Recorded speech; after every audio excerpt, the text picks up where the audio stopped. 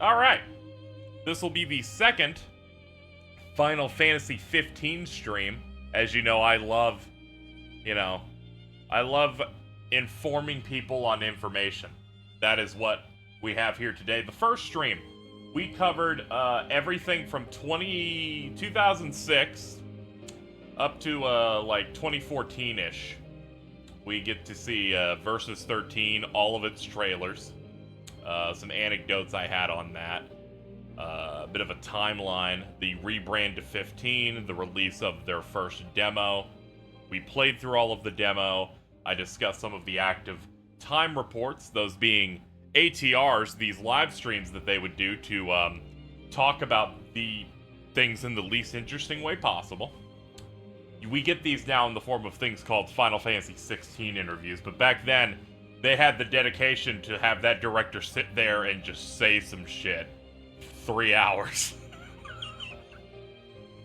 This is a bit rough, but I've come here today with a lot of information. I took notes and used the greatest video game news site I can find, which is Gamatsu, and poured through the timeline stuff here to get us a good pre-release.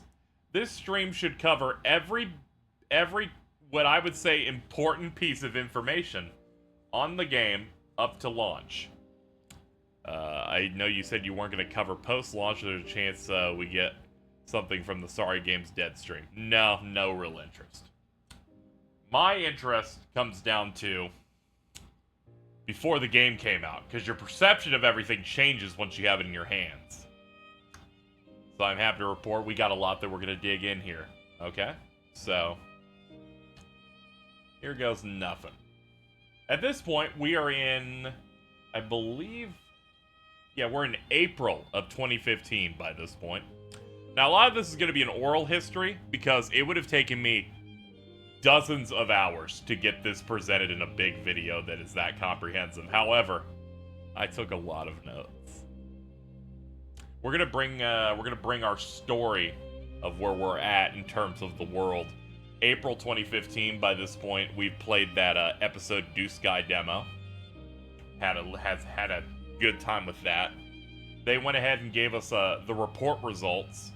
They gave us a lot of slides about that episode Deuce Guy demo, like which regions completed it, what their issues were. They did this big Q&A, and most of the issues that were brought up are, why is the camera bad? The camera is really terrible.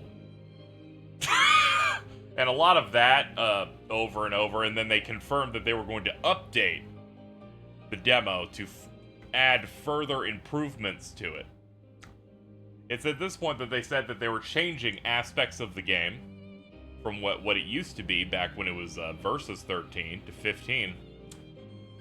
And this is the part that this is when things start getting fun.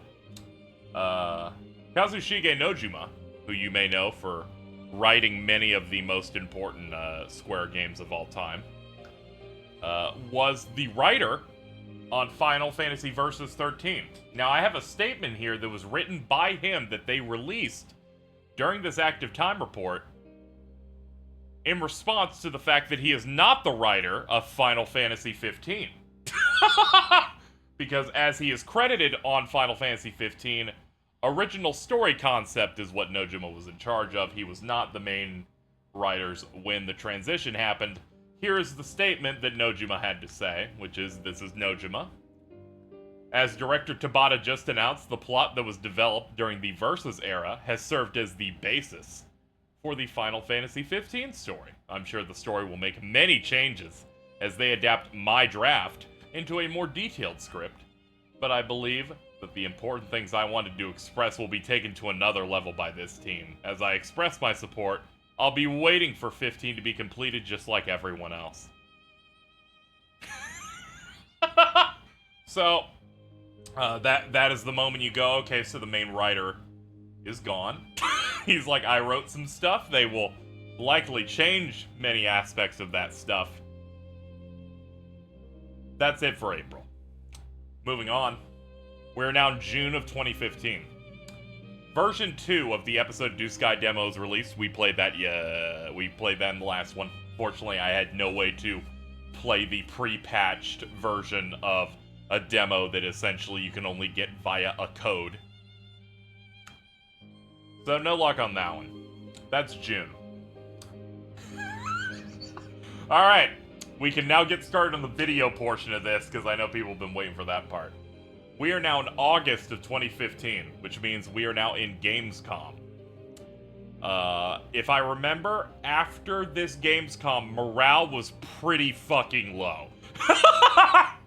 But we're gonna get started with it. We got a brand new trailer coming for specifically this Gamescom thing. This is gonna be like the first trailer they had shown for like a year. Are you gonna I have a lot. People are gonna be upset of how much I brought. There are, I think, 12 tabs on this browser, alright? So we're now gonna get started with the first trailer that they put out. This is probably like a year. No, it's like 9 months since the last trailer we got. So now's the time to blow the doors down. This trailer is called Dawn.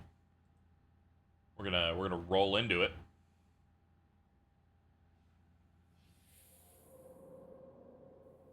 They wanted to set up this trailer set 15 years before FF15.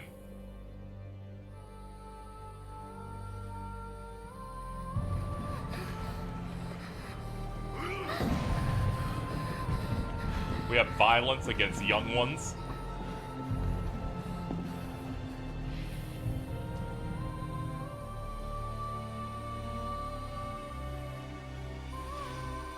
We can check out this, the city stuff. We have a dog. Not only were we the first action Final Fantasy, we were the first one to have a dog companion. Just thought I would, throw that one out there. I can't wait to see those shots in the game.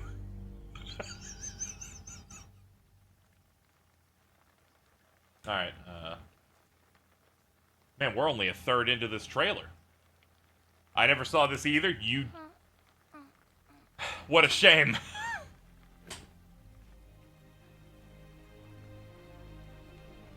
This is where the shot is from, so this is a very important shot, of course, for the game. We have King Regis here. Now, you may go, wait a minute, this seems a bit weird.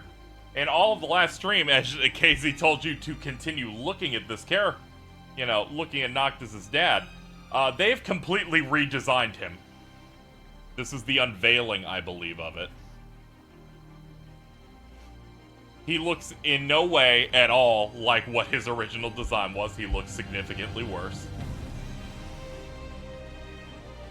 Yeah, hold on. Let's see. Alright, so the second third of this trailer was a shot of him holding his son. Not much change there.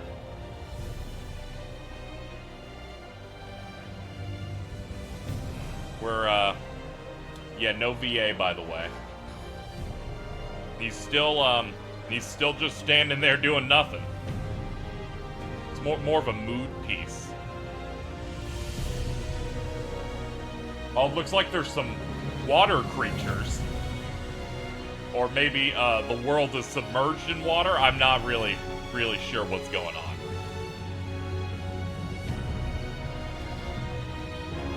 Now, you may go, KZ, was this a minute of random scenes, then cut to basically nothing for 2 minutes? You would be correct. That, yeah, so that was the Dawn trailer. That was the first trailer in 9 months. That was it.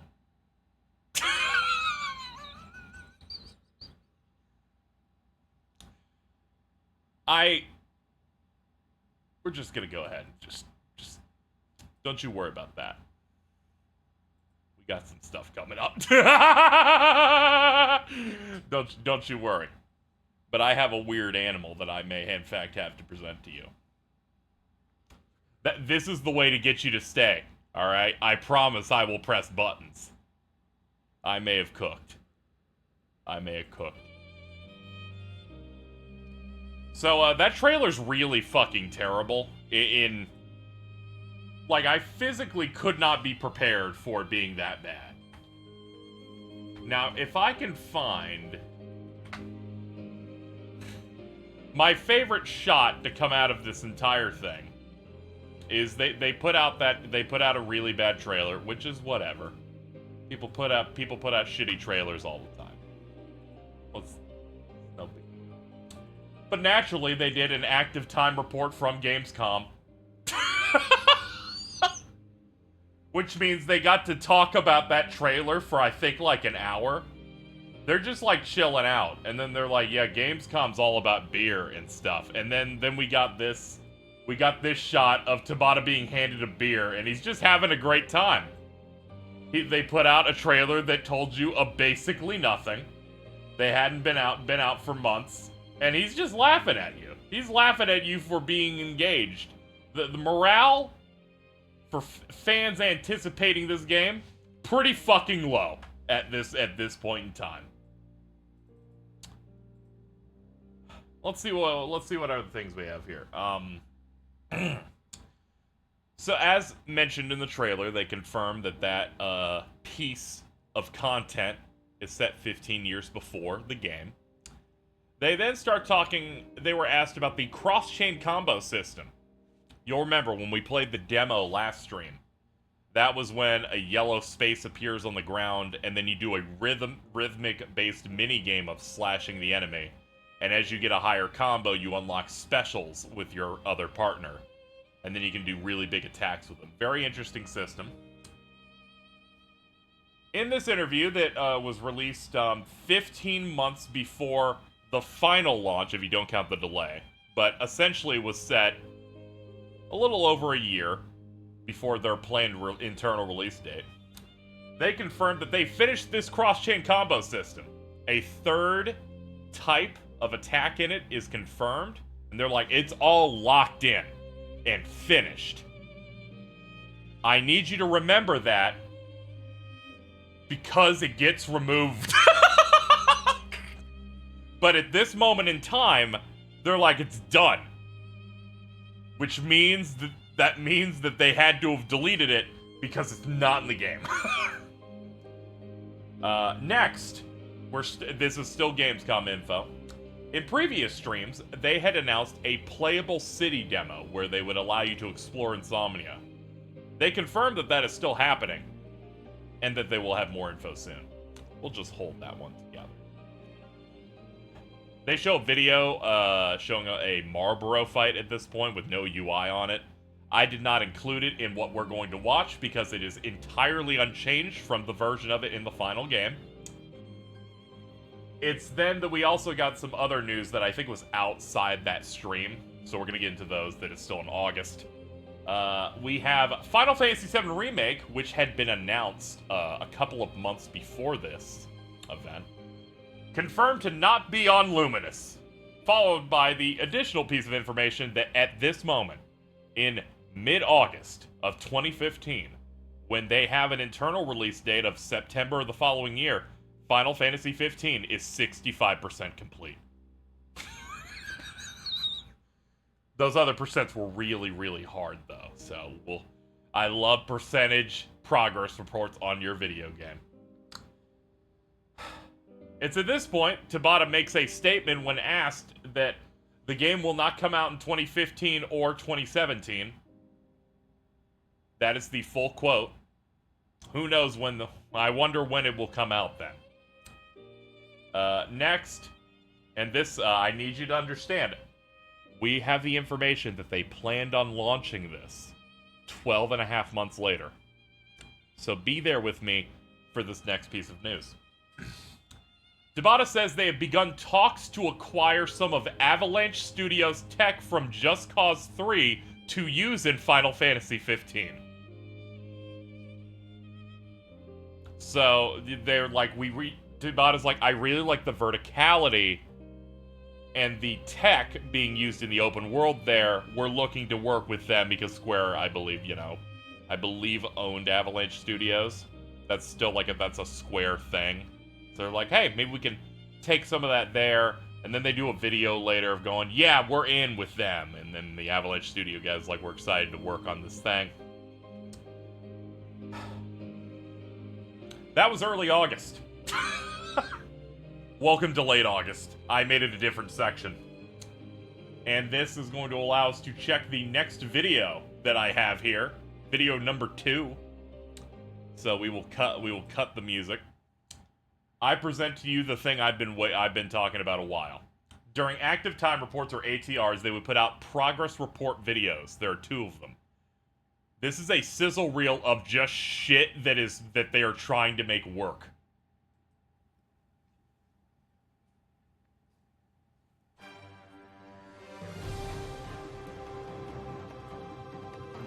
So they would just cut to these videos, usually around midway through, and go, here's a taste of what we have working on here.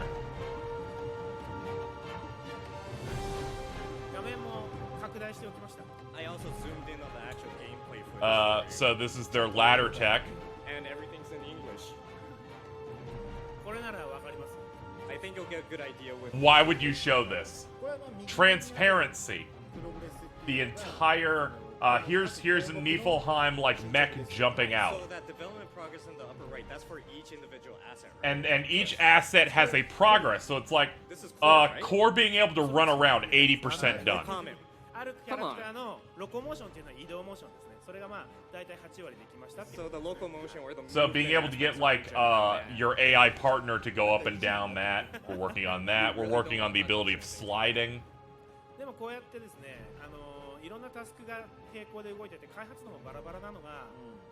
At first I got confused here. This is supposed to be like a really fucked up looking grass. I was like, what sandy desert is that? That's not even in this game. Here they show us various different monsters. And you're just seeing debug shit. The entire comment section of all of these types of things was always like, dude, they're saving the company. What's this UI? The company was ruined for 10 years. They're saving it with this. Currently implementing the retail version UI into the game? They're talking to us. They're like buddies. That was the over-the-shoulder cameras for specific. Yep. So they just have some pre-roll here for this. I'm seeing a lot of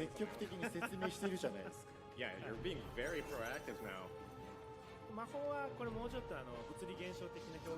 It was always very fascinating watching this stuff. Where I was waiting for this game and I was excited, but I was also excited for 7 Remake and Kingdom Hearts 3.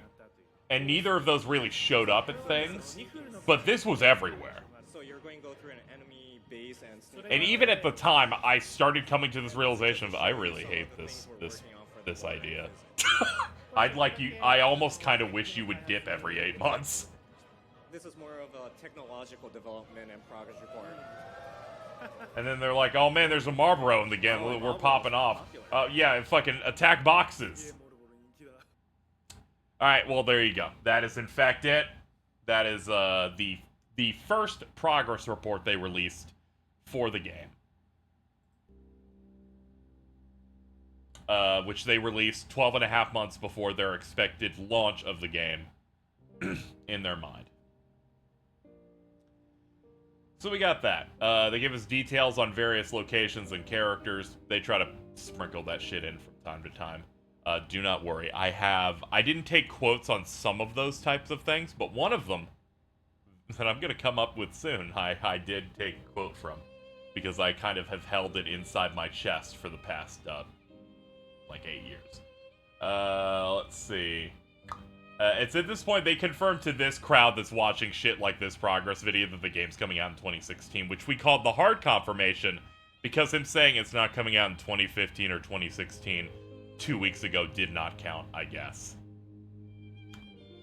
Additionally, this is where they announce a major event is going to happen in March of 2016 to unveil the release date. So we'll just put a pin in that one. And, as we like to do, please be excited. We're now going to move on to our next thing. Now you go, alright. August, not their best month. They showed unfinished footage, said the game will come out next year, and put out a really fucking bad trailer called Dawn. Not the best. Now, how are they going to fix this? Well, Tokyo Game Show's coming up, September. The Dawn trailer didn't work well. What can we give them?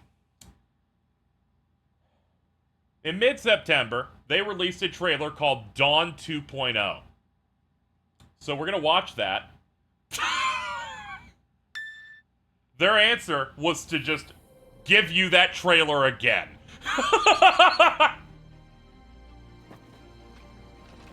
This version of this trailer uses the same song, has different footage in it. This trailer is about half the length of the last one, because the last one was dominated by 2 minutes of standing and nothing happening.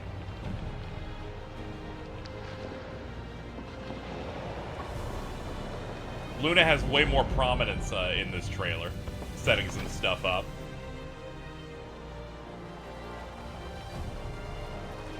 Which will be very important for some things I get to talk about in the September section here.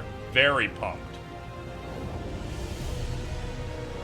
Omen is far in the future, no worries. I'm excited for all of these scenes to be in here. These character building moments. What these characters were like as kids. Like now I know, Noctis as a child just slept and did nothing. But he's like, I remember that.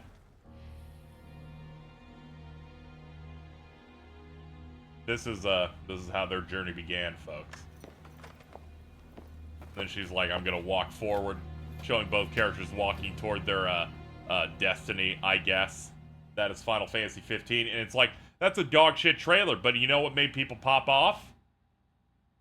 It said it was coming out the following year. That's it.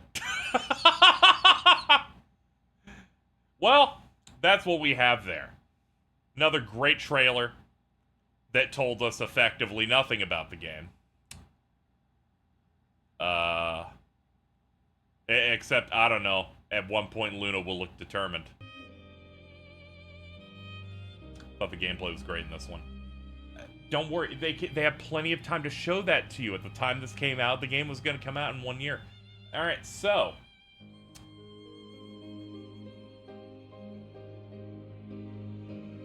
it's time for the ATR news that came out at the exact same time as this trailer. First up, Director Tabata announced on the game's official forums that are only in Japan.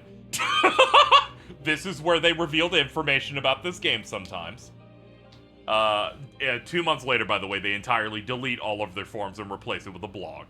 But they confirm that in Episode to Sky, you had the ability to set each weapon to do a certain thing in the combo string. He has announced that they've completely ripped that out of the game, instead replacing it with the 4-weapon system the final game gets, where you control them on the D-pad.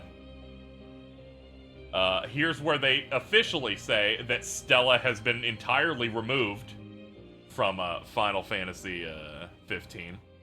That and many Versus 13 concepts have been changed.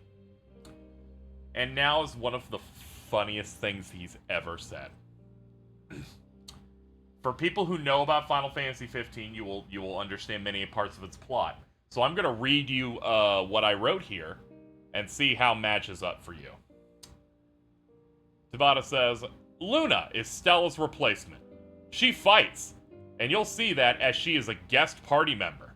But unlike General Core, you will be joining her party instead of her joining your party, because she has her own goals. Now, some of you may go, KZ, none of that happens. Did you make that one up? I did not make that one up. That people had to hold the, we're gonna join Luna's party, up to their chests for a very long time. Also, that no one has ever called Core General Core at any point in that game. Alright, so they're cooking over there. Very interested. That's what we got in September of 2015. Moving into November of 2015, this is the part where people started turning on this game a little bit. After opening the Final Fantasy 15 Twitter account, a Twitter poll is made asking whether or not Moogle should be in the game. This game was supposed to come out 10 months later. People rightfully questioned why there's a poll on a FF mainstay being in the game at all. Yes won, to which Tabata confirmed on Twitter Moogles will be in, but will be low effort and will not talk or be chatty because development on the game is too far along to divert attention to it. I don't know why you did this.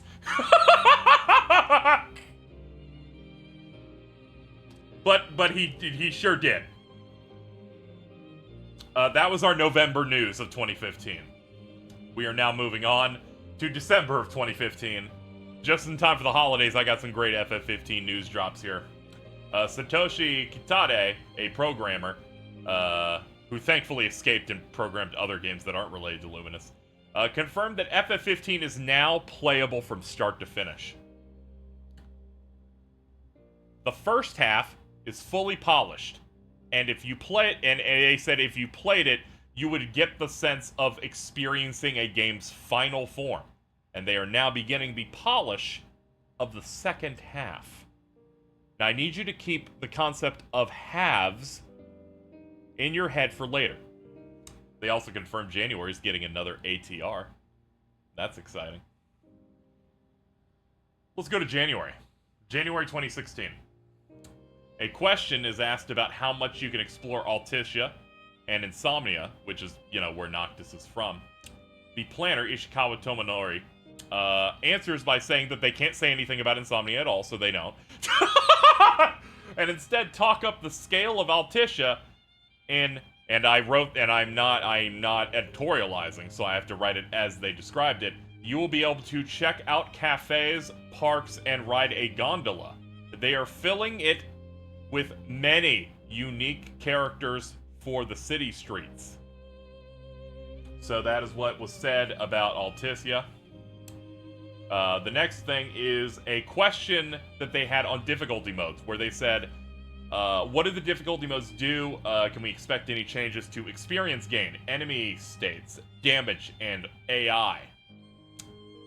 The lead game designer says a lot of words at this point that mean absolutely nothing. Beyond, if you're playing on normal, the action is high. But if you're on easy, it's tactical and is slow. Appreciate that one. I did not highlight this, mainly because it made me so uncomfortable that I could not include it. In the active time report after episode Disguise comes out, there was a question about attack canceling, and Tabata goes, "No, we absolutely have canceling in there. You know, you can dodge out of every attack." And then he asks again, and someone in the back has to break it to him that you cannot, in fact, cancel every attack in the game.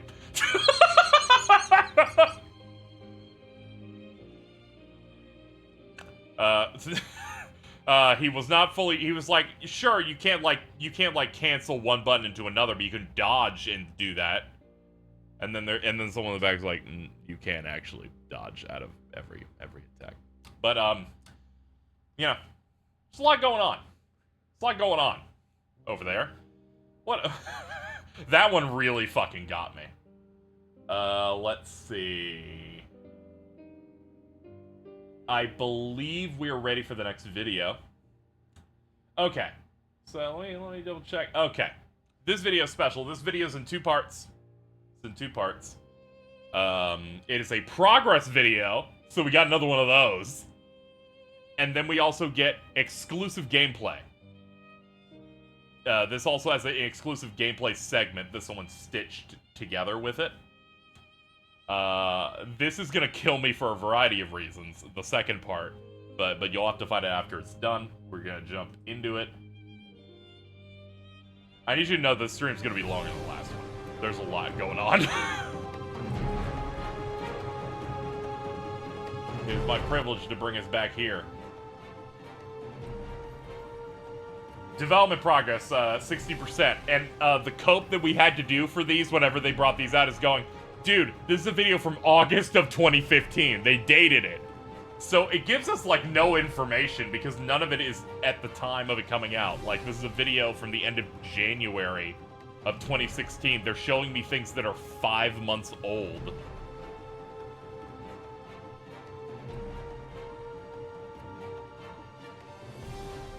It's just like, we got camp events. They're working on it. Here's something from September, which is adding stain shaders to the character.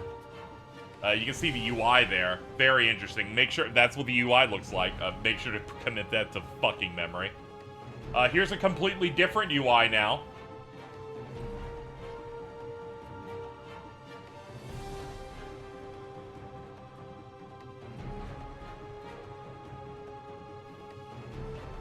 What's very important is they released a screenshot a couple of days after this that uses the UI that shows all of the sword's profile shots that we saw earlier, and not the circle one you see there.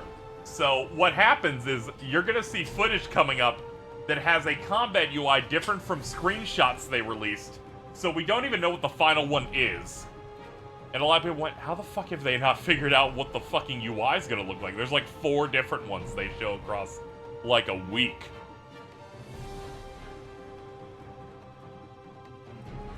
We have tested the art of burning shit. They have 100% completed the frog. Very important. That's all for the progress report, which transitions us to this bout of gameplay.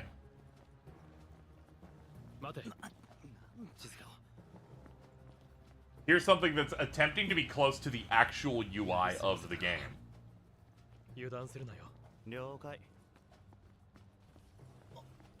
And it's showing off the Niflheim-based battle footage. Now, I remember how they described these things, and they were such fucking assholes. They went, yeah, it's like every other open world game. There's a ton of bases for you to take down. There are 3 bases in this game. There are 3, and one of them is required.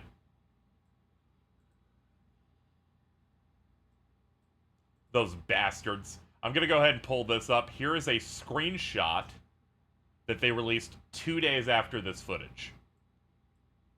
Now, as you can see here, the UI is completely fucking different. It's got assault, guard, and a D-pad rectangle look. Instead of what we actually got, which was not this, it was instead the near launch thing where they made them circles instead. Anyway, I wanted to get that in there. The part where I was gathering notes and I had to write into my notes here. What did I say? Around January, rather. Screenshots of the game are released showing they have no idea what the fuck they're doing with this goddamn user interface. That's what I wrote while I was slowly getting stoned while quickly trying to write notes about this. Are we still watching the important 15 trailers? We have numerous tabs to go through. I need to let you know that so many things a part of this marketing made me so viciously uncomfortable while trying to grab footage. I was like, this was a bad idea.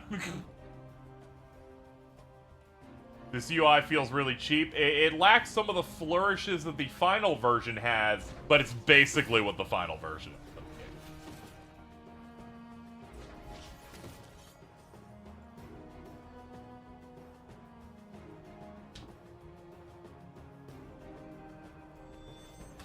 I believe this is also our first confirmation that we'll be getting a map also.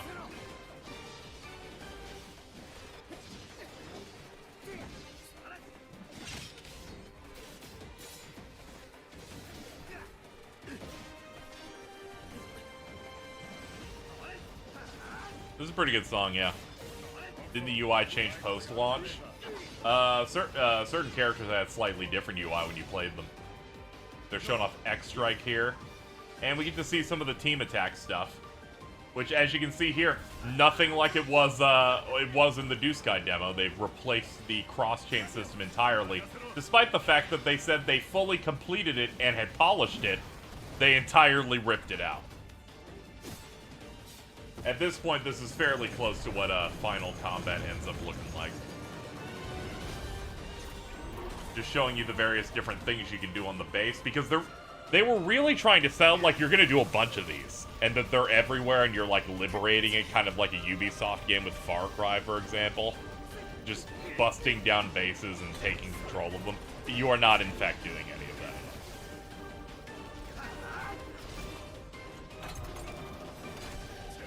I like how they have some different animations there, like the Warp Strike put a little blood effect behind it. I thought this was a one-off story thing. There are, in fact, multiple extra ones you can do.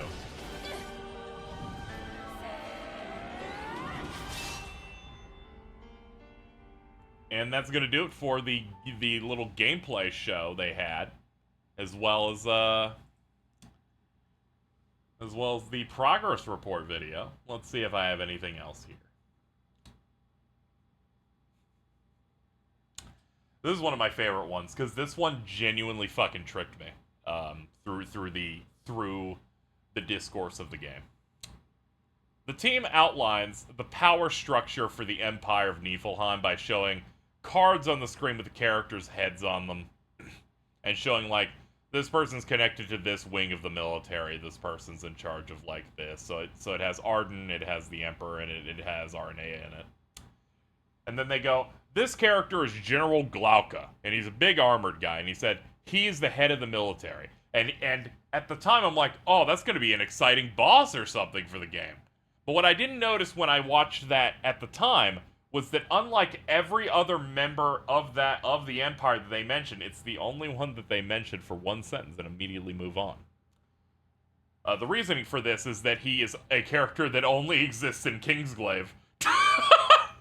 And he was being very careful as to not say anything at all, because they had since not announced that yet, that he was simply going to just be the main antagonist of the movie. There is technically one scene that he is featured in 15, but it is maybe 2 seconds long in the intro. They also confirmed the big release date event is happening on March 30th, so all we have to do is wait until March 30th to know when Final Fantasy 15 is going to come out. Here we are in March. So, 2.5 weeks before the event, Gamatsu reports that the game's coming out on September 30th. They just found out the date early. But it's fine. Not everybody reads Gamatsu. Similarly, Gamatsu said FF7 Remake was going to get announced in 2015 before it happened. It's no big deal. It's no big deal. They're not a huge fucking outlet. They're not like GameSpot. Okay, so the morning before the event, GameSpot leaked that the game was coming out September 30th, what truly making the event make no sense. But still, we had an event. This event was called Uncovered Final Fantasy 15. The goal was to bring the game to the mainstream to let people know that it was coming. This event is maybe one of the worst events I've ever seen in my life. It is genuinely really, really, really terrible. I have cut up as much of them talking as possible. There's very little. But even with that, this video is 20 minutes long. This video is 20 minutes long, and I'm going to be pausing occasionally to reflect upon how badly and how I have discussed on many places that I am not a fan of what I call the mainline Final Fantasy trap that's been happening. Where whoever is heading it up for the next big numbered title has it in their head that they can save the company. Even when it doesn't need to be saved, which in both of these cases, for 15 and 16, nothing needs to be saved. 16, we've seen it by them pretending that Final Fantasy 15 was the worst game ever made, and pretending they made the first action game just because they think their action game is good. And every other stupid fucking thing he says. But sometimes you need money and a little bit more influence to do that type of thing in a much more grand way. So I need you to understand, as I click play, that the first chunk of Uncovered is them, like, outside. There's cosplayers. There's an art thing. They're like, oh, here are these people that made fan art for the game. Here's some cosplayers. Here's some getting excited. But when the event actually starts, and they're on the stage, this is how the event opens. You're like, clearly our game's director is going to show up, and I go, Not him. This opens. Man comes on stage. Nomura? No, not involved anymore. Tabata? He's the director. I don't need him. I need Hironobu Sakaguchi, a man who no longer works at this fucking company. And he is the first person that shows up for the Final Fantasy 15 event. I have not edited this segment at all.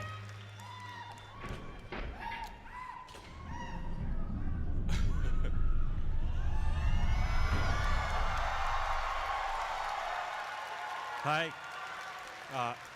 I'm Sakaguchi. I'm here today as father of Final Fantasy. Thank you. The strategy employed here is genuinely really sad. 私にとって本当に子供のような存在です。Well, you see, Final Fantasy is like a child to him. Watched it grown up and mature, set off toward a future full of endless possibilities. Sure, man. I mean, you being trotted out for the next main line, actually, I don't really have a problem with. I think that's actually quite good. ただですね、父親というのは子供が However, he puts his head down, changes the way he talks, you know? But like any father, you occasionally wonder if the path your child on is in the right one. This event is about saying that Final Fantasy 13 was bad, and how Sakaguchi was worried that the thing he created might fall apart. But Tabata came to him and said, I'm gonna guide Final Fantasy back to its challenger roots, chat. We gotta get Final Fantasy back to the challenging roots that it used to be about. I felt assured by his words because the Final Fantasy I remember was constantly seeking new challenges and never sitting comfortably in any given place. Unlike what they had before, in which it was different each time and people got mad. You're just gonna see how Final Fantasy has rediscovered its true nature through 15. Just think. Rampant misogyny about Final Fantasy 13 led to the most noxious fucking advertisement campaign I have ever seen. これから明らかにされる FF15 を見届けたいと思います。ありがとうございます。Thank you so much. This might be my 13th reason.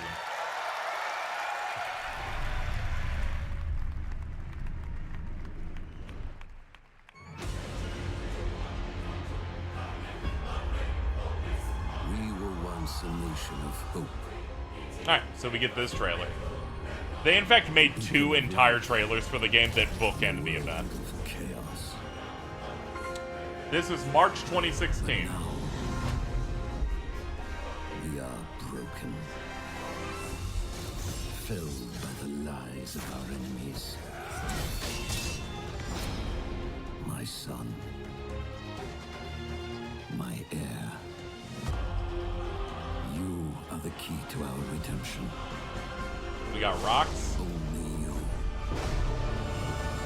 can restore the light. Only you. I need you to understand how bad the other trailers were, that this just felt like, oh man, you actually had something with action shots, with stuff to reveal in it.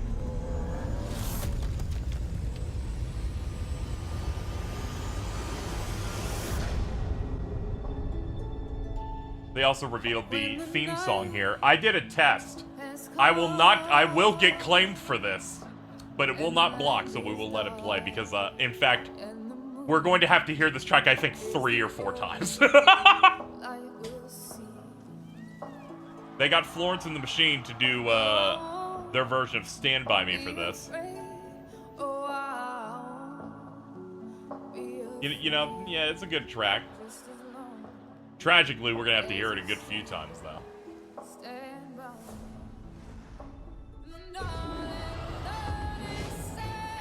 This trailer walks through the final Stranger of Paradise trailer could run. I don't even fucking remember that trailer, to be honest. We get to see cool birds. We have combat. The UI is finally locked in by this point. This is the UI.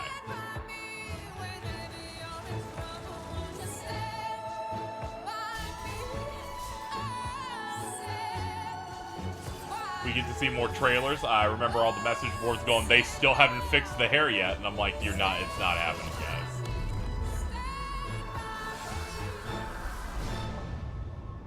Get to see some fighting in the city. Reclaim your throne, which is what this trailer ended up getting called. And that brings us to the first, that's the first chunk of this. Okay, let me describe what we're working with here. This show was hosted by two members of Kind of Funny. So it was Tim Geddes and Greg Miller. I cut like 99% of what they said in this thing. Because I'm going to be honest, hearing people hype up aspects of a game that I think are bad genuinely felt like I was being irradiated. I genuinely could not stomach a lot of it here. So what I've done is I've cut together each of their various announcements because I feel like what's important to take away from this uncovered thing is how many fucking things they announced for this game. I still disagree about it being about FF13. Okay, I don't give a shit. We will now continue. Let's see. So the next thing that they announced, because I need you to understand, they announced 15 things because it's FF15. It was real rough. Also, most people did not care about FF14. We're talking about a mainstream audience. They're not going to fucking play the MMO. Even now when it's super popular, not everybody's jumping on that. So one of their 15 announcements was this giant piece of art. Now, this is the thing. You know, I don't know anything about Final Fantasy. I know this. We took a selfie of it yesterday.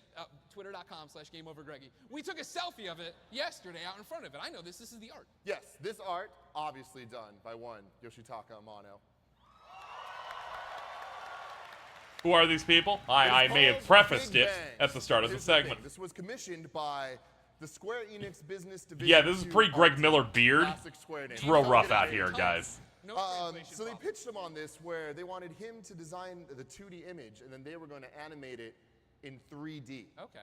Let's take a look at that. Oh, okay, yeah. So we have this art, which then means we transition into the Big Bang trailer for FF15. He looks like thicker James Rolfe. Jesus Christ, Jordan.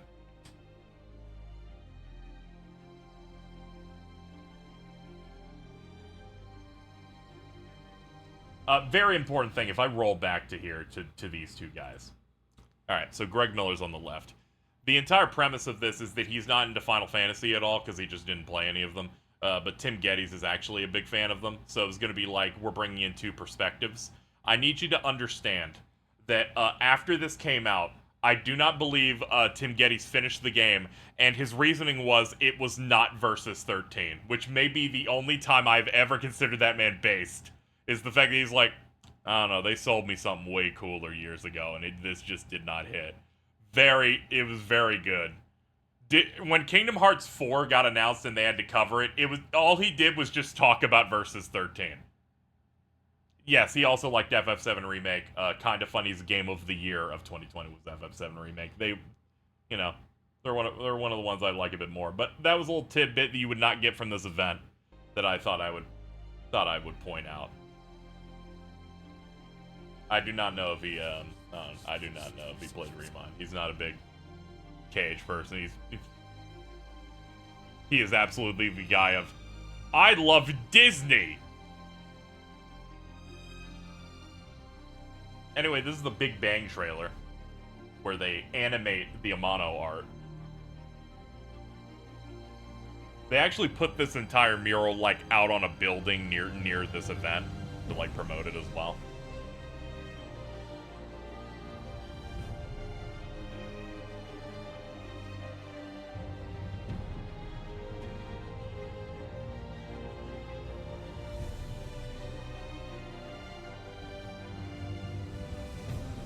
I'm gonna be honest, the art is great, but this is not that cool.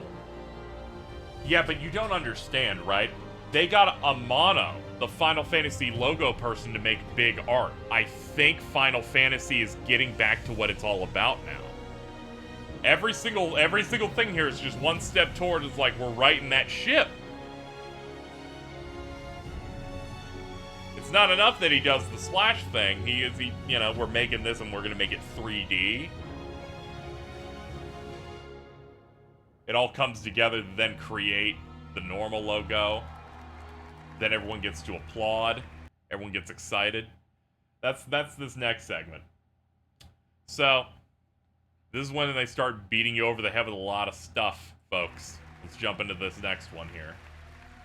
Well, would you like to know more about their origins? Well, yeah, I just told you I like backstory, yeah. Well, of course, ask and ye shall receive. Keep asking things, Greg. So we move over to the next trailer here, in which they announce the Final Fantasy 15 anime.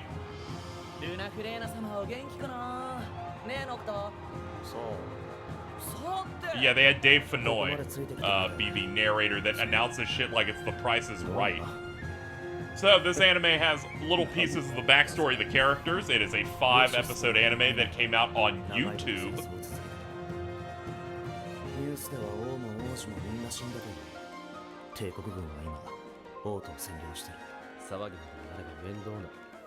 The only cultural thing from the anime is this shot here, so we're already past it.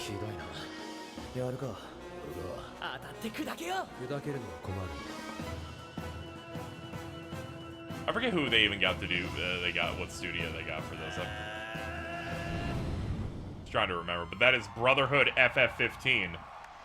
The anime. Watch all episodes online for free. Episode 1 is up on the FF15 YouTube channel. It was A1.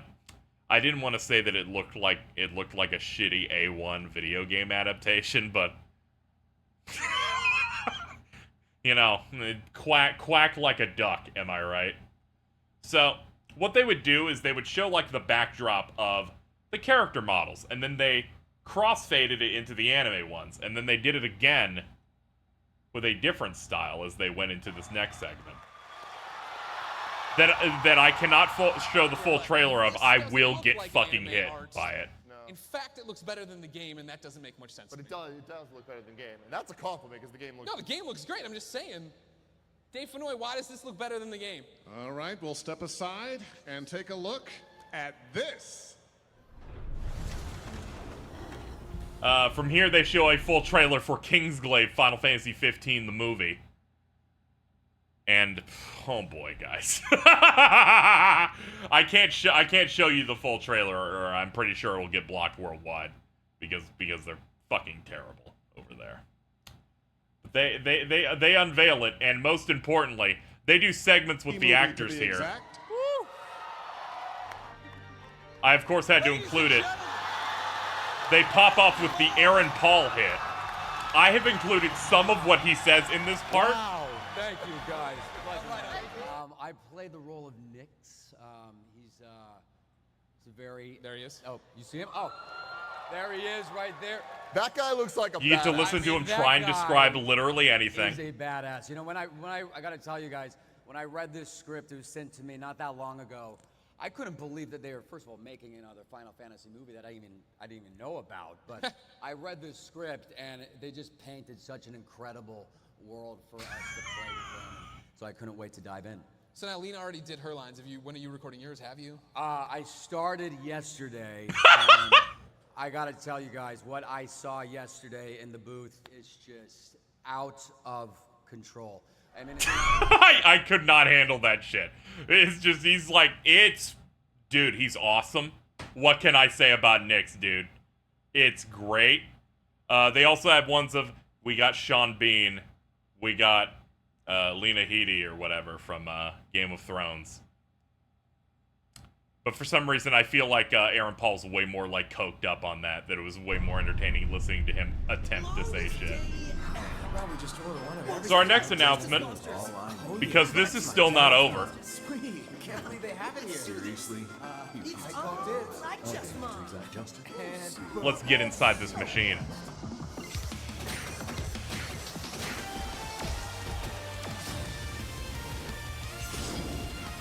So they're showing off a mini game that exists in the actual game, but has also been ripped out as a mobile game. The mobile game has since been delisted, but its original form is still in the game.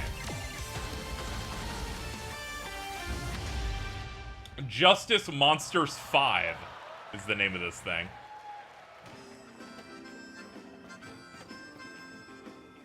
You can play this at basically any gas station. Oh, come on. Hey. I need you to understand, this is their triple triad. Just thought I'd say that. Everyone's popping off. It's coming out. There's something we can play. You guys Crazy. asked if I brought something. I definitely did.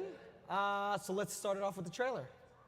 They popped off because something's coming out on a phone. A fun and free Final Fantasy 15 for fans and first-timers alike, ladies and gentlemen. The 15 media manager came out to tell us about entering the dream of a young Noctis. To uncover a tale untold in-game. Man, I love when things aren't told in the game. Meet your new friend. Collect things. What if you were really small? Oh, there's a Titan?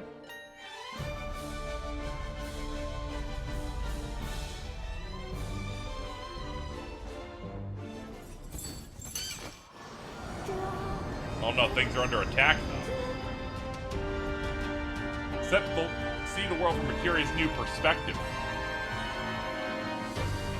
So yes, you may be asking, this is the city demo that was long since established for about a year. You can become Bridget. You can blow up blocks. You can become monsters and run around and do things. You can use the particle. You can drive this car. And try the combat of today. Transform into Big Noctis, bigger Noct.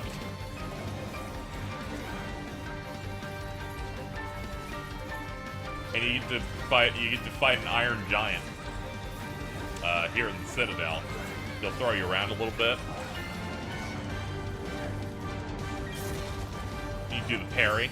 You can go in for big hits, and that is the platinum demo of Final Fantasy 15. So, I'm excited Very, to announce very we have a big brand hit, new chat. demo in the works called the Platinum Demo. 3, 2, It's at this point that we get push! the big release date announcement, folks. The most unintentionally funny slot machine you will ever see in your life.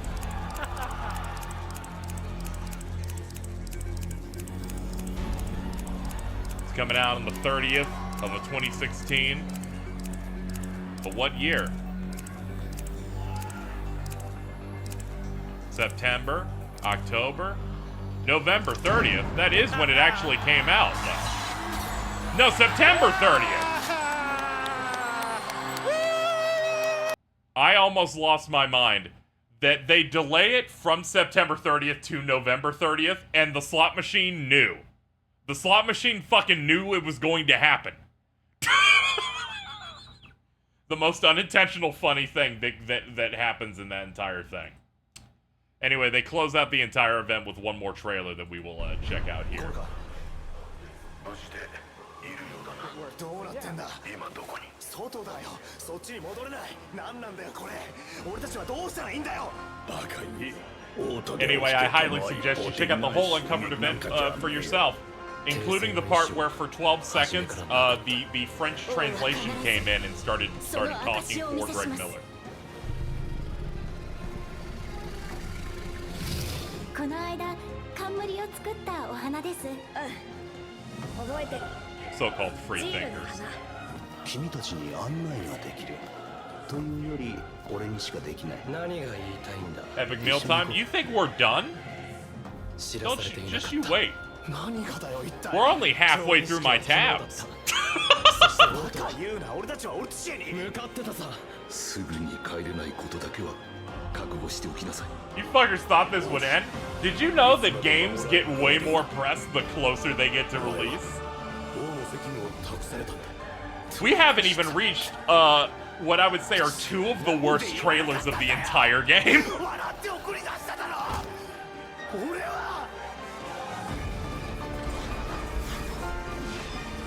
We're on this protect the train segment. We're setting dudes on fire.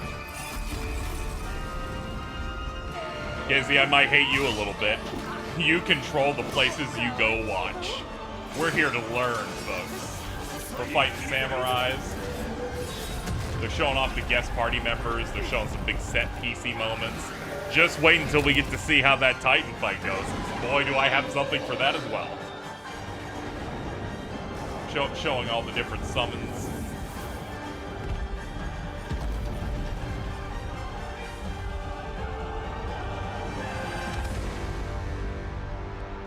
Then they slam it down.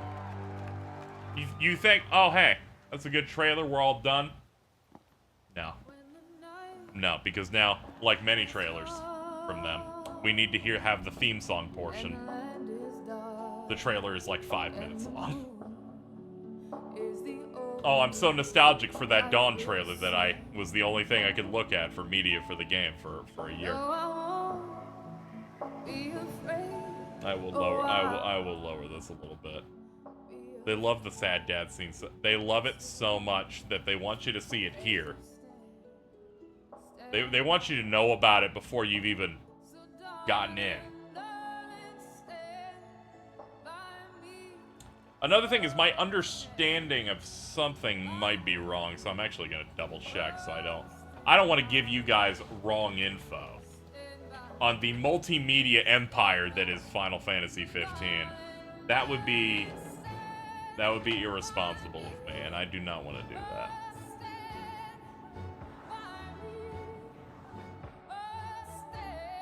Let's see here.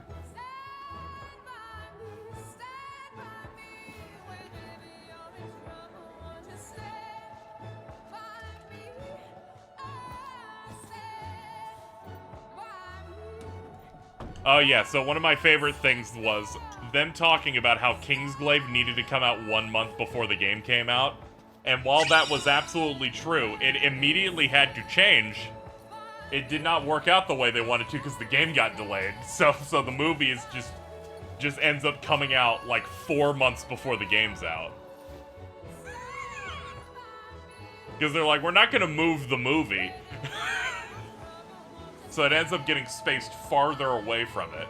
So I feel like the synergy was a bit down. I watched Kingsglaive the second it was available, though.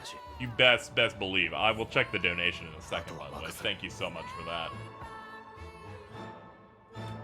But they had one tag for the end of this trailer. They added one more thing. And it was that this car can just turn into a fucking plane. And they got a decent pop because they kept saying, we're wondering if we can get airships in. And they're like, guys, you don't understand. Airships are the only reason Final Fantasy is a Final Fantasy. And I say, why is that? It's because my parents were married. And they didn't let people know that, one, the car in flight controls really bad, and you can't do it unless you've beaten the game. But we're not going to say that. Right now, everyone's excited that we have an airship in the form of the car. Ladies and gentlemen, how does it feel to know that we've gotten through so much info? I am pleased to report that some of the worst promotion is yet to come. Some of the worst trailers, and we're covering them all today. However, we go in chronological order here, which means we can't watch any more trailers until I've played the entirety of the Final Fantasy 15 Platinum demo that has since been delisted, but I still have the rights to, so I can play it. So we will be doing that. We'll even play the actual game. Well, we're playing some Final Fantasy 15 right now. Join young Noctis in his magical guide. Let's get into it.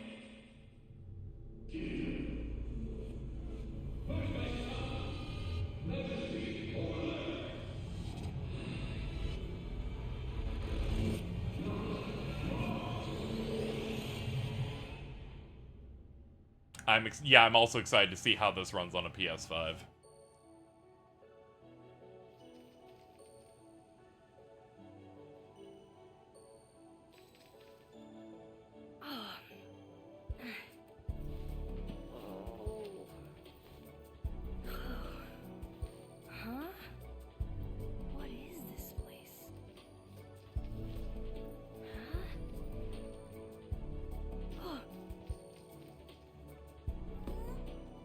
I have brought phone.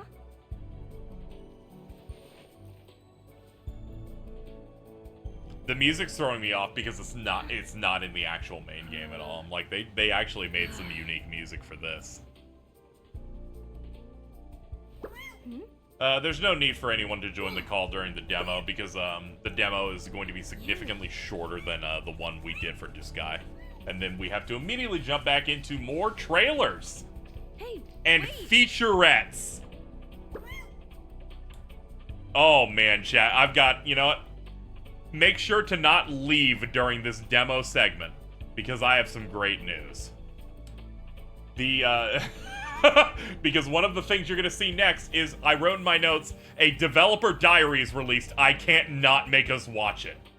So please, stay tuned. We got more shit on the way. Let me check options here. Is there a subtitle? Yeah, there is. Off by default because they're stupid.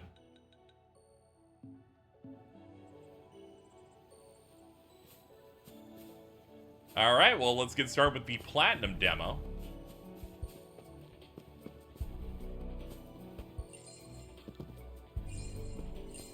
So, this is now updated with the new current controls of the game. The last ones we did, of course, had stuff like you jump with circle, and you would block with L1. That shit's gone. We're now back to interacting and jumping being on the same button.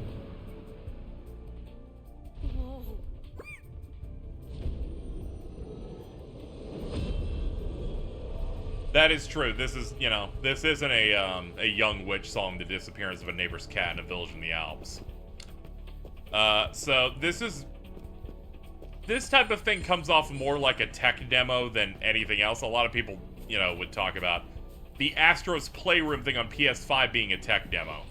This is way more, as you're collecting things and jumping on buttons that do things, just so you can look at them do things. Now, this is a very important thing, is that you make friends with this Carbuncle. You're going to get to name it. It's going to be your guide, and they said it is one of your summons you have access to in the main game of FF15. Now, many of you would go, that's incorrect.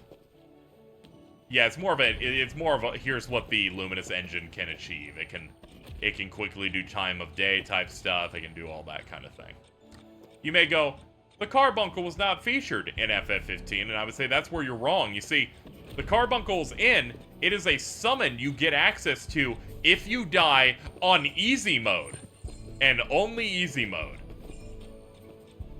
And it will appear and revive you. However, if you do not play on easy mode, you will never see the Carbuncle, making the part of playing this demo to get your Carbuncle's name in functionally useless. I only became easily aware of this by playing, and we will not be playing it on stream because it's unnecessary, the final demo they released, the Final Fantasy XV Judgment Disc, a Japanese-only demo that lets you play the first half of Chapter 1 on easy.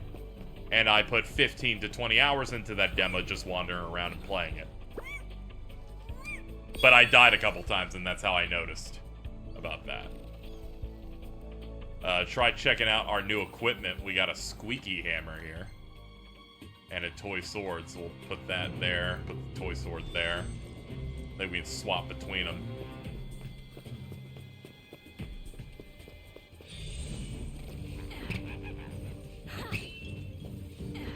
We're gonna hit people with a big flash.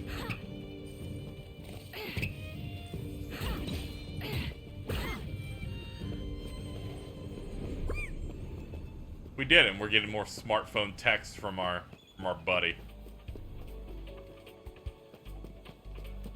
Well, we gotta check what this is over here.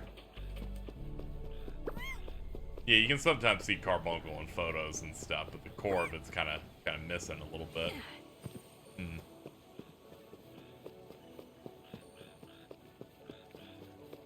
They look like Heartless. I wonder what they're trying to evoke.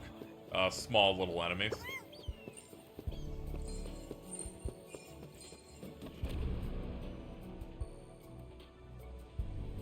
Do you have access to the Assassin's Creed Festival? I do not. There are certain things I'm not going to be covering when we play. I want to be thorough in terms of how the game's various news drops were, to give people a perspective on some of the shit they did in this. Like this, they're like, oh, you hit the button and then the Leviathan showed up. That's crazy. But also put in perspective how, say, the 16 news cycles went, which I think has also been a, on balance, pretty bad news cycle. Because it's, you know, been a lot of them talking about nothing. But, at the very least, so far, they haven't told us about anything in the game, so I can't really come back and say you lied to me about shit, because anytime I ask them what's in Final Fantasy 16, they go, enemy step. And I'm like, well, I guess that's an approach. I will say it's much better than fucking this. By the end of this, I was like, thank God Kingdom Hearts just fucking leaves for 6 months. Those progress videos did a lot of damage in the fact that I entered this mode of, I would like to be excited every time I see something with the game I'm looking forward to. And with this, it stopped being like that because so many things were really bad. Or led to a level of discourse that wasn't great. Of just people going, oh, this kind of looks bad. And then it just becomes this thing, it's like, you know, this could be avoided if you just released sober trailers.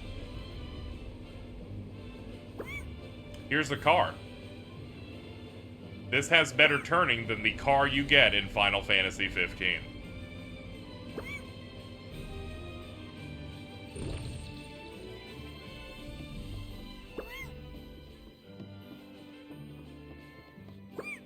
It's okay, they give you the off-road vehicle in a post-launch patch, but the default one controls like shit.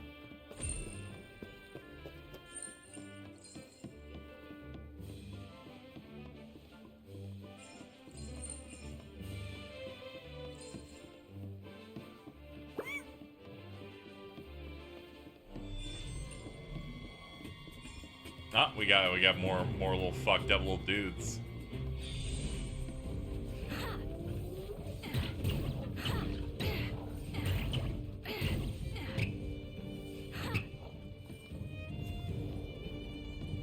I will say, this doesn't look too bad, honestly. Like, hit sparks are nice. UI looks solid. Music's always been good. I think the important lesson to take here is when I start playing 15, the understanding must come in that I actually like the game. However, it has maybe the most nightmarish cycle of press for it of any video game maybe ever. And has done horrible things to my psyche that I can't really describe publicly.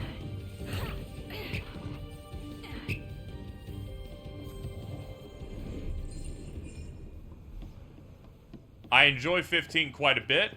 There are many moments I think are great. Many things in the updates, you know, fix some of the issues I had with them additionally. However, there are certain parts of it that upset me, and most importantly, there are parts of that game that are actually quite bad.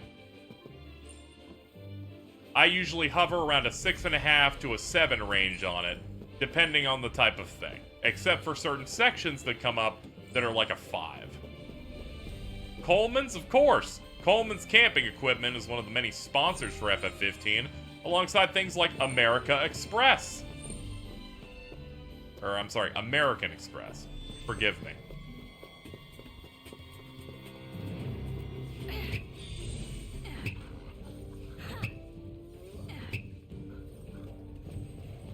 Yes, Cup Noodle. Cup Noodle is also one of the other ones.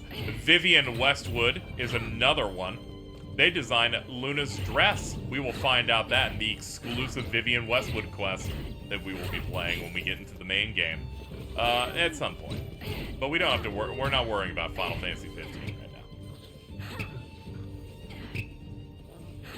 Made the combat here look like shit. Yeah, there's no directional movement changing how that attack comes out. It's always coming out like that.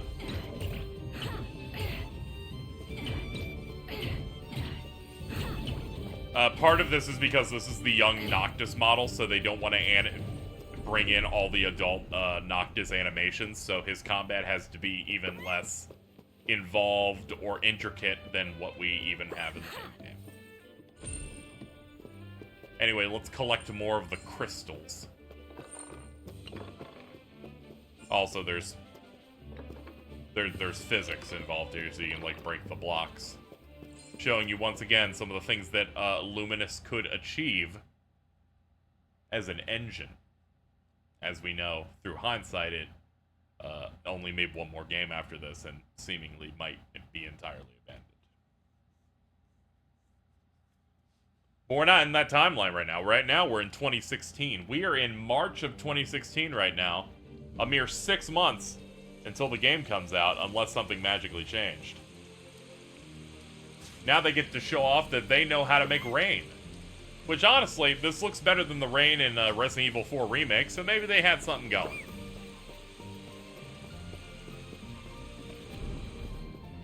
You hit that button, and then suddenly the weather is good.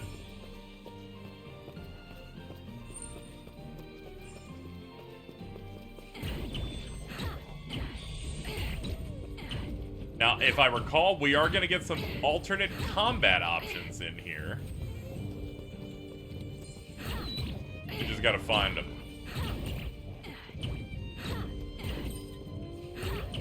How often does Noctis get small? Not very often, to be quite honest.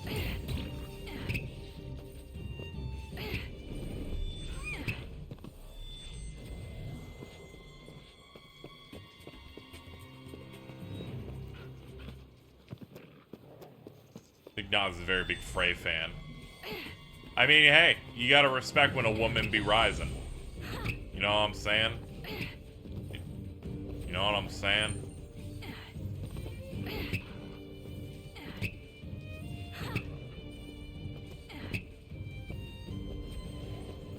Okay, baby Noctis went ahead and, you know, beat a bunch of dogs to death, which, you know, good for him. Mystery. Something starts in the dreamscape, and now there's soccer balls. Remember when your dad bought you that ball you wanted?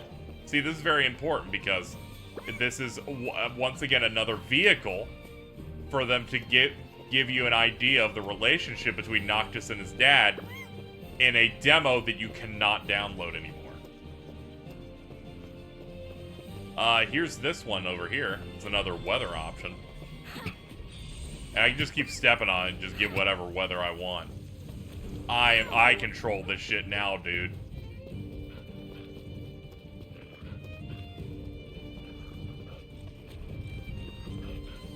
Speed up time, change the time of day a little bit.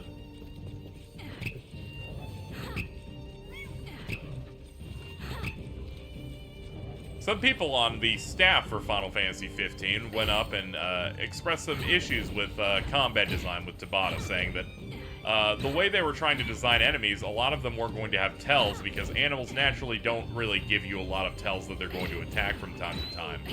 And it led to testers having issues with the game. Tabata, upon being posited this, said, no, I don't want them to have tells. We're making real animals. Make it a real animal.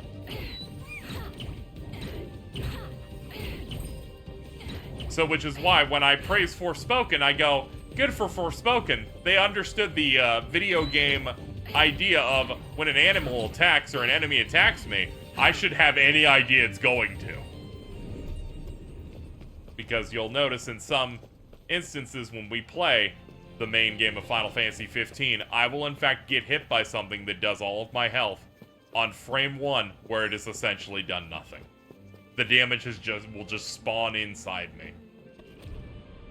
Person with a question mark, I'm Bridget. As you can see, this is going to be very useful when we play Final Fantasy 15. The ability to turn into this.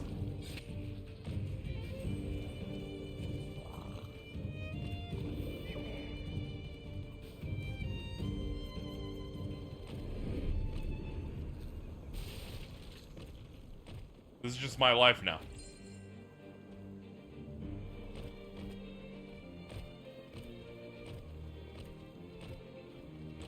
Had these guys go from KH2 to this. Bad management. management had ideas, and then none of them involved in making the next step beyond Kingdom Hearts 2.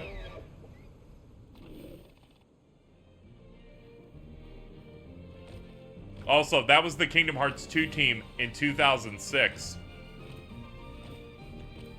We are now 10 years away past that. So you wonder, who the fuck's left of that? People either leave the company, go to different teams on the company, follow specific creators in the company. But also, there gets to be a point where it's like, I've worked on a thing for a set of years, I don't have anything on my resume as it's not released. You know, you reach some dilemmas, you reach some problems, where it's just like, yeah, it's not gonna work out. Anyway, we're gonna turn back.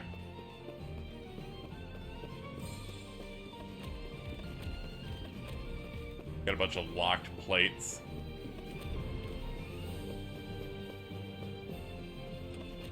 Yeah, the Kingdom Hearts Tokyo team hasn't existed in many, many years.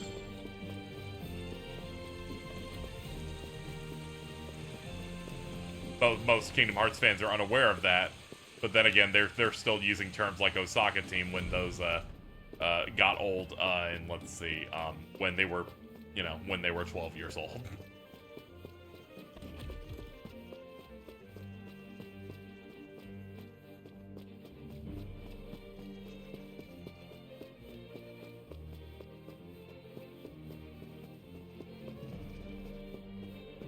They gave us so many time of day buttons across this area. It's very exciting.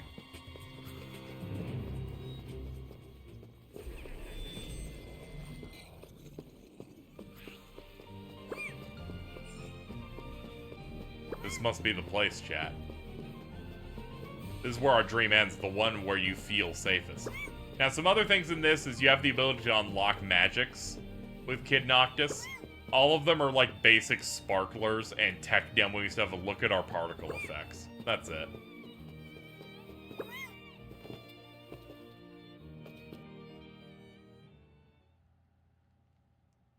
I played this shit on a vanilla PS4. It turned my console into a jet plane. Of course! I'll say, in terms of other PS4 games, looked pretty good. Granted, at the time, people kept saying it doesn't look as good as The Witcher 3, and I'm like, yeah, but The Witcher 3 looks like a bad video game to me. I look at that combat, it looks like shit. And I've held to that ever since. If you were excited for Final Fantasy 15 and went on and saw forums and general discussion, it was people being annoying about Trails of Cold Steel 1 on Vita and The Witcher 3. That was it. It's like you just had to hear about that every day. See you later, Faye.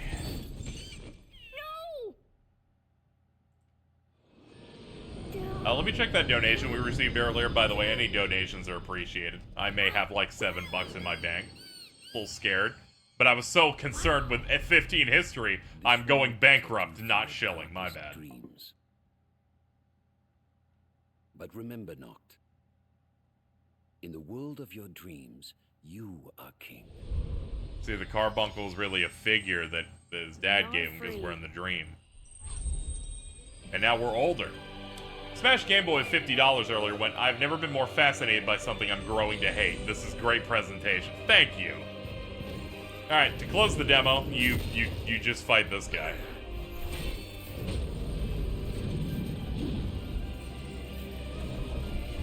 Which, honestly, good choice fighting an Iron Giant. I would describe them as some of the worst things in the game, from a combat perspective. We have a fire spell. It went through his leg, so it did nothing.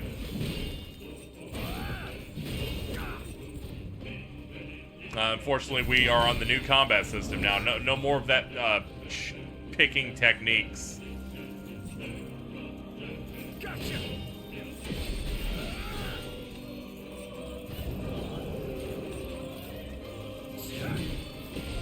It still has the directional moves, though. So depending on what,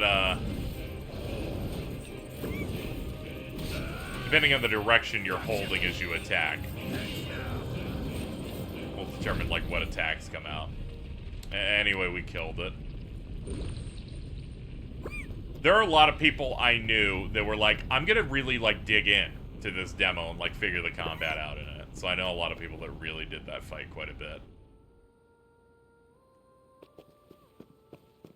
How's it running on PS5? It's the locked 30. I don't really have too many complaints on like that. But it doesn't have like the uncapped stuff that the main game will have. We will step on the awakening plate. By the way, that button all the way past that, like over there, is a button to, I believe, just respawn the enemy. We have spawned the car. That's your dad's car. Now I get it. This is your safe space. Establishing that from a very young age, when Noctis thinks of something safe, he thinks of this car. Which, I feel like Kat could really get into Final Fantasy 15. Her safe space is also a car she doesn't own.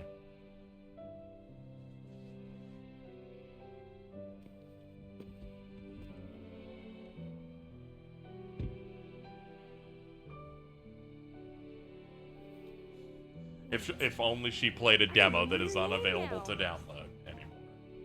And then you can name it. You can name it whatever you want. I'm gonna name it Gord. Gord, you can be my Carbuncle. That we won't see because I will not be playing the game on easy mode, which effectively does nothing. However, Noctis' fragmented dreamscape offers a mere taste of what's to come. In Final Fantasy 15, you will join a grown-up Noctis and his dependable buddies on a journey across an immersive and expansive world. From all of us on the FF15 team, including your favorite little magical guide, we look forward to seeing you again.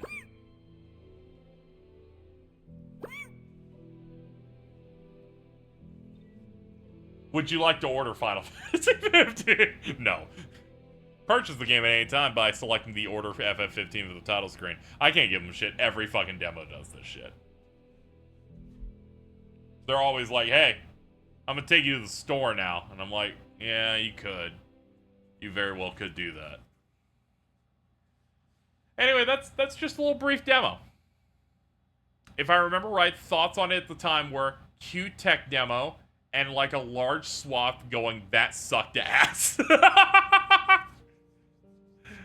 But there you go, that's it. The playtime there just ticks up even when I'm booted in, so... I think it said like 3 minutes, but I've been on this menu since the stream started. Now then. We have a lot more tabs to go through. Now that we're done with the obligation, it's time for more research. When last we left our heroes, we finished the Uncovered Final Fantasy 15 event, which ended with that demo, so of course we play it. We now must move on to the next bit of fun info. This one really gets me. In April, Tabata, I guess, took an interview. And in it, he confirmed 2 pieces of information. The first one was interesting, in that he confirms that 300 people are working on Final Fantasy 15. Until recently, 2,000 people work on Assassin's Creed. So I'm gonna say, you know what? At least you aren't wasting a lot of people's time, you know?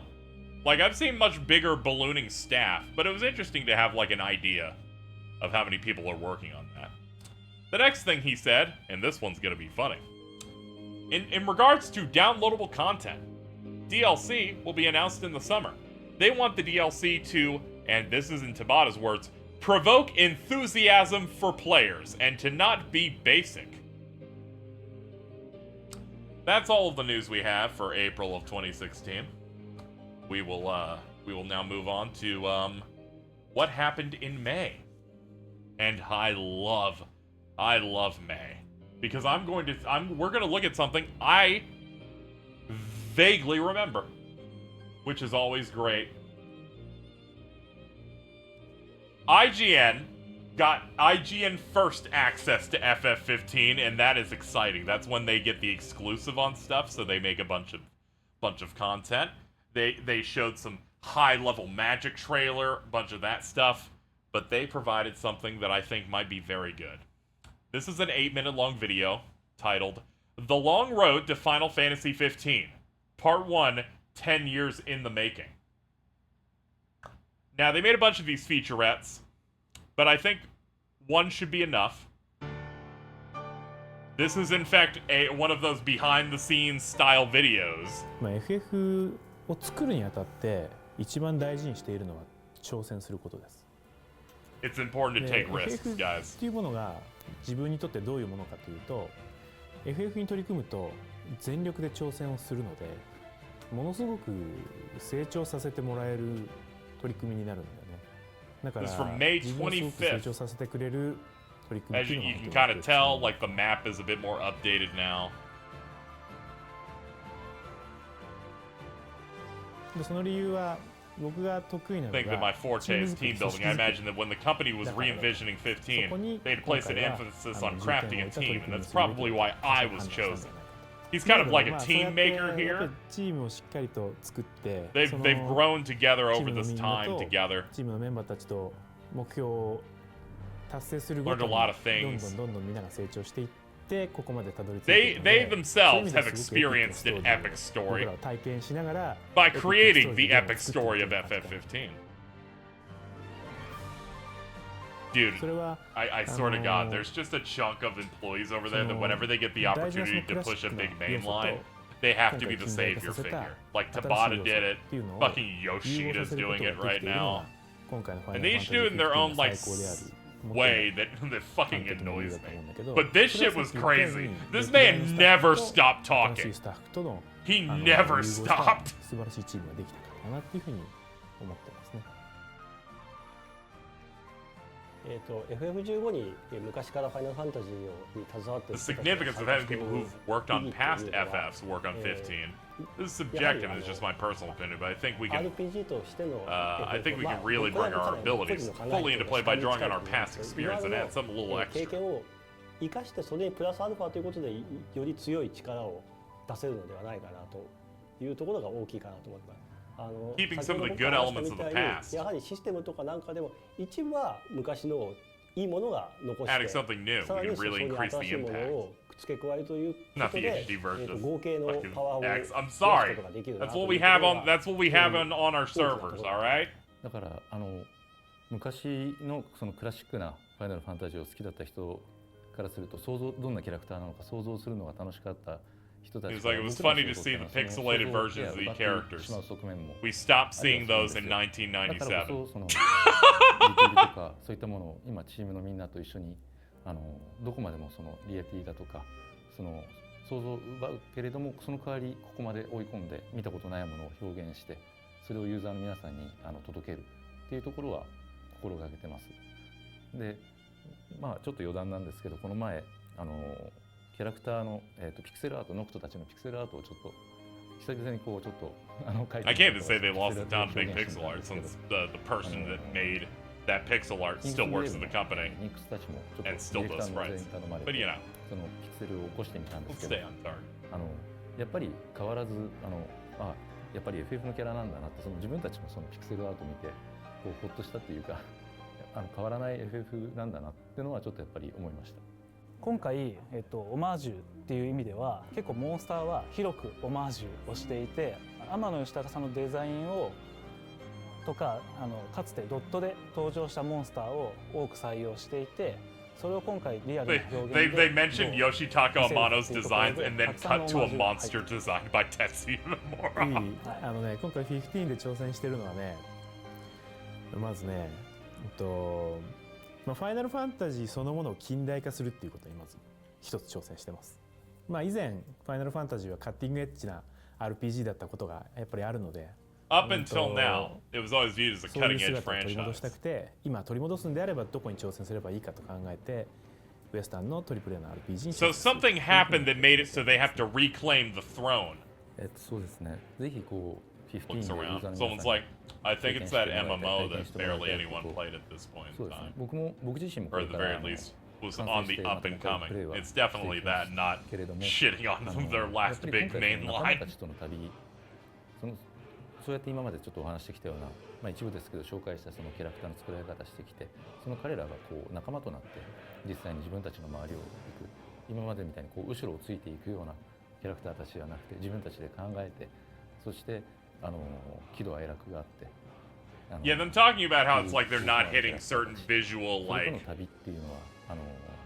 visual levels anymore. I'm like, that's not really true when you think about it. そこはぜひ楽しみにしてもらいたいですし、 It's almost as if, you そ know, んな彼らをどんな some of those people are not そこをぜひ fully aware of the games that they didn't work on and are speaking about them. A trend you will see in FF16 as well. In terms of what's unique to 15 in comparison to past titles, 一つはやはりアクション definitely the action elements. Well, of course, it's the very first time that Final Fantasy became action. 関係を非常に密接にというか、直感的に結びつける。 You guys have enemy step by any chance? 過去の FF で。 You have a table hopper? そしてもう一つ軸として After the stream yesterday, I said that anytime Square tries to say they've made the first action Final Fantasy, it's the same as when Disney's like, here's our first gay. And I'm like, you've already done this though. And then someone in my replies went, well, I thought all the other ones were bad, so it's fine. I'm like, that's not how that works. You're mentally ill. ファイナルファンタジーが史上最高というのはって言われるのは僕も同じ考えで、なぜかというと、まあファイナルファンタジーって僕の考え方で言うとかなり全部入りっていう考え方が近いんです。 Oh man, we got the beta menu here. They're inside the white そう room. いう意味ですと先ほど言ったオープンワールドですとか、まあバトル中に武器を切り替えられるところですとか、あとは魔法合成もそうですし、仲間が AI で動くというところもあって、旧来の FF のRPG 的なところはしてないで、さらに新しい要素をとにかく。 Well, you see, I'm really excited for this game. It's got a helm splitter. The fucking smoke is clipping. The way that looked really rough to me. It also explains why I don't think there's actual smoke on food in the final version of this game. Please do not worry about the red sky. All right? We kind of popped off a little bit. Last stream about it. They've taken no shortcuts when it comes to this story. All right? There's definitely been no throwing things over there. でも関わるにつれて That cactuar thing's fucked up, dude. ファンや開発者に対する敬意がすごく大きくなっていったんだね。 We got Agni's philosophy fucking posters in the back. 10年ちょっとこの会社にいてナンバリングを担当できてるっていうのは本当に光栄だなっていうふうに率直に思う。10年前は一切思ってもなかったけど、今は FF の歴史に何らか貢献できることはすごくね誇らしいですね。喜ばしいし。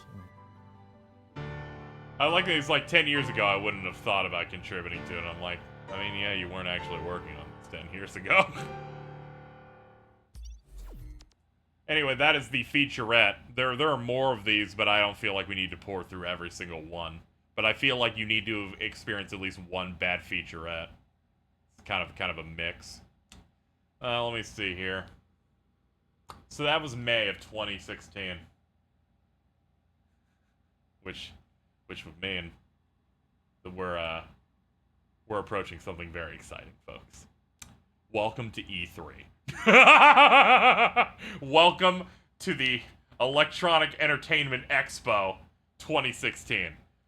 During this event, they showed many things such as Scalebound and many other things. But at the Xbox show, they gave us something truly great. At the time, I, in my heart, called it the worst E3 on-stage demo of all time. Hello everyone. Today, I want you all to see and experience the world of Final Fantasy 15. Yeah. It can't be that bad. We are excited to show you the first ever demo on Xbox One. I will be played by Matt. It will be played by Matt. Take it away, Matt. Thank you, Tabata-san. Yeah. Before we move on to the gameplay, I would like to explain a little bit about the demo we're about to show. What we're about to see is the trial of Titan. Noctis and his allies are being tested by the gigantic Titan. They could not have picked a worse slice of this game. The opposing army joins the fray. They could not have picked a worse slice. We're excited to show how fast and fluid the battle system is in Final Fantasy 15, which has never been achieved in any of our previous titles. Now, let's move on to the demo. Can you say that one again real quick? I just want to hear it one more time before we get started. Show how fast and fluid the battle system is in Final Fantasy 15, which has never been achieved in any of our previous titles. Okay, it's Now, the most fast let's move on and to the fluid combat system they've ever gotten, and they're going to show it to us through this live demonstration of the Trial of Titan. Not gonna take any more of this crap. Trial of Titan E3 special mission.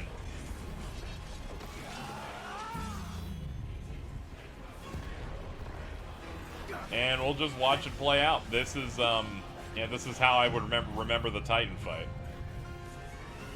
Now, the reason I say this is probably not the best section to show, I don't feel like this section functions in the game as is.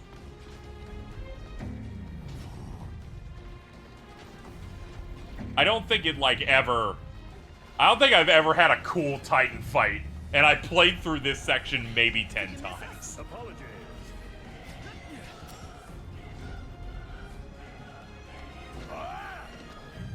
I need you to understand, this thing went over so badly that during a Square Enix Presents afterward, they made a segment called The Redemption of Matt, where they made him play this shit again.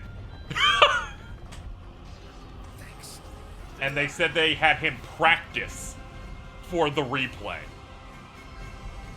Was it still? It was better. Getting by. This area's in Forspoken's DLC. Don't worry about that. We're in the Disc of Coffis right now.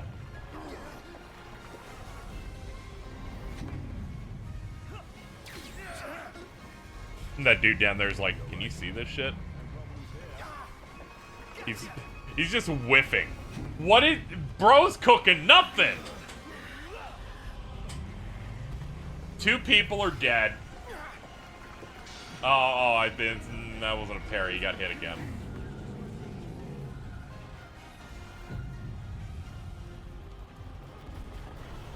You could have just showed the fight against RNA, and I feel like it would have worked out.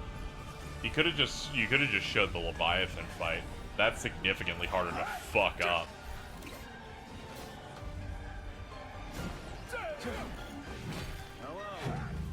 I genuinely think you wanted to show how the game looked graphic. Like, true. This is one of the money set pieces of the game. So I get it. Leviathan would have probably served you well.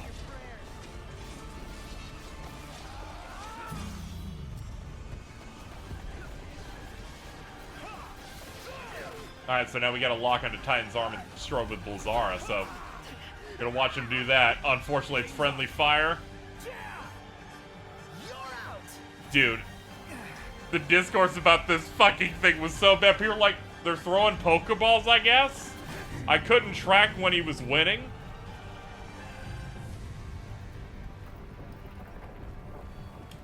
Having watched all of that, I can tell you that looked indistinguishable from what we actually got. Like, it looked the exact fucking same. like at no point did that look any better, honestly. The magic Pokeball shit is a little lame. Available September 30th. Let me see what else I have here. Oh! Awesome! So this is what Xbox had to show for Final Fantasy 15. That's a multi-plat game. It's a multi-plat. You gotta give a little something to everybody. It's like when Kingdom Hearts 3 had, like, an Xbox trailer for Frozen and a PlayStation trailer for Pirates. We need more. You know? Also, thank you so much, Celestial Cage, for the $4. Let me check that before I transition to this. Started from the bottom, and we're still here. We're working on it. We're working on it. So, for Sony, we got the E3 2016 trailer. I wrote at the time that this is one of the worst trailers to sell this game. Let's have a look at it.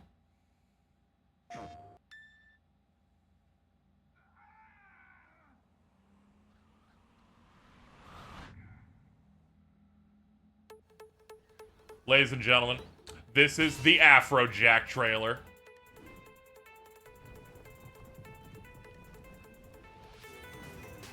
Including the exclusive track Afrojack made for Final Fantasy 15, Braver.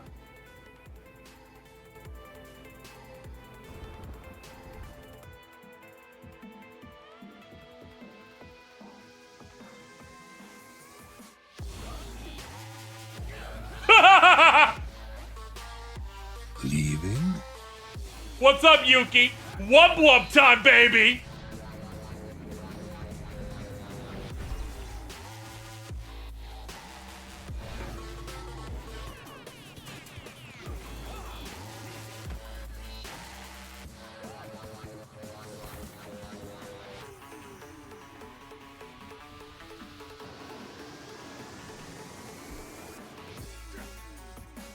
It's okay, they got some Chocobo stuff in here.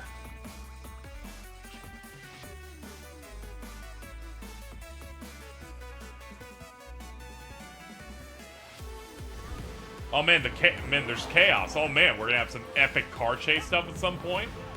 Fighting Titans, fighting these ships. The power of magic. They're doing a good job of showing different events. Drop.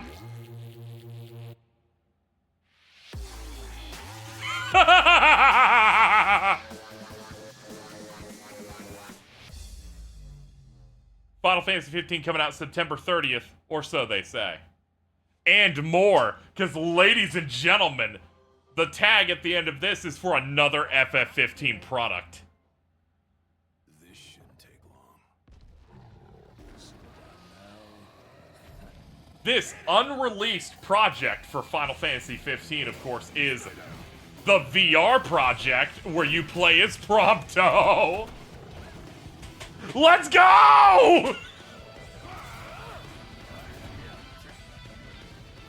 This did not release because their idea was like, you're gonna be able to teleport and that sure won't make you fucking throw up.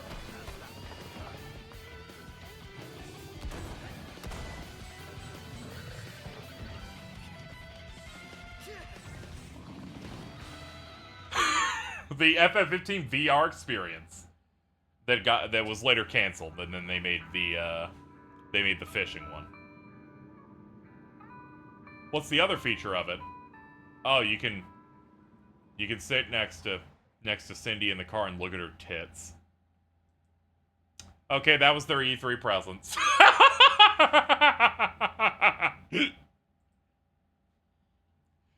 Additionally, during this, they announced a King's Tale. That's the pixel beat-em-up Final Fantasy 15 game.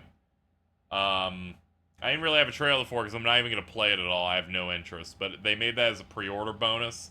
That is a pack-in if you pre-ordered FF15.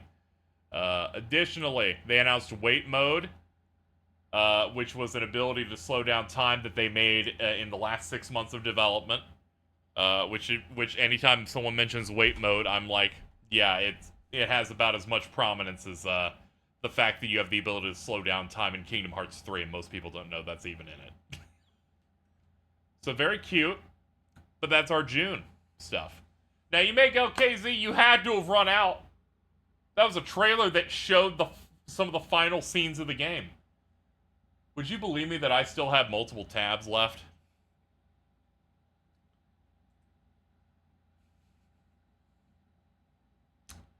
I'm about to hit play on a 4-minute video off the Final Fantasy 15 YouTube channel.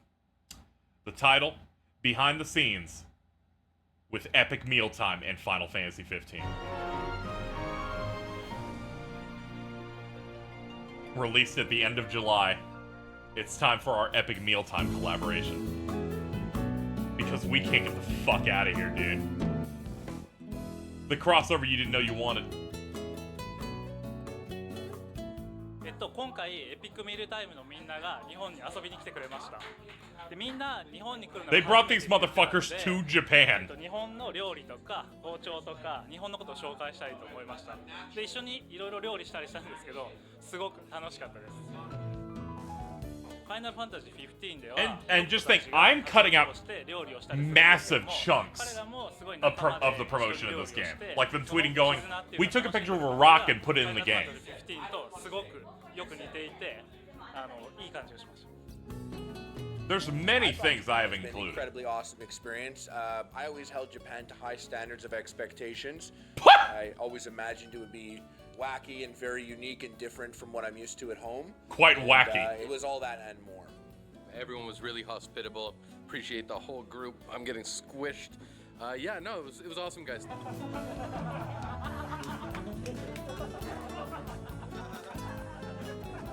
FF15 にも出てくる、実際に出てくる料理なんだけど、エピックミール Here's の a メンバー dish がそれを from 見 the て game.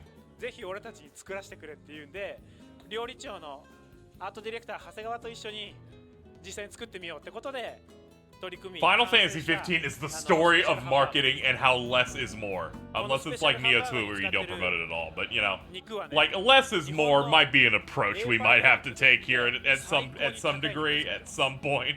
これ多分値段にすると1万円以上するスペシャルハンバーガー。 Bro's explaining a fucking sandwich to me right now. We saw some exclusive Final Fantasy 15 stuff, and we ate that. We ate it up. Is this airing in Japan or in England? Because if it's England, we could say it's Japan. I don't know what it is. Oh, it's America? We saw exclusive Final Fantasy 15, and it was tight. Bro doesn't even know where this shit's going. He's like, It was hype. And that's important to me, to get behind the scenes exclusive look on stuff. Like, I love that. Final Fantasy 15 the fact these dudes are alive is genuinely insane. What's happening? This is the epic mealtime collab with FF15. He'd hardly even play this. He even played 15. I don't know, but I know he's playing with my heart right now. Yo, dude, that dude trained on King Kai's planet. We ate bento boxes in like the president's boardroom while playing something that you guys are only going to hear about now. So that exclusive stuff was very important to me, and we were honored. I'm gonna lose my mind.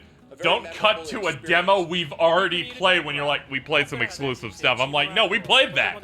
We've already played that for like months. Even the editor doesn't know what's going on over there.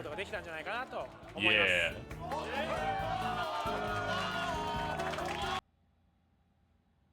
What? How did we get here? How did we get to this point, dude? This is the man. He is reuniting with his child. You need to a father reuniting with his son. This is like all that shit where Harrison Ford like runs in an award show to go see Short Round, because of the Everything Everywhere All at Once fucking award shit. He's like, finally, I found my little Asian boy. Let's go. Dude, Tabata's pogging. I did tweet this picture yesterday. I could not hold it in. They're recreating the Dawn trailer now, you're right.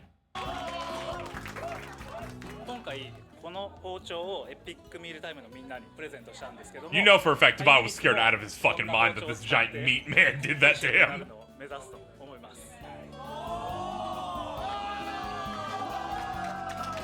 They did it.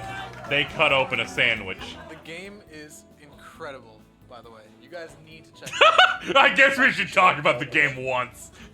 That's hype. Thank you, Mike. Actually, I know this is your personal shirt, but we're gonna hang this up on the wall, bro. Sorry.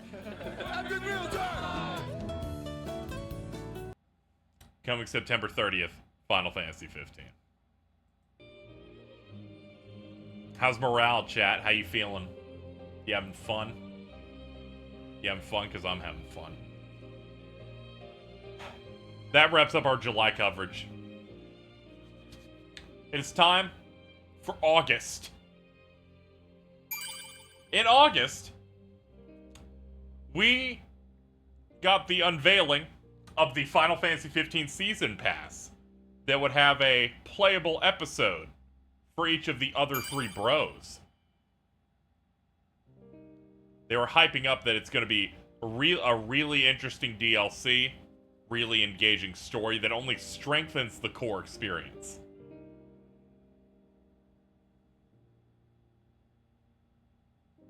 Okay, now I would like to move on to this. August 16th.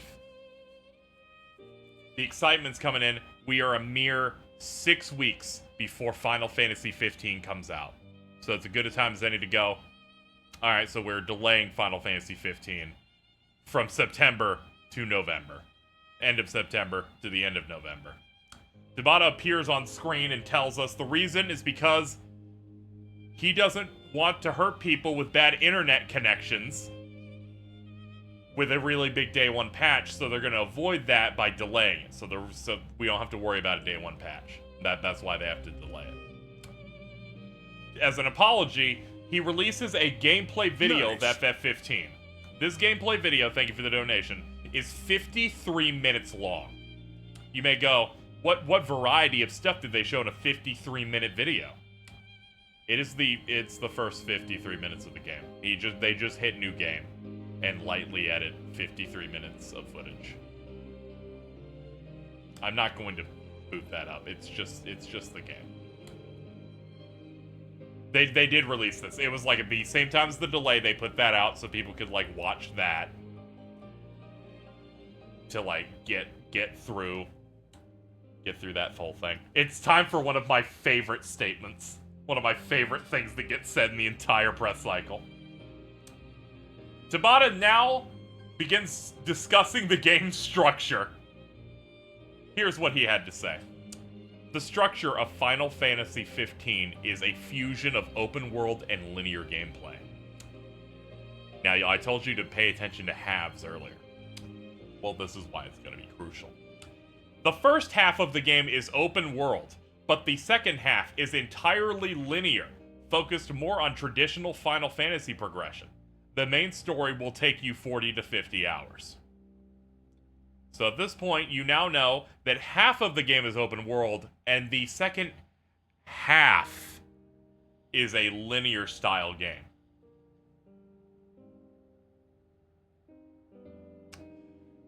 Additionally, by this point, we got some other trailers. I don't feel like showing the next trailer because it's just another plot trailer. For Tokyo Game Show gets released. It's at this point Tabata confirms that the game will support PlayStation 4 Pro out of the box, because that was about to come out. So players can experience frame rates up to 60 frames a second.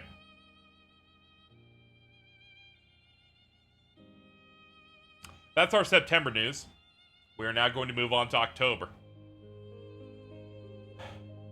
In October, they released another trailer. But this time, they're running out of time to make trailers. So they commissioned this one. This trailer, titled Omen, was made by the same people you know that made the CG Assassin's Creed trailers, for example. And they brought this to the table. We're going to check that out now.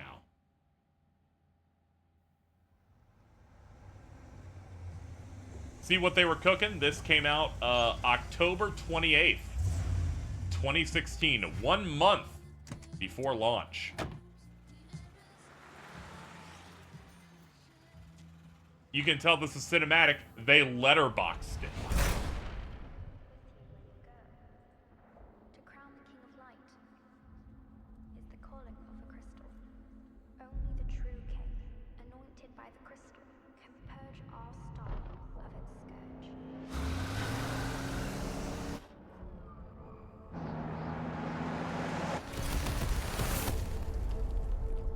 Ghost. Is this one to the collab? No, this is just a company that just does CG work for a lot of places.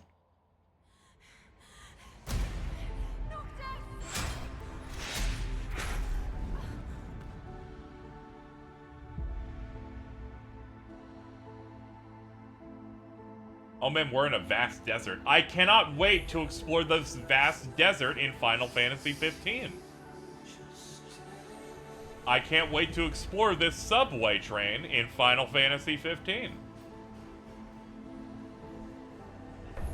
Well, of course we're gonna see Luna fight. As we outlined earlier, Tabata confirmed that Luna fights, and you'll be joining her party as a guest for combat situations.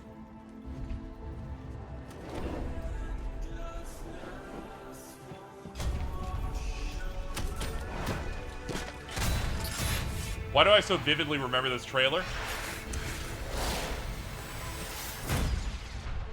Well, because it's a post-launch update, I didn't cover it, but portions of this trailer were patched into the game because we used the whole animal. They were patched in on day one Noctis has a dream that's in the letterbox about midway through the game. It doesn't show all of it, but it shows some of it. The game will randomly show him having a dream, then it cuts to this letterbox trailer.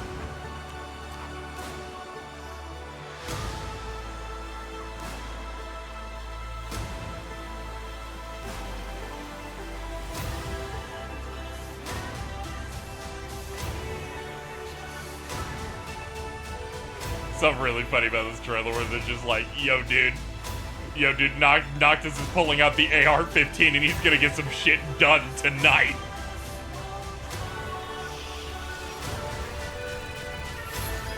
Noctis, there are some gun options, I believe. I think you can pick up something. At the very least, you can jump on turrets.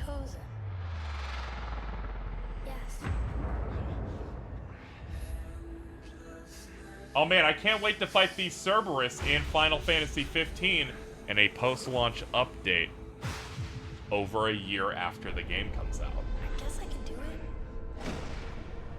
I won't let you down. I will...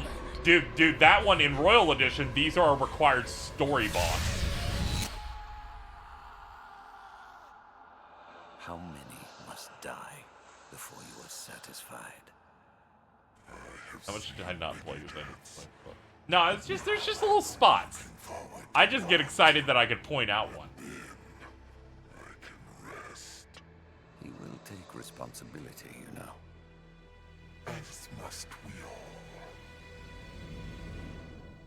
So this has... Gods, forgive me. So I like this concept that apparently Regis is doing something. He's communing with the crystal and it has a weird voice in it. And you go, I'm still interested. What could this shit be? Now I'm going to scroll down here. Omen, a short CG movie by Digic Pictures. Inspired by FF15.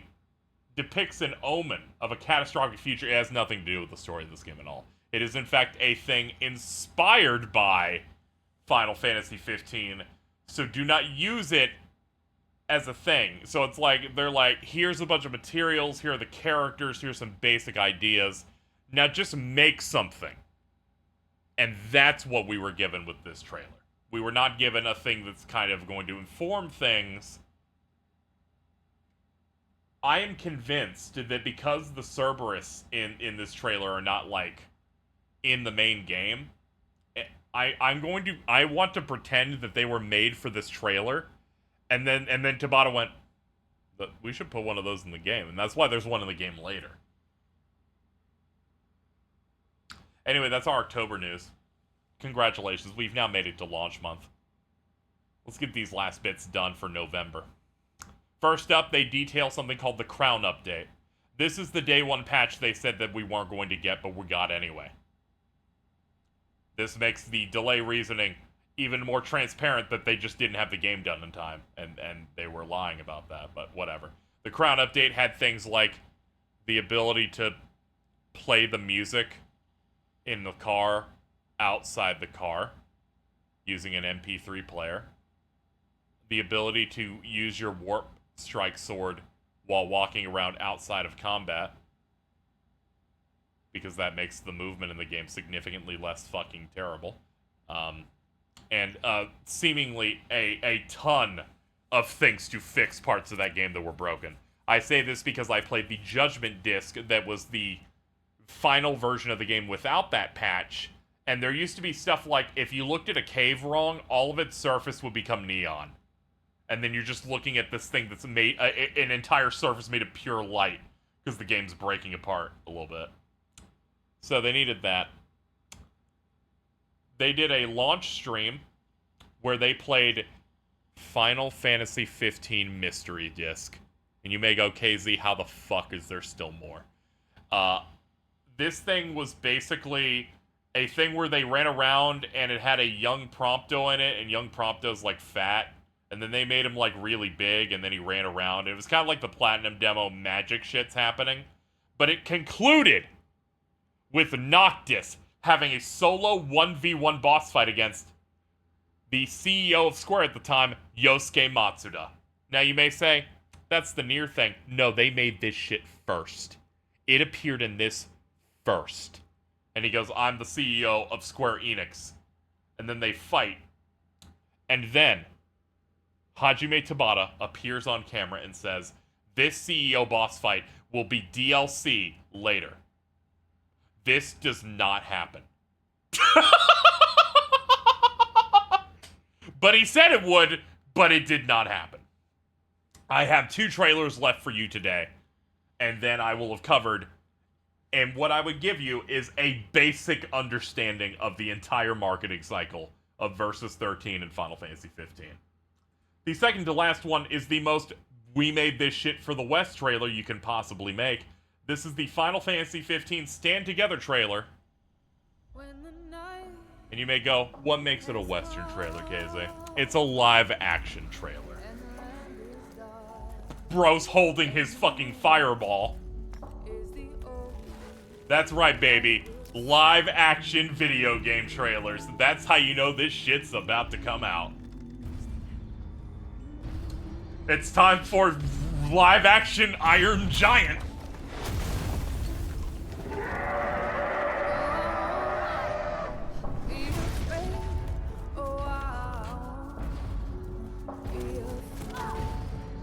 Just stop burning money. You know, this entire marketing cycle, I can kind of get Yoshida going, we're gonna do 4 trailers and bounce, and at most talk to people. Because holy fuck, Noctis but real.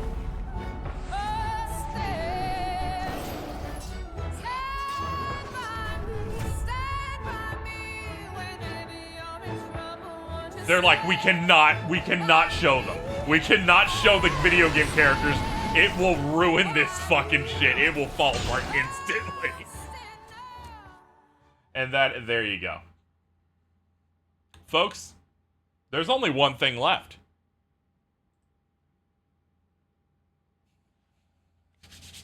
This final trailer is what I would contend is the worst trailer of all of them. The launch trailer is what I will describe as the most unfitting choices made in the entire thing. I'm probably going to get claimed also. This is Final Fantasy 15 launch trailer, Ride Together.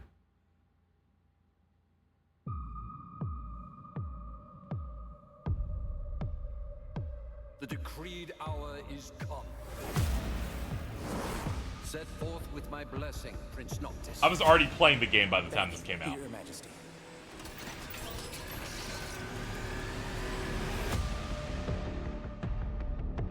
So, it's fine so far, but just wait. Insomnia falls.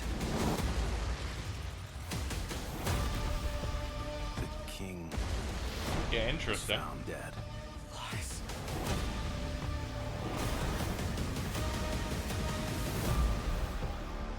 If you're looking for the whole truth, you know where to find me. Get moving. Here we go.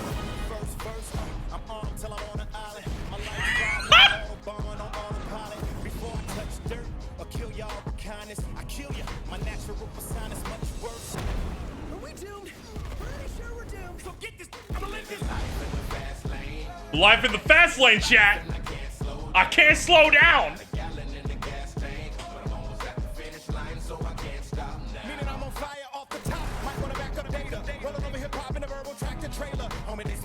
They're playing it like it's Fast and Furious.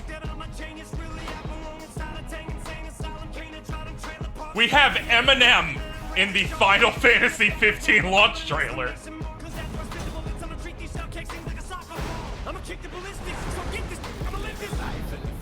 This holiday. The game's out. This is the launch trailer.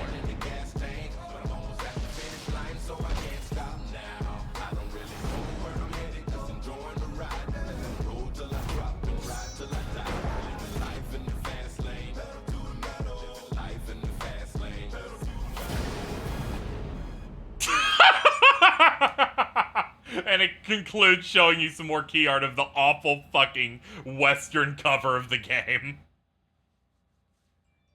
And thus, chat, I have now regaled you with an abridged version of the entire marketing cycle for Final Fantasy 15. I bet you're hyped to get into the journey now, right?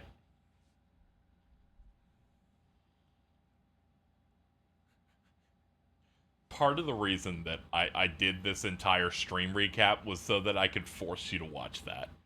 I'm like, that may be one of the worst fucking unfitting trailers ever. I need that to be out. They had the reversible cover, but I don't give a shit. Like, the front looks bad, and the Japanese one was way better art-wise. This one, it's like, where am I? What am I doing? Where am I? It's just too much, man. Well, I think we've done everything that we need to do for Final Fantasy 15, so I think we're now caught up for 16 now. Oh, damn. Chat, I seem to have forgotten something. I forgot that I have to play it. Oh, damn. Well, we've only been streaming for 2 hours, so I guess we should get started. Hey, look, it's a Final Fantasy for fans and first-timers.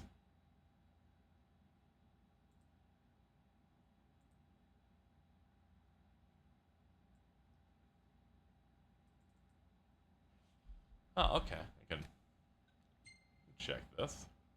Yes, and that, and that. I guess I'm using a television. Thank you for playing the Platinum demo. Your companion Gord will assist you on your journey. Bonus content's been unlocked.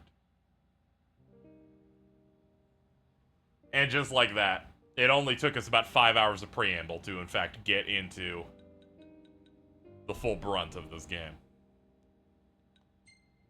Of course, normal, combat, active, audio, sure. Subtitles. Just get that shit on. Controls. So, as you can see here, you have type A, but then you also have, holy shit. I like how there's no control setting that is exactly what Episode Deuce Guys is. But B seems to be close to what it was, where it's defending with L1. I think I'm gonna do that one.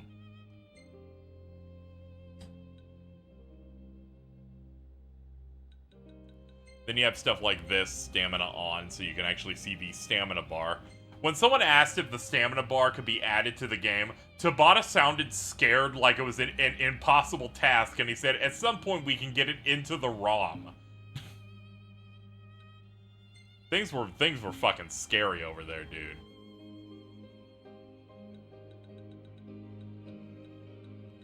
On performance, we have high. High is resolution, light is optimized frame rate, and steady is optimized performance. Now, if I recall, light's what we want.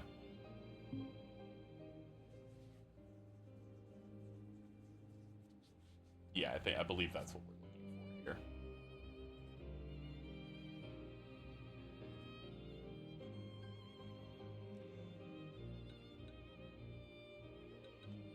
What do we have in the downloadable content menu? Ugh! Got teeth. We're gonna stay out of there. We're gonna stay out of there. He has something he has to go fucking take care of. All right. This is the royal version of the game. It's just the same app, ultimately.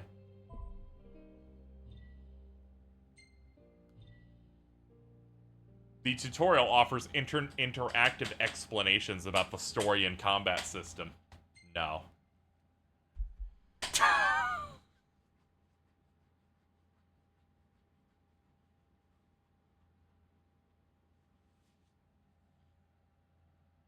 Let me see.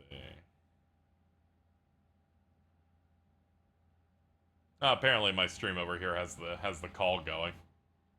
I guess I'll pop in and see what's going on as we dig in here. I have to nestle in here.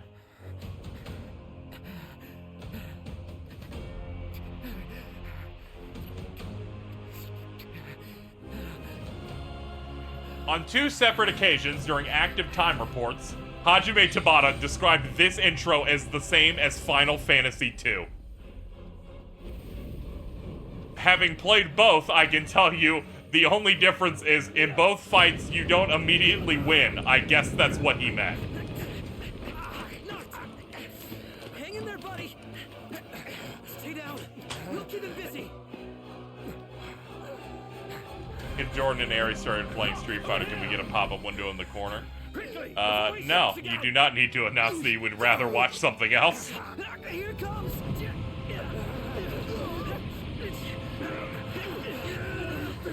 I got your back. Here you go. Let's go. Remember when Gamescom showed this before release and basically confirmed the plot leaks? Also, additionally, I will mention this. We'll be jumping into a call in just a minute here, but after the Uncovered event happened, very crucially, someone posted the entire story summary on 4chan, and it was 100% accurate to this game. Set forth with my blessing, Prince Noctis. Thank you, Your Majesty. Jordan has sent me an image. Hold on. Very important. I think we should break up. We're not good for each other. You keep trying to manipulate me. Y'all rocking with FF2? I'm gonna kill myself. And go in the grace of the gods. This story summary that was posted on 4chan, counting the delay, 10 months before the game came out.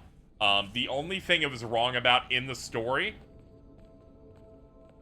was something at the very end, which all that does is reveal that there was an entire final boss phase that was cut. Because it's the only detail that the story summary had wrong. If there's like a way to pause.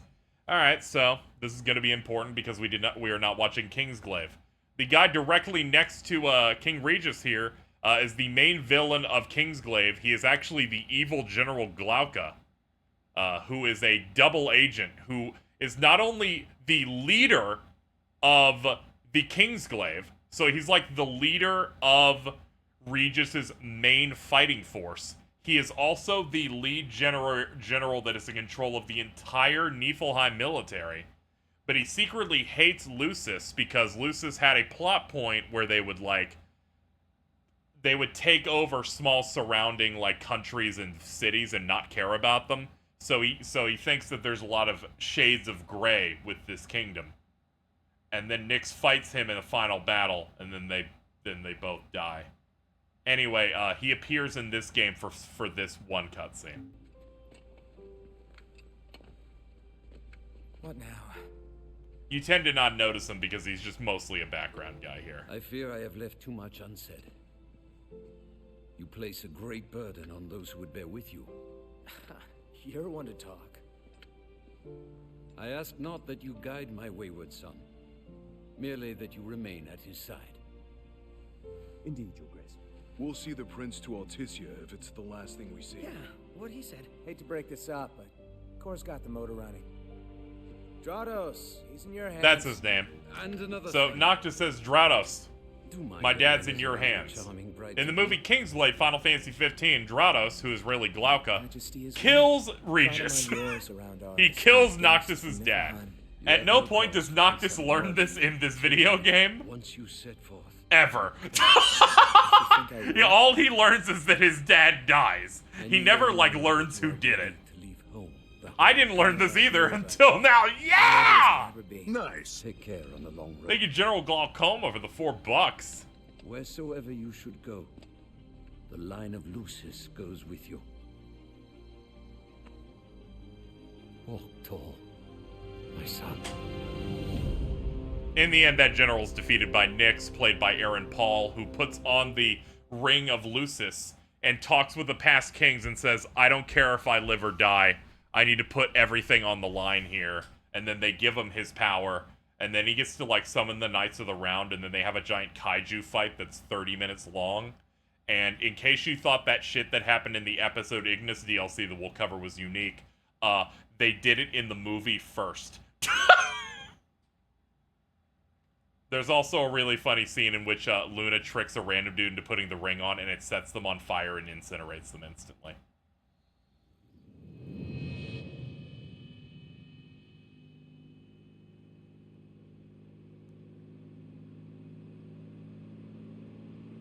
Also, Luna's evil brother, Ravis, also puts on the ring and starts writhing in pain as his arm falls off. This should not be at 60 FPS. It should be, absolutely. Thought people were friendly outside the city. It was Tabata's vision. On the kindness of strangers. You're just gonna have to push her all the way. I've already pushed my. Anyway, I will now jump into the call and chill out now that we're in the gameplay part of this. Come on, cars and Hello. itself. Yo. I'd like to solve the puzzle. All right, go ahead. Go ahead. I thought the car was supposed to be Yep. That's it, yeah. Ready, steady. Yeah. Push. Yeah. So I've been thinking about something. Sure. Since you talked about joining Luna Freya's party. Yeah, you'll be a guest, and she's also a fighter. Thinking about that statement alongside the statement they made about Cindy is insanely funny. We let ourselves get carried away. Tabata is like one of the few guys where I'm like 90% sure that he's a misogynist. But in that like old guy way. You won't even notice if we just let go. Pronto, don't even think about it. Save some breath for pushing. Ignis, come on. Am I misremembering KZ? Didn't they use like before it said for fans and first timers? Didn't that used to just say in like demos or whatever a fantasy based on reality? Yeah, they used to like promote it heavily as a fantasy based on reality, but then they removed all the fantasy part of it. So they're like, this is a Final Fantasy for the newbies, man. Looks that way.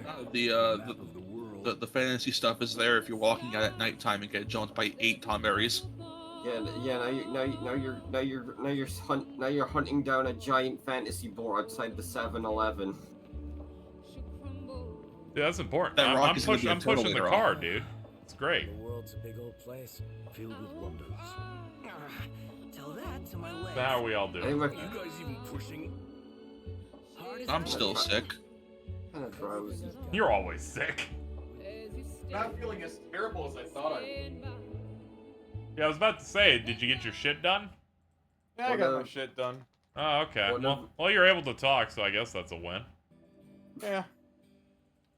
Still numb, but I think one of my favorite things to come out of this game is that there's a skit in the Pop Team Epic anime where they just took one of the cutscenes of this game and replaced all the models with Papuka and Pipimi. Yeah, and they're just like, it really was nice of Square Enix to lend us their fucking cutscenes for this bit. Congrats on your wedding. I forget, was that season 1 or season 2? That was season 1. Lady Luna Freya's groom-to-be, here in Hammerhead. Apologies for taking so long. You best save your apologies for Pawpaw. I remember there was also like a different bit Cindy. where it was about some Sid's American grease-monkey kid, granddaughter. and in the background you see Noctis and his friends pushing the car. Didn't your daddy tell I did not see the coincidence of Square releasing 16 gameplay, but also that game's coming out in 2 weeks. I know IGN's just putting up clips. You know, for a place that doesn't have a south, you sure are the most southern people in the world. We found the one region where it exists. Lead. Yeah, the gas station in nowhere else. I can never remember if like the marketing just was had no idea what this character's name was supposed to be, or they cowered it out on her just being Sid. Y'all get her in and run along. Her name, I think, was Sydney for, I think, 4 months, and then they changed it to Cindy. Yeah. My reasoning is because they didn't know they were actually going to make Sid a real character, and then when they decided to, they changed her name. I also think Sydney's for Japanese name. It's still Sydney in Japanese. Okay. Localization loves having fun, I guess. Yeah, thank you for this Nep Cindy chat. Appreciate it. Shit. You've tried your best to cover the mouth. He's over here, I I guess. Das Kultenserven. Alright, do you have the sombrero? Shit. I'm sorry, I was marveling at the game running well. Let's see, we got a few things here. We got some of the bonuses as well. Dude, the engine blade is so fucking cool. Yep. It is essentially your ultimate weapon in this game if you upgrade it a bunch. You know, I adore concepts like that where like the weapon you start with, if you like take care of it and put Yeah, stuff or into if it's it, like really shitty and then it becomes really good. I adore that. Yeah, very Dirge of Cerberus pill. I think one of my favorite versions of that is might as well make good use Tales of Grace's F, where there's that bit like that bit at the start of the game where you're playing as the main character as a kid, and he's swinging around some like crappy sword he found in his dad's attic. And then when, like the time skip later on, he like someone's like, man, I hear your family had like the legendary sword Excalibur. Whatever happened to that? And he's like, ah, crap! I sold that for money to go to school. So there's like a whole side quest at the end of the game to fight that old sword he had. I love shit like that. This at 60 looks so weird. Yep. I remember, I think it was either this year or last year, where for New Year's I just got real drunk and played this for like 3 hours. We see how I don't know why. Ooh. I forget. I think this is going like above 1080 because this is like the PS4 Pro high version. Then we have Steady. Steady is it's light mode, but it locks 30 because people complained about the uncapped one.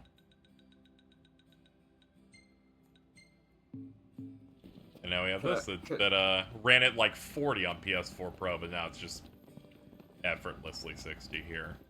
Thank God. Can I mention something about Kingsglaive I just remembered? Of course! This is a wonderful safe space for Kingsglaive. Oh boy, oh boy. Do you remember how they took out like a bunch of that bit where you just saw where they're pushing the car and made it a post-credit scene? Okay, yes. The post-credit scene, chat, for Kingsglaive is mostly a black screen of just hearing them deal with the fact that the car breaks down. So, like, meanwhile, and it's like, it's setting up that that's how the game opens, but then the game got delayed, so that movie came out for months before the game. You're like, eventually I'll play this. It's also, like, in-game footage. Oh, yeah, of course. There's also the part where they kept promoting a female character in that, saying she is the heroine of Kingsglaive. She looks neat. She's like one of the glaives, so she's like in the all black and stuff. And they're like, she does a lot of stuff. In the movie, they show her about to do a thing, and then the next scene it cuts, it reveals that she was brutally killed and is covered in flies. Awesome. Dude, I almost saw that movie in theaters with my dad, and then he called me gay, and I got really upset. And went, okay, I don't think I'm gonna see this movie now. Don't tell Pawpaw. If it quacks like a duck. Apparently. Well, sorry. It's funny. I don't really Oh care. man, I'm so I had to. It took like 3 hours of work just looking up all that bullshit for the stream. Yeah, no. Kingsglaive was in theaters. Yes. Yeah, it was. It was like in a theaters, weekend and or they put it on. Then they put it out on VOD, and I bought it on VOD instantly, so I could bask myself in the film where they cast Sean Bean as the character that dies because they're fucking assholes. I'm starting to think, after that description of what happens to that lady in Kingsglaive, yeah, that 15 is much like Shonen in that it's yaoi in how misogynistic its creators are. Dude, I love Naruto. What about it? This game has the highest female player average of any Final Fantasy game. Yeah, that makes sense. It's like, I don't know if you remember Bridget, like, did, like, her revisit of this game like a couple of years ago, Mm-hmm. and like I was kind of like hit with like whiplash because I forgot, because you know all the fan interpretations of him. I Yeah. forgot just how obnoxiously straight Prompto is. He's so straight. That's how it works. Like the fucking legwork episode Prompto is doing for that fucking shit. I think the last stream we did, Bridget brought this up. Where they're like, he's so straight. Like, it's okay. This isn't even just like me trying to go for like a ew hetero type thing. Just like Yeah. half his fucking lines are just talking about oh man, the RNA is really hot. RNA 6. Did you see Cindy? You gonna ask her out?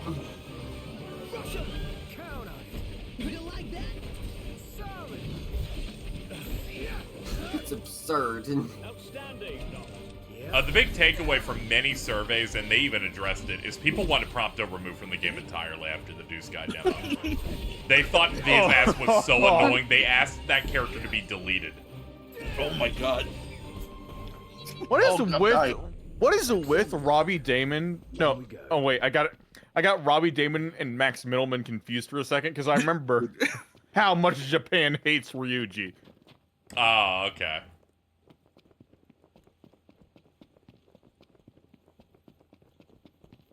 Is the post-launch history as acidic? Not really. It was just like, oh, we canceled some DLC.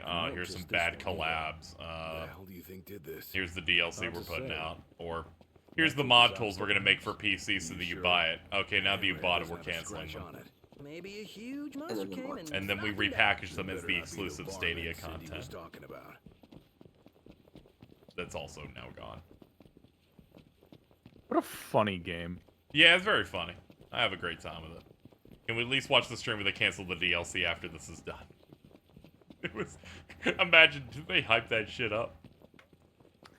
I remember probably was like, I stayed up for that. On some level, I can understand putting on a face of, we need to, look really strong for the next mainline title, because the last mainline numbered title for Final Fantasy ending like that is really sad. Yeah. Are you able to switch characters? Yeah, I believe. Yeah, I think it's something in my skill tree that I gotta. Yeah, I gotta go you have to like. Okay. You just do a bunch of stuff in your skills tree. Like now you can play as Ignis. I'm glad you. That's gonna be pretty important, specifically Gladio. Are you gonna be doing? Especially Prompto. Are you gonna be doing the episodes when they take place in the story, or just? Yeah, after I'm just gonna do that because I feel like I'd want to die if I did them all after the game's done. Dude, it's gonna be so cool when you do chapter 13 and then alternate chapter 13 back to back. Yep. I'm gonna. Didn't that come out before episode Gladio? So that was Yes, like I believe so. Yeah, they're like, you can playing as try a- out the character this way. Also, thank you, Chad. You're right. There is things that give us better AP and stuff. They absolutely wanted to do that for every DLC chapter in some way, I bet. I don't know how they do it, but you know. I can't wait for when Gladio has some things he has to take care of. Dude, I'm always thinking about when he has things he's got to take care of. I love going to the DLC zone. I love that, dude. I forgot when you get them, but do you remember when they showed off the match tech armor? And it was very blatantly like Sentai themed. Yep, and and then Haim Saban reached his ghoulish fingers and went, no. They should have just patched it back in after fucking he lost the rights to Power Rangers. Yeah, instead they're like these super dark suits that have no color on them. What a fucking ghoul. Yeah.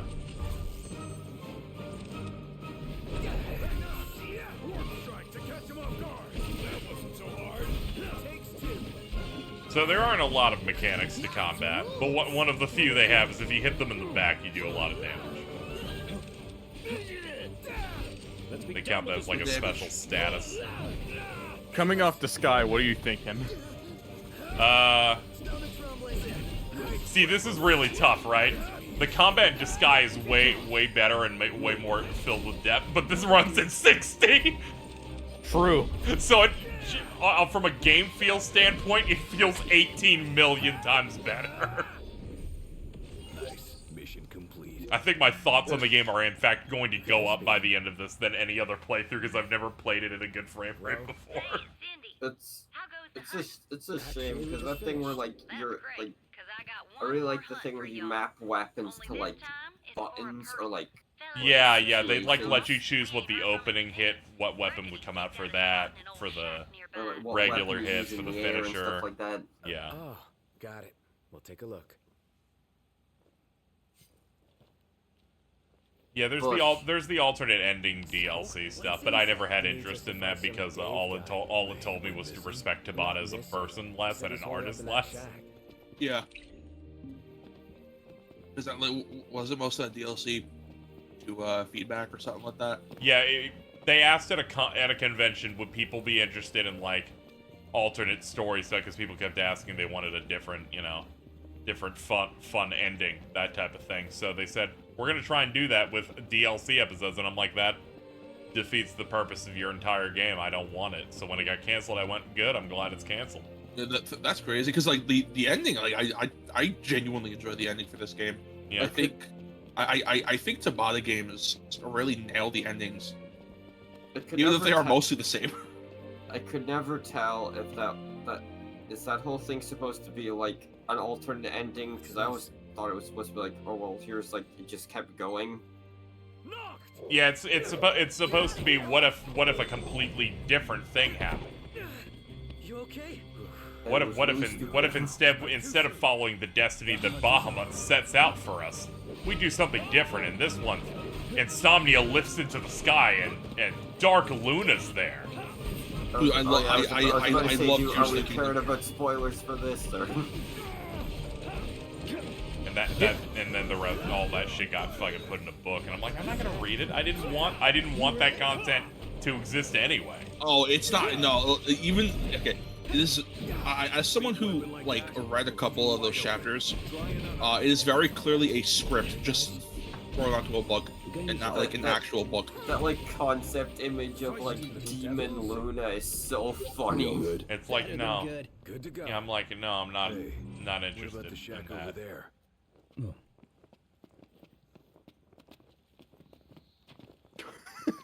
It feels like a that real. That car speeding by just made me laugh for some reason. It feels like a real.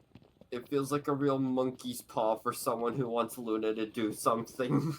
Man, I gotta say, it's real convenient how all the game's story takes place in the continent of the world where nothing fucking happens. Like, there's a highway, there are no cars on it ever at any given point in time. Not true, sometimes there's a car. There was a banana car that just drove past. So true, there's a banana car. Wait, a banana car? Yeah, it was yellow. Turn you yellow. Oh, I fucking hate you, Jordan. So piece of shit. So during interviews, they're like, all the specialized moves you had in Disguise will just be a part of the weapons movesets, and I'm like, yeah, this thing sure does have Dragoon Jump. At one point, you lightly jump in the air with it. What can I say?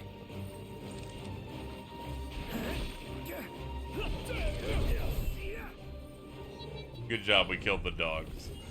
I'm gonna jump in place to try and collect it. Hey, who's out there? Well, look who's help me, I shit myself. Of the hour. Dave, right?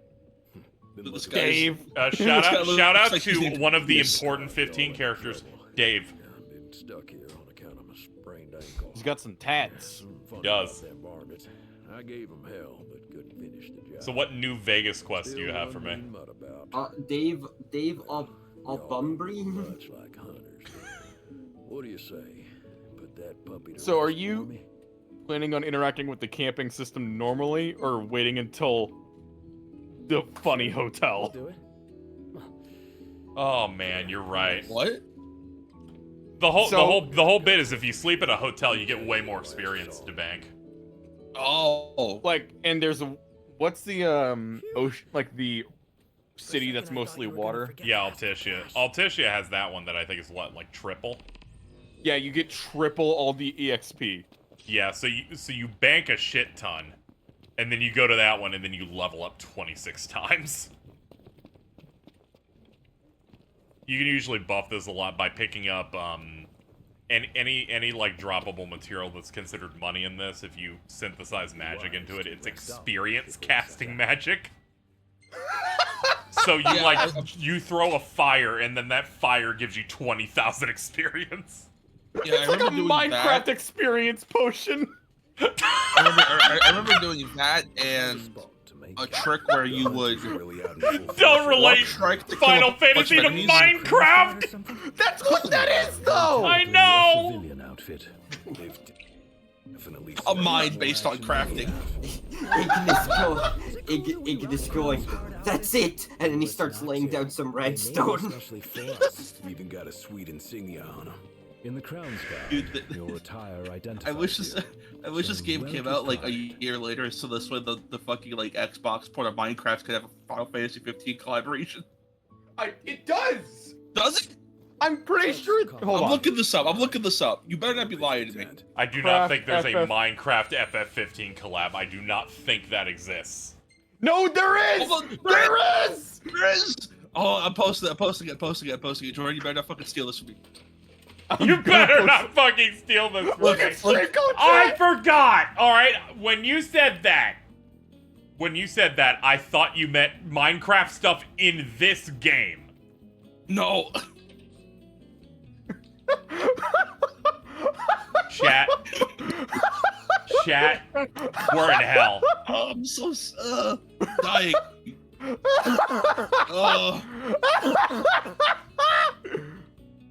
Jordan, I think this made my lung infection worse. Hold on. Another one. Another good image. If I wind up dead tomorrow morning, I'm haunting you. I'm gonna fucking shit my whole ass. This is a Minecraft character. It's a mind flayer. Yeah, it looks like it. Yeah. We have a variety of things we can choose to eat here today using ingredients. Put Minecraft Arden in chat. Oh, I hate this. I hate this. This is this is a lot. Hey, Chat, how we doing today? I can't believe I can't believe me making the experience potion joke. Core, reminded us of Arden, this. and a Gentiana Minecraft skin. I'm gonna go ahead and choose the cheese pizza because it allows you infinite stamina. Fuck! I was gonna jokingly make my icon in the server Minecraft Arden to be funny. I can't do that because I'm not subscribed to Nitro. Oh my god! Look, Jordan, it's one of your pizza twists. That's not at all what that is. Yeah, it's basically the same thing when you think about it. Tonberry Minecraft.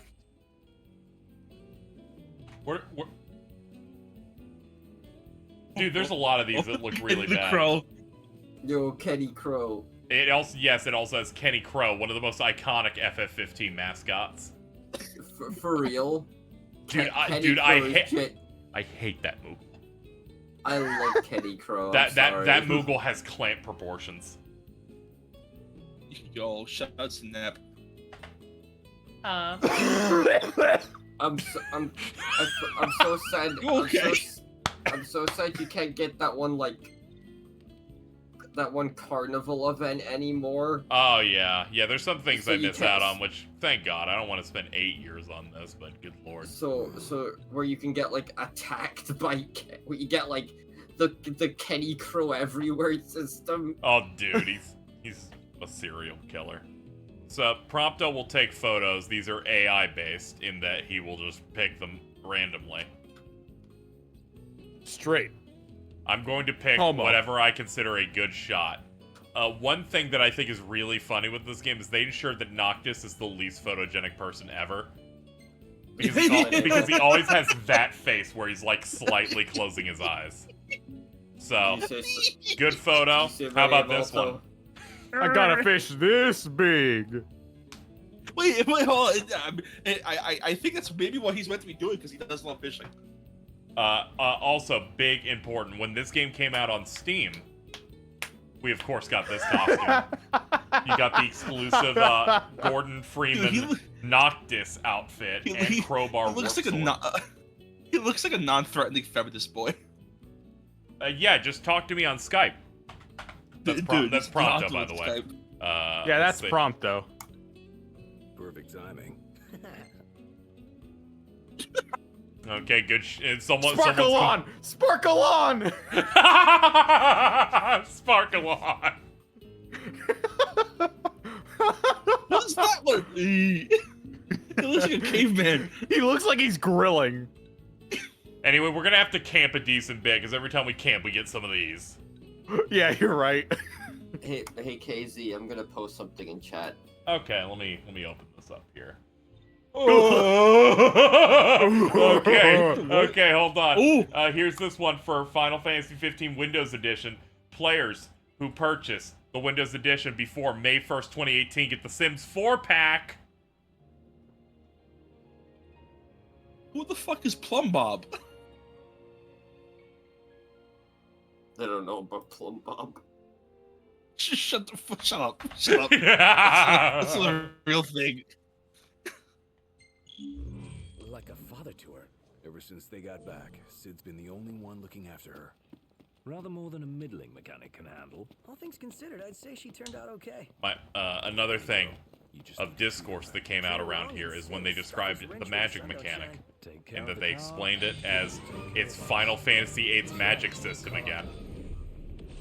Because you draw magic by absorbing it off rocks. Now, apparently magic at this game is like super powerful. Oh yeah, it completely destroys the game. Alright, yeah, I've never used it. I think I used it once. When this is weird in like a rock thing. I don't like it. I just never touched it. Once you can stack the materials, because it's like you put the magic in a slot and then you put items you pick up around the world in it. And if you set it up right, you can get like a Firaga where it casts itself 7 times in a row. It just keeps exploding. So you can nuke a bunch of stuff. You can apply things to get more money or experience off a thing. A lot of options are available to you. Remember, easy as they come.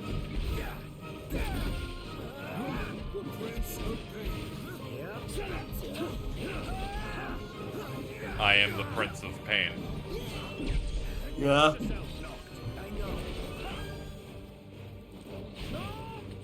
Ow. I'll buy a dog.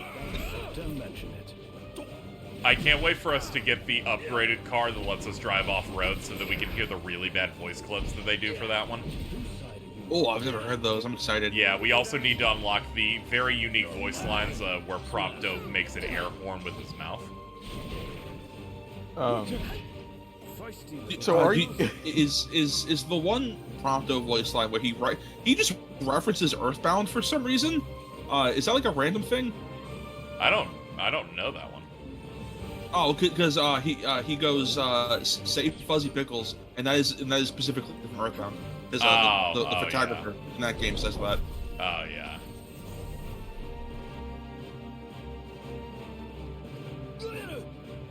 Are you allowed to drive the car in this version? Yeah, you have to get like an upgrade or something later that lets it do off-road, but aside from that, you can only do main roads. So there's no real point in actually driving for yourself. Yeah, unless you get the off-road version, where then you can do it, and then you can like run over things and hear bad voice clips. Don't worry about me. That one's fun because they give it a spring jump and some other stuff. Dude, your fucking report card says time, offense, finesse. There's also like no point to that, is there? Yeah, it's just if you want to get to certain places a bit faster, maybe you don't want to use the chocobo, I guess. But yeah, sometimes you want a little goofy thing. But a lot of people went, why did you make an RPG about them driving in a car where it has the worst feeling controls in the world and doesn't know how to turn? Yeah, because like, isn't most of the driving on rails? Yeah. Yeah, you're just basically You're on. like- You're basically on that main road. There's only one time where it feels like they're actually having you drive, and it's like an action set piece in 90% of the way through the game. All right, now I remember. Because even when you unlock like the off-road mode, Shout to cheese. like if you want to use it, you have to like go back to Cindy and be like, hey, can you switch the tires to off-road? Yeah, you need the off-road tires that are like monster truck tires. And Was then if that you're done in the with, base game, or was that an update? It was an update. It was an update. update a little later, like a couple. And then of when months you're later. done with, and then if you want to just go back to normal, you have to go back to Cindy and get her to turn the car back. Yeah, let me see. And I never changed it back because I'm like, it's just a worse car. I'm gonna go with the default control scheme here because I thought it'd be like the Sky, but they changed enough buttons to make it nothing like it.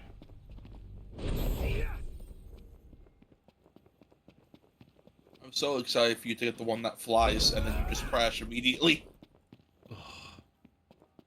Dude, trying to get to that dungeon was a pain in the ass. And then doing the dungeon was worse.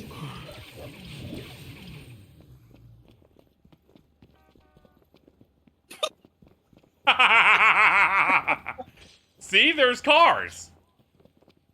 Oh, you jumped. Did you mean to pick up? Wait, Ignis won't let you drive at night until you're level 30? Oh, That is true. That is true. At night, he's like, no, you can't do it. It's too dangerous.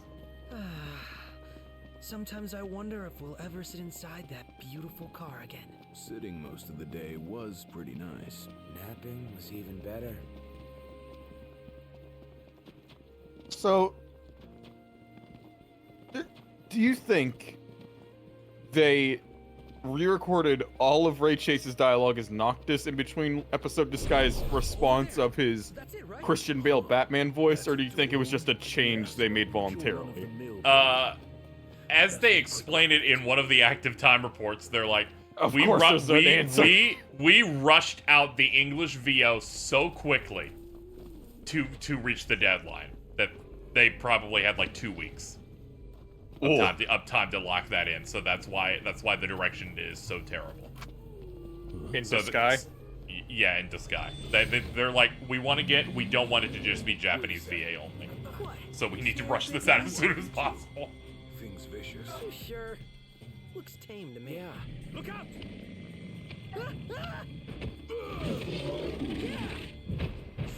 Nice one.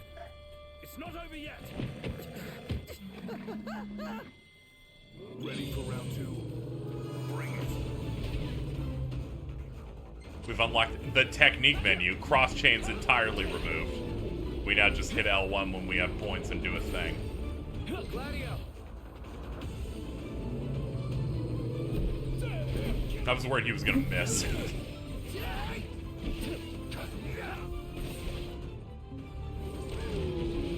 trying to remember how you do the hard lock in this. Okay, there we go. Looks like that might be it. Alright, boys. Gladio, do it.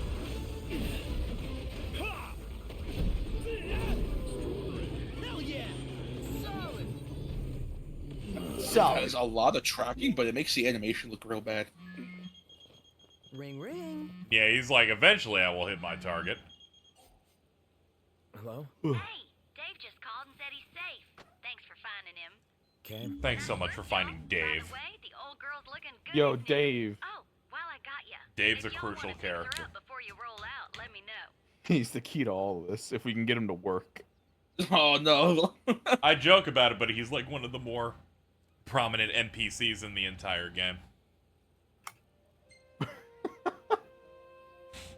Like if you do side quests, you'll run into Dave often.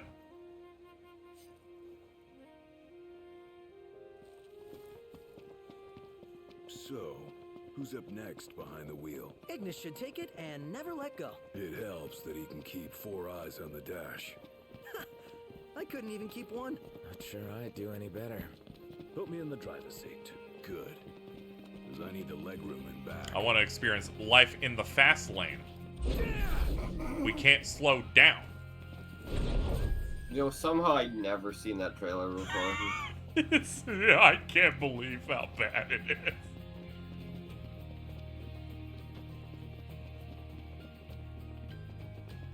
Bros really be spitting. Let me look at the controls for this because it's been just long enough. That Like, the live-action one was a little silly, but, you know, at least they played Stand By Me over it. Yeah. Okay. I thought that live-action one was kind of cute. Yeah. It was cute, but it was at that point you're like, you thought you were out of trailers. We've made live-action ones. I've never seen that one. That was insane. It's rude to keep a girl waiting. You better apologize. What is that? Big girl cry. That's not gonna fly. Hurricane. That thing's like half bird, half storm, half airship. You realize that's 3 halves. This is probably not what happened, but I thought about Awesome it. in every sense. Like watching that Omens trailer again. Mm. I almost wonder if they were just sitting on that trailer for ages. Because, like, all the bits were like, oh, he's having, like, nightmares about fighting Luna. I'm like, isn't that kind of what was supposed to happen in Versus 13? Yeah, I have no idea what's entirely going on there. What I can say for sure is that I'm glad that they patched it into this game as a nightmare. I'm going all out. Just don't get... Like... Sure want to talk. Like it almost makes you wonder if they've just been sitting on that trailer for years, and they were just like, quick, remodel all the characters that are no longer in the game. Yeah, I think it was just made in that past year, and as they describe it, is inspired by the game. Inspired.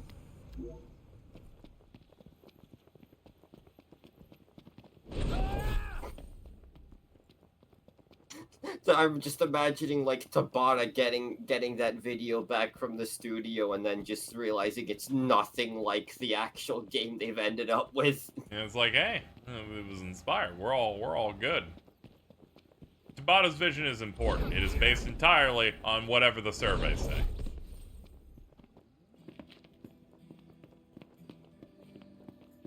Most aggressively focus tested video game in existence. What is it? Oh, I mean, welcome. How's about a bite to eat? Y'all hungry for info?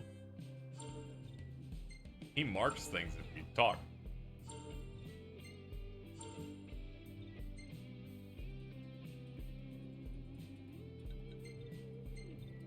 We can complete hunts to earn stars. These nasties here have been a real pain in the rear. You can queue up 10 hunts at a time if you played this post-launch.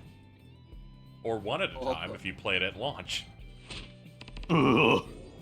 You boys are Which meant that every time you completed a hunt, run back here. Instead of trying to, like, make a circuit around the zone of all the ones you can knock out. I'm so excited to see this game again, hearing everything they've patched in or, like, fixed. Yep. I play this shit. Yeah. Launched vanilla PS4, baby. I think if I casted Thundaga, my fucking PS4 would become a pipe bomb. Hell yeah, dude. Then you can get all these set up. So we have one up, one down, right? And we'll get this. Get these varmints. Or when they drop mod support, oh, they made sure you bought the PC version first beforehand, just to make it extra exciting.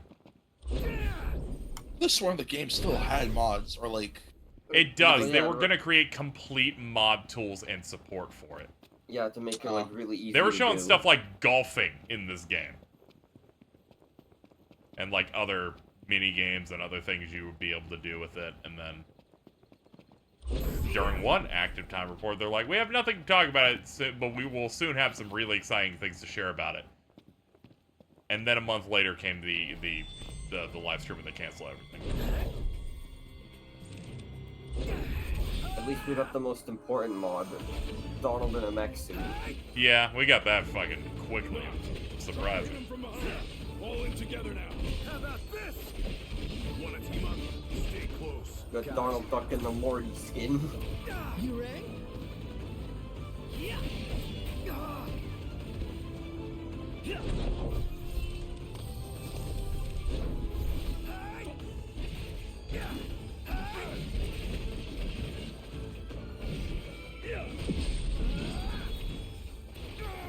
So parries in this work a little bit differently than how they did in the Sky, where you would kind of like see the location and enemies about to hit you and kind of go based on that. Here the game will just tell you to block occasionally, you just hit the button.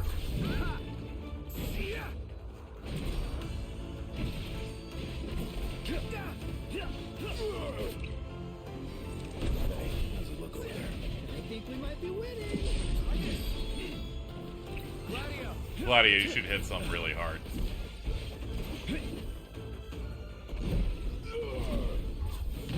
Nice work, Gladio. Ignis! Don't be late. Remember, we're on the same page.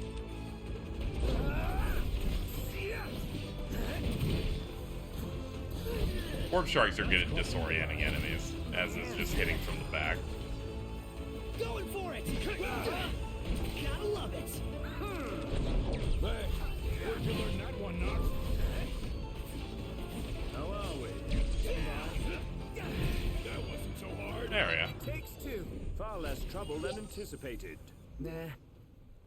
Was that perfect or what? I'll give you that. Kingdom Hearts has really ruined me. True, I remember the conversations where I said that this combat wasn't very good, and you said, "What are you talking about?" And then I introduced crack into an undeveloped neighborhood, and then it all made sense.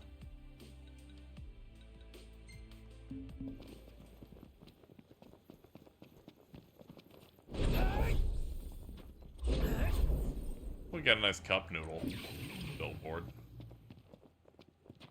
Can you put on the cup noodle outfit yet? Wonder if I just... Wasn't that Oh, fuck. We got no jacket. We got casual. This is one of the worst outfits in the world. I fucking hate that this is what he has. He's going fishing.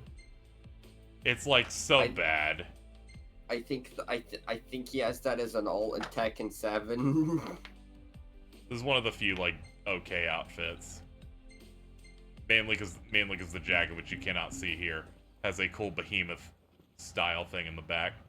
This genuinely feels like something Nomura would like This is put in. probably like an actual piece of merch. Yeah, this looks actually like good. It's one I'll end up wearing a little bit.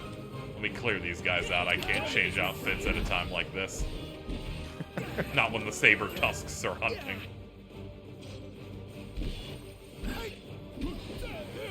It's really hard to like see enemies not have tells because it's just hard to understand. That shit's just what they're off gonna screen. attack. You just have to be like, oh, they're telling me to block. I should go do it. I assume something is coming for my throat. Yeah. We got Royal Raiment. This was a pre-order one, so it's just a full-ass suit. Chocomog. Awesome. This is for that that Carnival DLC that you can no longer access. This is one of the most popular outfits, the Mariachi. If I ever play the game again, this is all I'm using. How about the Master Assassin? Another DLC you can no longer access. Yep. They had like a collab with Assassin's Creed. So there was like there's like an event, like a whole thing where you get like Assassin's Creed special moves. And I think you actually deal with one of the Empire guys during it. Yeah, you do. They try to make it canon to the story, which makes it even worse. Because you can't play it now. Here's the Sentai outfit. So ugly. With all the color removed from it, and most importantly,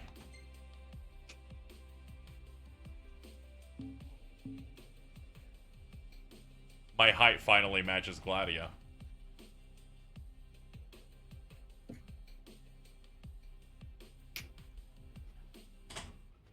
Hold on, let me grab something real quick, chat.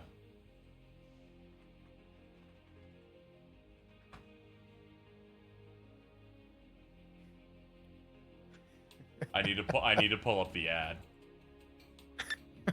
Or are you just gonna play it now? I'm gonna deafen real quick. Hold on. All right, chat. All right, chat. Hold on.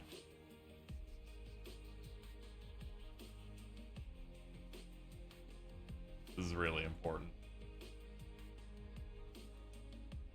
Let me hit that. There we go. We got this ad. 世界から闇を払い失われた光を取り戻すこと。それが世界の運命だ。いつまで守られるかはでいる。常に胸を張れ。カップヌードル15。What a genuine fucking nightmare, I swear to God.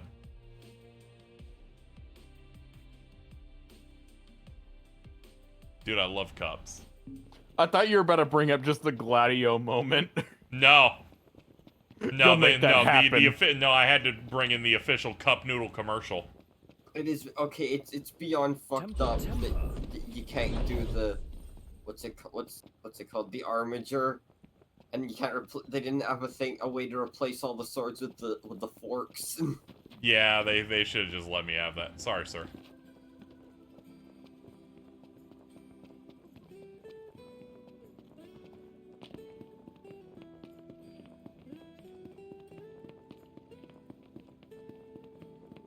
Go kill some Danimals.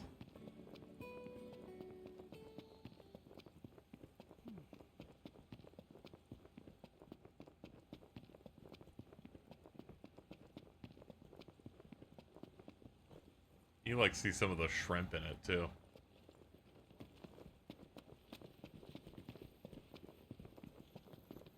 How much content are you engaging with in this playthrough? A decent chunk, but even I have limits. There's some quests that suck ass. Nice here. Indeed. Bridget piping up being like, you want to do the frogs? I'm like, leave me alone. Daddy's busy.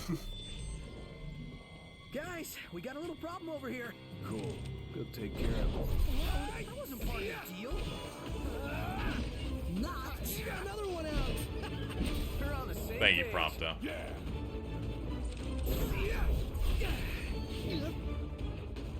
The Prince of Pain. Oh no, he's being horribly mauled. Don't mention it. This one's just for you.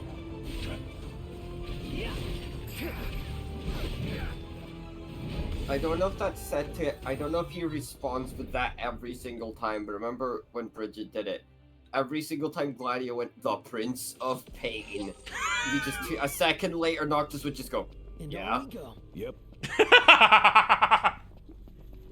Such a great team we have here. Oh yeah, there's the high level enemy. He likes causing a ruckus down there.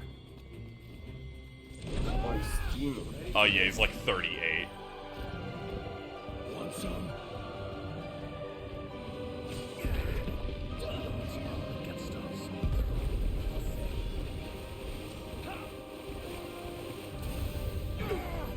Yeah, so we're gonna go ahead and leave now. Territorial rot bard over here. Watch yourself, I know.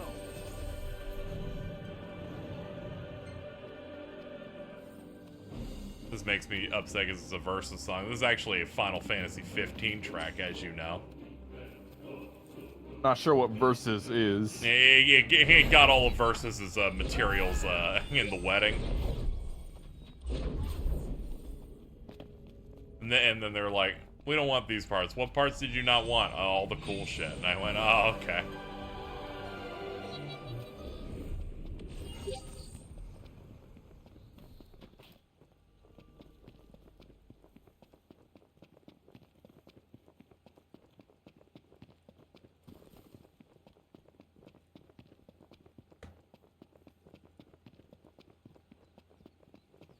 Alright, Noctis, you gotta knock these jobs out really quick before before you have your before Tekken 8 starts or Tekken 7 starts.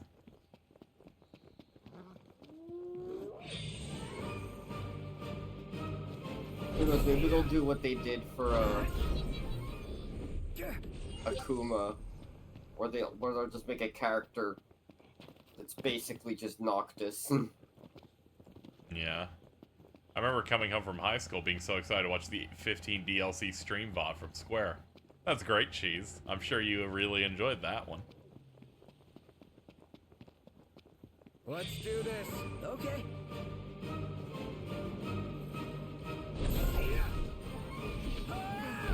Just tie on me. Evil. Deeply evil. Just tune in to see the future of FF15. We're gonna hype it up. There isn't any. Bye. Oh, okay. Alright, well, let's do the rest of the stream, I guess. You know, bonus juice for episode Arden.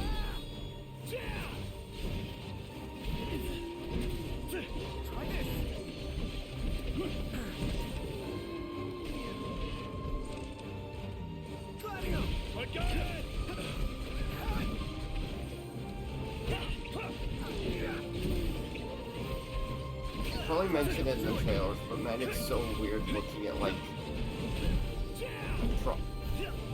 everyone else looks kind of similar to how they used to from like verse 13, early 15, but man, Prompto's unrecognizable. What's what? Yeah. Come up with a new recipe.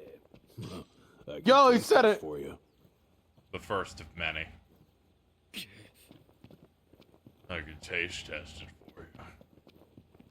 You don't look very happy about that, Ignis.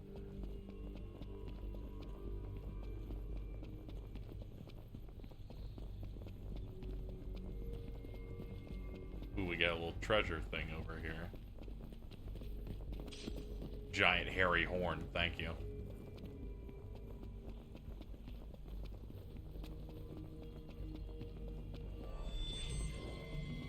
Seems we found what we were looking for.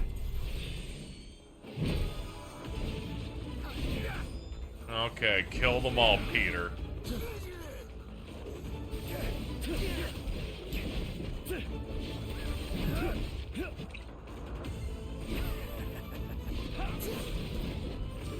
It's okay, drink your juice.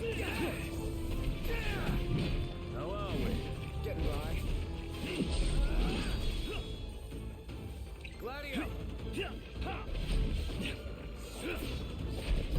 Schlonk. Nice work, Gladio!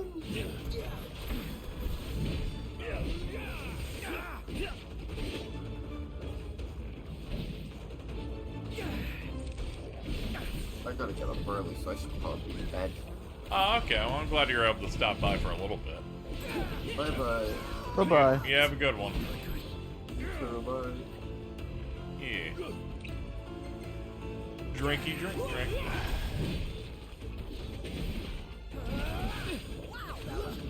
Yeah, that's good. I think the last stream they were able to come in for was the Ed and Eddie one where I was in hell.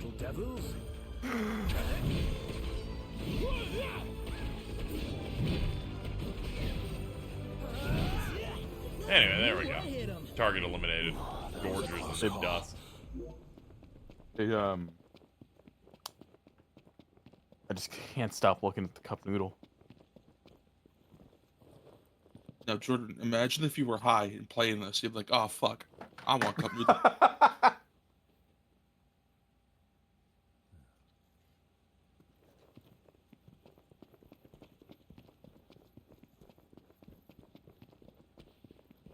I am not into wildlife. More of a pet guy. Stop itching, start killing. Well, I don't really have much faith in FF7 Rebirth having any new teasers in the next couple of weeks. I will say it's interesting that they've deleted their banner. I'm like, you would only do that if you're gonna change it. What are you gonna change it to, buddy? I saw their newest Twitter post. They confirmed to me it will have music. Why do you not have hope? Because if I do that and then they show it, I will genuinely scream and come. That's why. But when it doesn't happen, I get sad, and then I get sad. Are we there yet? I don't want to do that.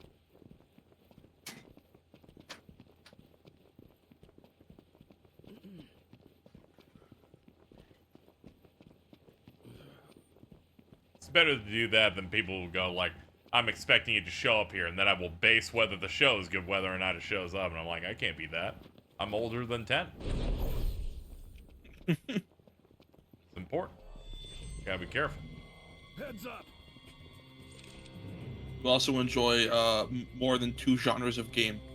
Yeah, it tends to, that's also a thing, yeah. Let me give the orders this time. Just keep it short. Attack. Ow, ow, ow, ow.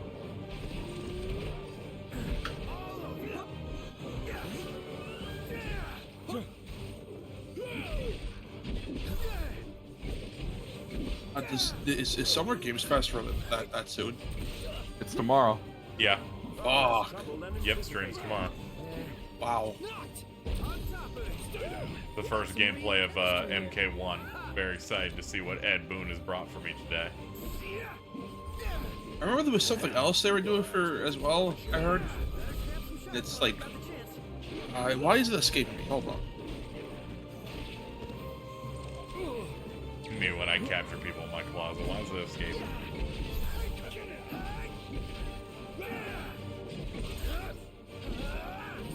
The Guerrilla Collective thing was today. I'm gonna be quite honest. Most things of that ilk aren't real shows, and we need to stop pretending they're shows.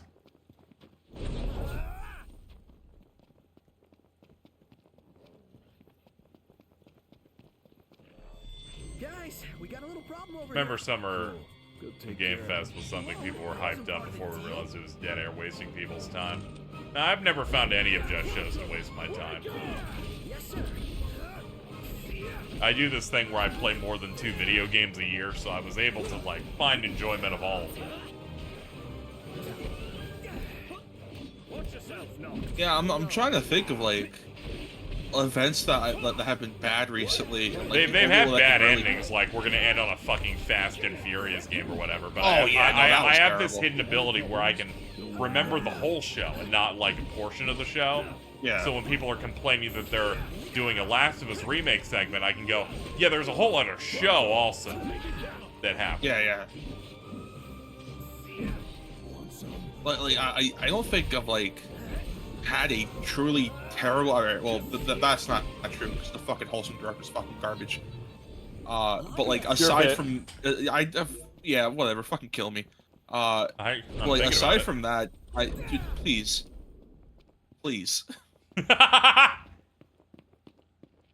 Hold on.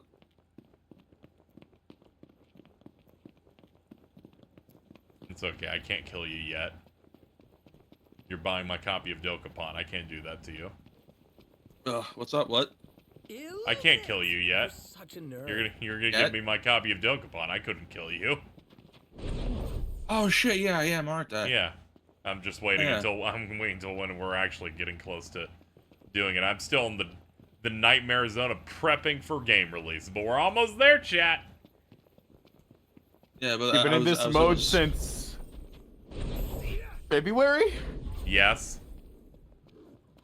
Yeah, but like as I was trying to say before my sister interrupted me, I can't think of a like game show that I've watched that was shit and I wasted my time. Yeah, like, there's always like 1 or 2 things that I'm looking for. Shows kind of go on a spectrum of I need 1 or 2 cool things. Oh, there's a lot of things.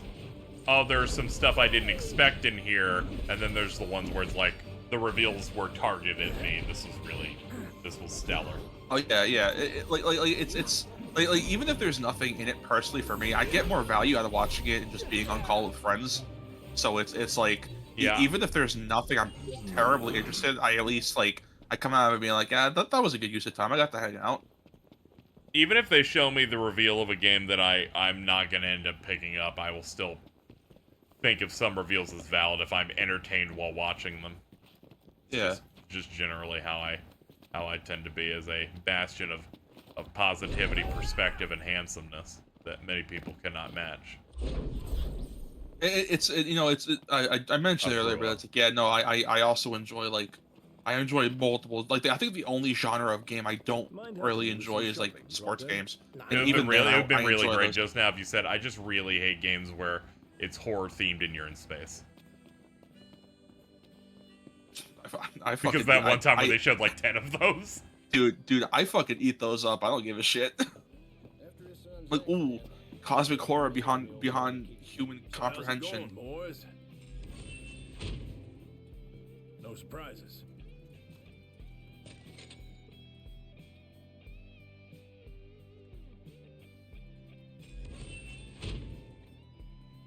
Nice work out there. Happy to do it.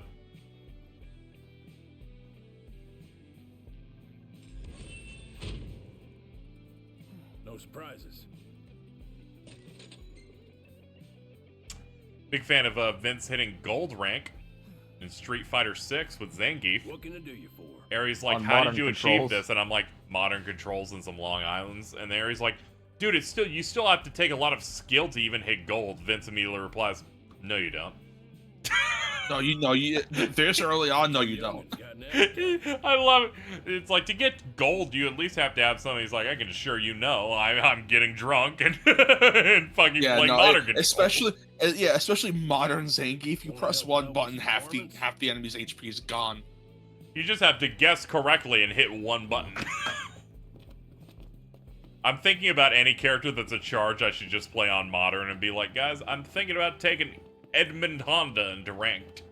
Dude, I tried playing Guile on modern controls. I still can't fucking play that character.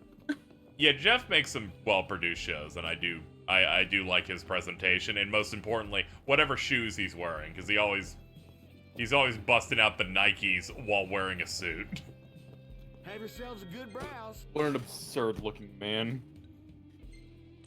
I say as you're playing a character with a cup noodle on his head.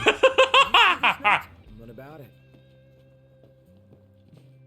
What the fuck is this over here? Is this the American Express logo?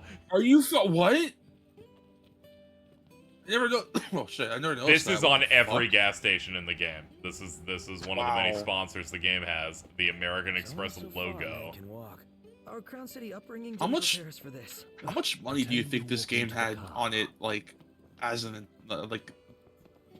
franchise? I guess. I have no idea, but the marketing was off the chain, dude. The marketing had to be more than the budget of the game. Yes, this is one of those times that it absolutely feels like that. It's to the point where I'm convinced it's like, do you think Square lost some money on this, like at the end of the day? No, they said at the very least they broke even on development costs in the first 2 days. Okay, that's good then. Yeah. Plus, there's shit like the new Empires mobile game that. Oh yeah, they licensed that shit out and it made $1 bazillion. All the more reason to ride with care. Did you know a new 15 mobile game came out this year? Yes. Yeah. KZ, I need you to know, wearing that cup noodle thing in that picture kills me because that's the picture I picked for the ending. Already put it in the trunk. There should be You know, it's kind of spoilers, but I do think this is genuinely such a genius piece of like, hey, we have a photographer character with you the entire game. Which picture means the most to you?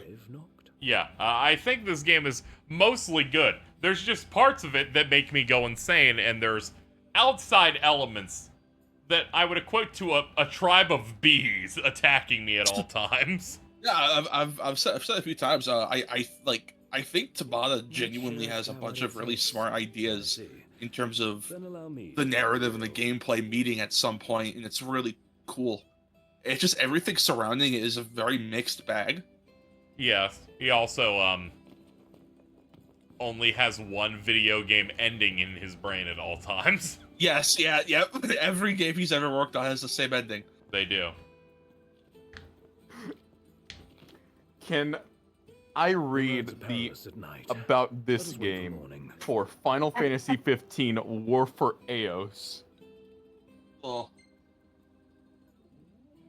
I'll take the wheel from here. So be it. I only ask you keep the recklessness to a minimum. It's rather dark out. You sure you can handle this? I can see fine. Take a load off for a while. We are controlling the car. This camera angle is rough. Don't worry about it. Okay, I'm basically just looks like I'm just turning onto this. There we go. Hold on, we can play some tracks. Here's some Afrojack. In case people got tired of the Afrojack trailer, here's that track from it. One would expect no less. This fucking intro sounds so familiar to me. I don't know why. I'll miss it once this road trip's over with. I think it might be because this is the only song I had on the radio for some reason for like 5 hours.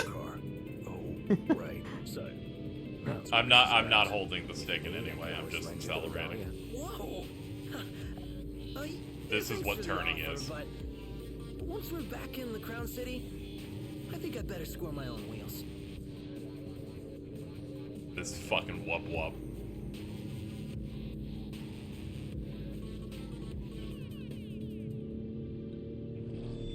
Was that what I think it was? Oh shit, we stopped the car. Why here? Why now? I don't know, and I don't want to find out. Same here. I say we step on it. I don't know what spawned. Alright, we gotta leave. Time to go. All right. Hold on. Ow. Excuse me. Hold on. Oh yeah, I have to hit the square U-turn button. There's no way to actually turn that hard without it automating it. There we go. Be sure to check this out. What's up?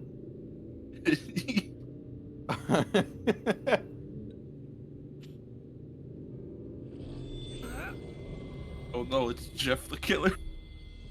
I'm going to Jeff the kill you. Okay, whatever the enemy was despawned again, so let's get back in the car. Ready? Let's hit it. Woo! No, was it like an enemy or was it one of the demons spelled with an A? Yeah, it might have also been that, but regardless, it did not show up.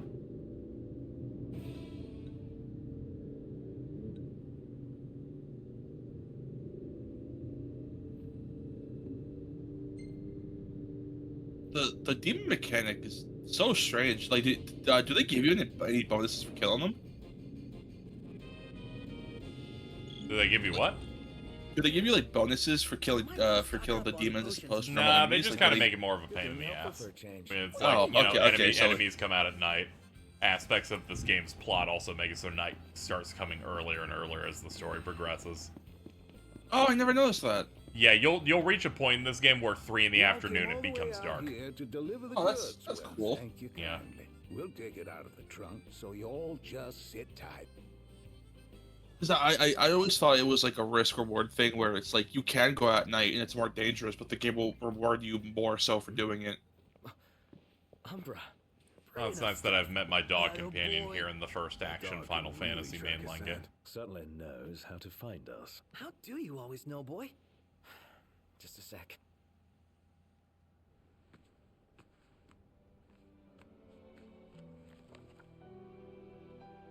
Nice flower. It's the same kind we sewed our crowns from. Oh yeah. Here, Why are you Chad, British? hold on. Let me prep that. So, I have a favor to ask. Take the notebook with you when you go. Sure. That's not all. I want you to put something in the book and send it back.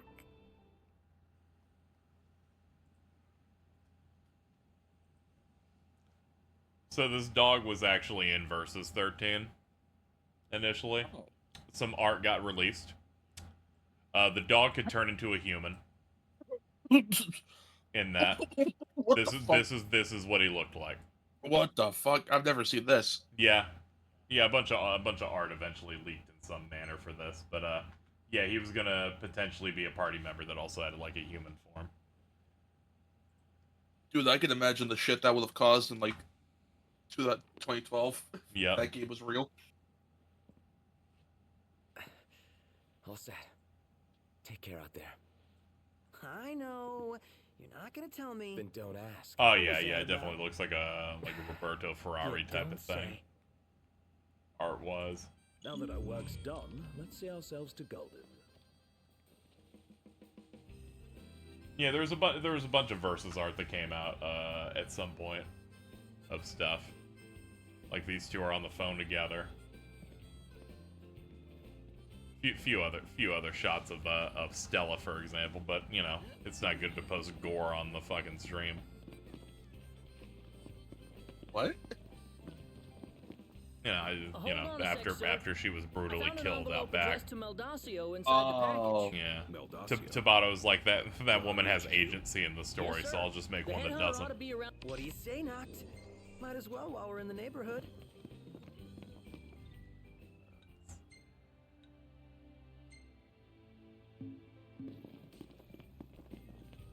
Search for the head hunter.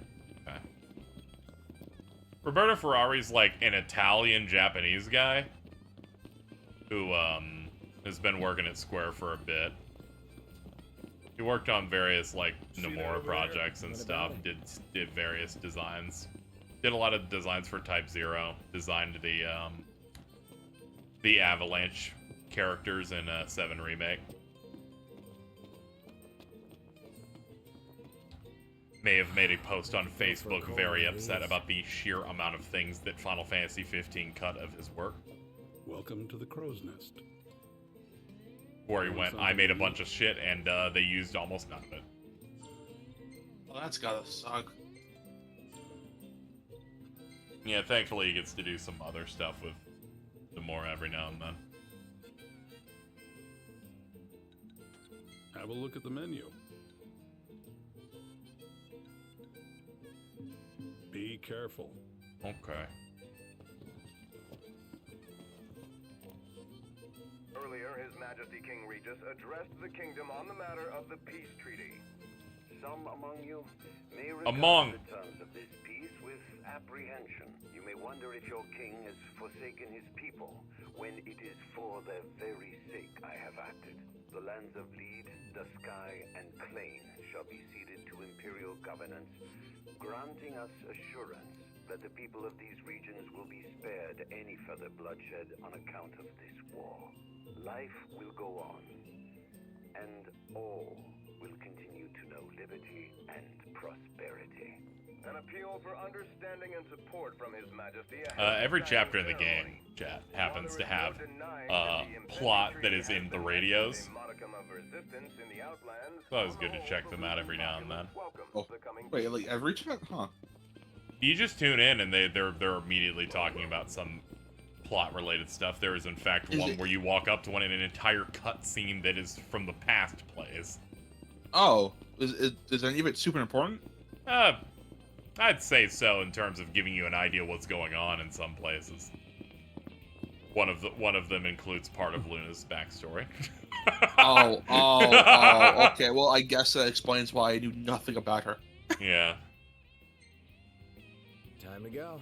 Well, you see, as Hajime Tabata told me in an active time report, they didn't like this because the story is told through Noctis's perspective, so he wouldn't see certain things. Everybody out. I feel like you could do that if you had enough like talent. I don't know how to say it. I like you twisting it 10 knots to be like, well, I'm trying not to be mean.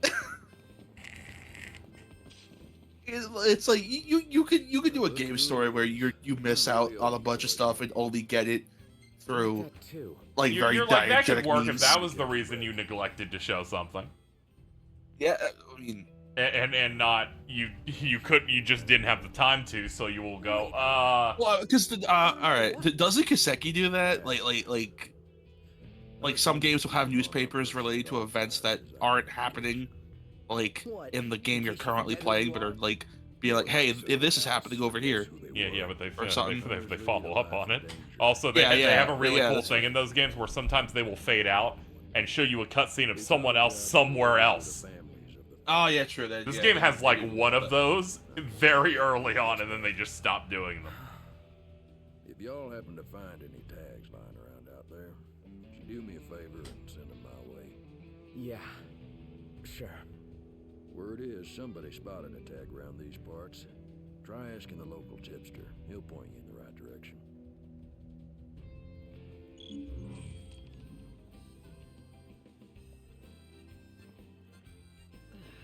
Those tags are heavy stuff. They certainly carry emotional weight. We'd best find and return them. And give the families peace of mind. Let's start by following up on that hot tip. Welcome. Hello, sir. What would you like? Alright, he's giving me my quest information of just marking the map for the dog tag we need to go get. Thanks for your business.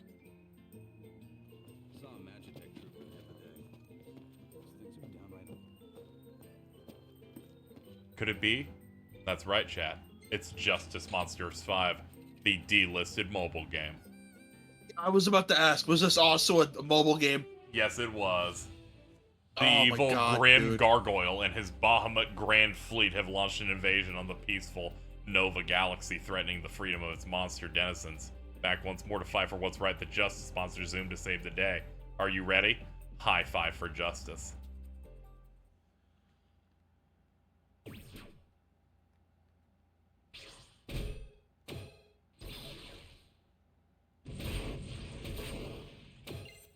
Oh wow. Yeah, okay. I you know, now that I know it's a mobile game, sure shows. Yep.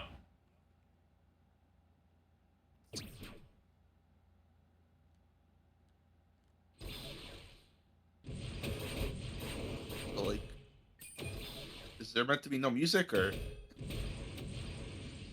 Yeah, I don't know why there's no music. Maybe I have to get far enough in it.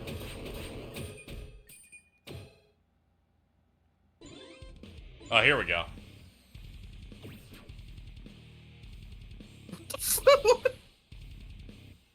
Hold on, let me boost this up a little bit. Darkness imprisoning me. Dude, this is just Saint Anger. Rammstein, let's go.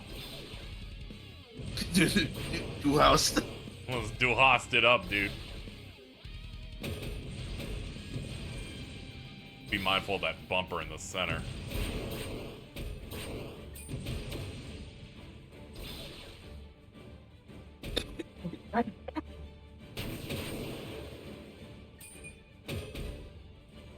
Stage clear. It's silent now. Oh my God. Okay, that's enough. For people who don't know, that's what it feels like to live with thoughts. You're just minding your business that Rammstein starts playing. I'm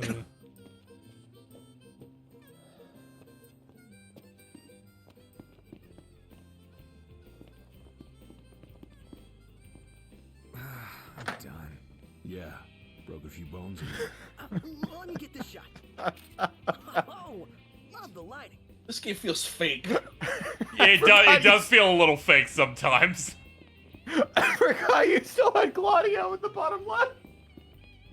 Oh yeah, I forgot about the fucking Gladio Wojak from the first stream. Dude, I keep forgetting you have that Malice gift for the left. I have no idea what you're talking about. What are you talking about? Ew. The Malice gift? Hello. Did you just... Ew, that's awesome. I'm sorry, awesome. I was shocked. I was shocked. Listen, man.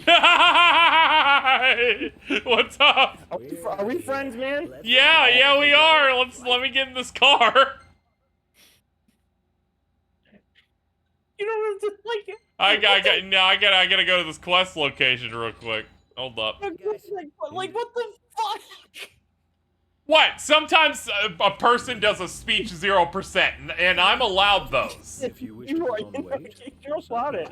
Wait, I missed. What the fuck just happened? My reaction to Ari coming in because I got confused. I just went, ew. Didn't mean to do that. That rules so hard. Did not mean to do that. We've caused a little bit of drama here. If you thought the segment was good, you can donate to me by hitting the button below. You can also clip it because I need to see. I need to see how that. Yeah, happened. you should. It was the I was like, ew. What do you mean? See how that happened? Eri just spoke, and Casey just went, ew. Yeah, yeah. Casey doesn't typically have the speech zero moment. Casey's like charisma god. I was. Don't Wait. worry about that. Eri, I think you misspoke. I think on your end it's meant to be a Riz god. Shut the fuck up. Shut the fuck The up. amount of times Alto will just quote a thing just saying Eri, and Eri's like, come on, man. Yeah, because the common thread is they all use a Riz in the worst way possible. Yeah, how cromulent of them. Baby Grunk. Whatever the fuck that shitty, awful kid's name is.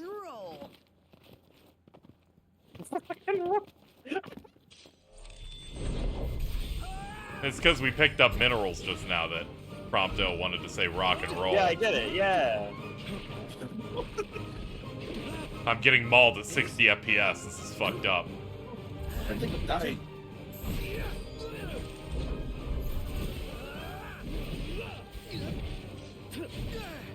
What? My hand slipped.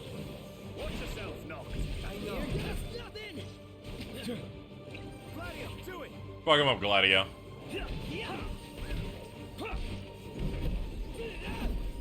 Nice work, Gladio. Yep. Yup. Thank you for clipping Alright, the ew. Appreciate it. Alright, I think I'm gonna hop out and go chug like a fucking shit full of medicine. Yum. Whatever, I don't know. I'm dying. Live. No, I won't. Oh, okay. Well, I tried.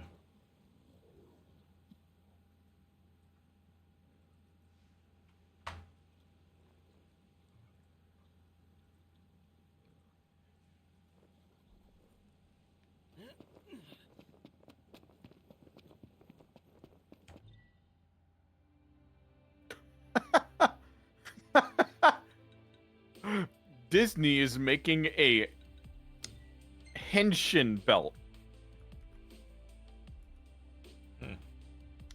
It is the Disney vault that you put a key into to Henshin.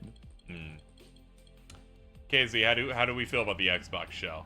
I'm fairly positive on it because one, the first party confirmed none of their trailers will be CG, and that they will also label things properly so people can expect cool stuff. That Persona stuff's probably happening, and that's one of my favorite series ever, so I'm very excited to see whatever they got cooking up.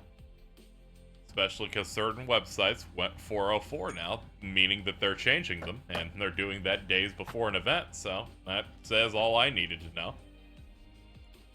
I'm so sad I can't get it off.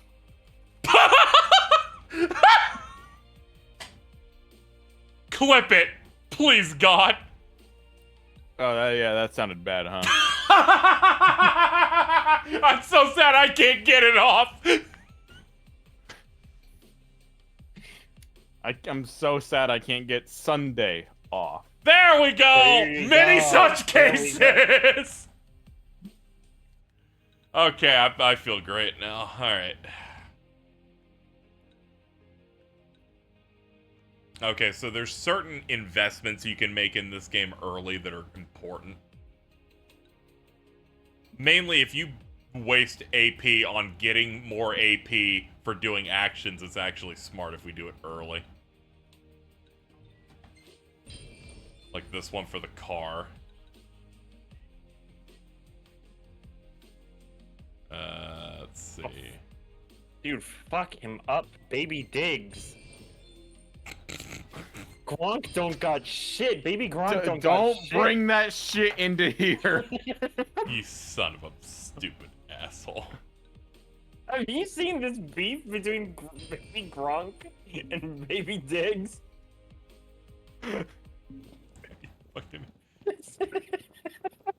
Please do not bring it in here. He's ready to humble Baby Gronk anytime he's ready. Anyway, chat, as always, we're running a stream goal. This stream goal's not for anything in particular. It's just a KZ Lives one pretty early on in the month. Good news, my landlord fixed my rent problem where it displays the wrong amounts. That being said, I still owe them $3 for a thing.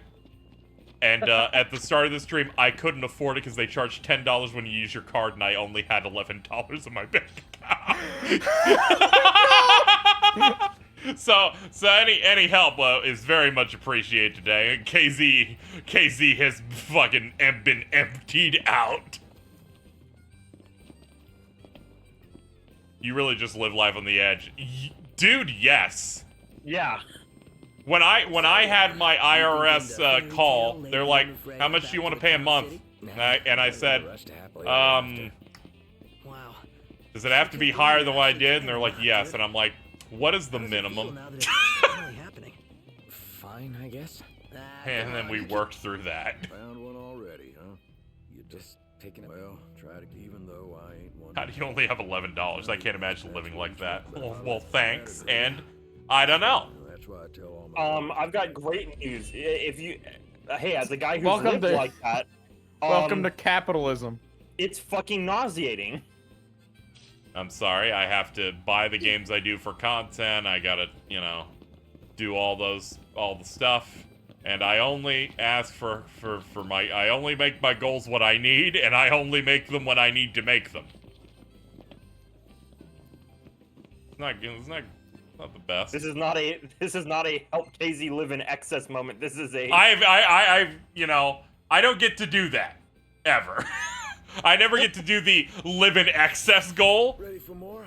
You bet. The closest to that was when we ran goals for a new PC to ensure that I can just keep doing this normally. Nice. Thank you, Stoppery. Appreciate it.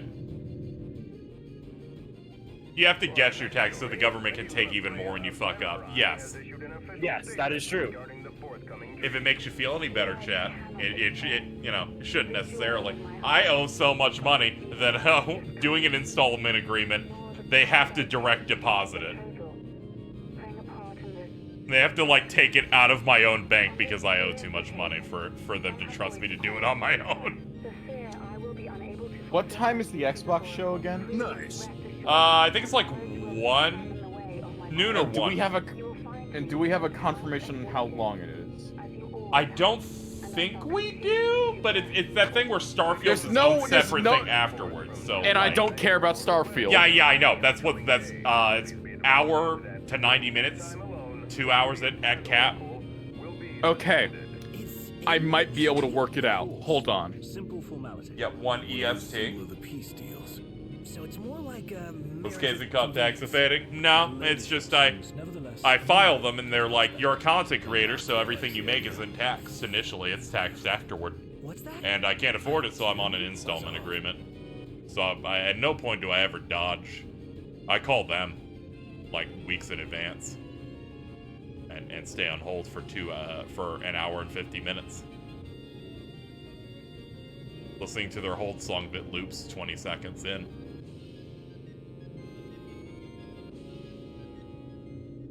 Hey, I see the sea. I see it too. That's Okay. Golden Key. Kind of want to go for One of my coworkers is working a 4 p.m. shift that day. You got If it.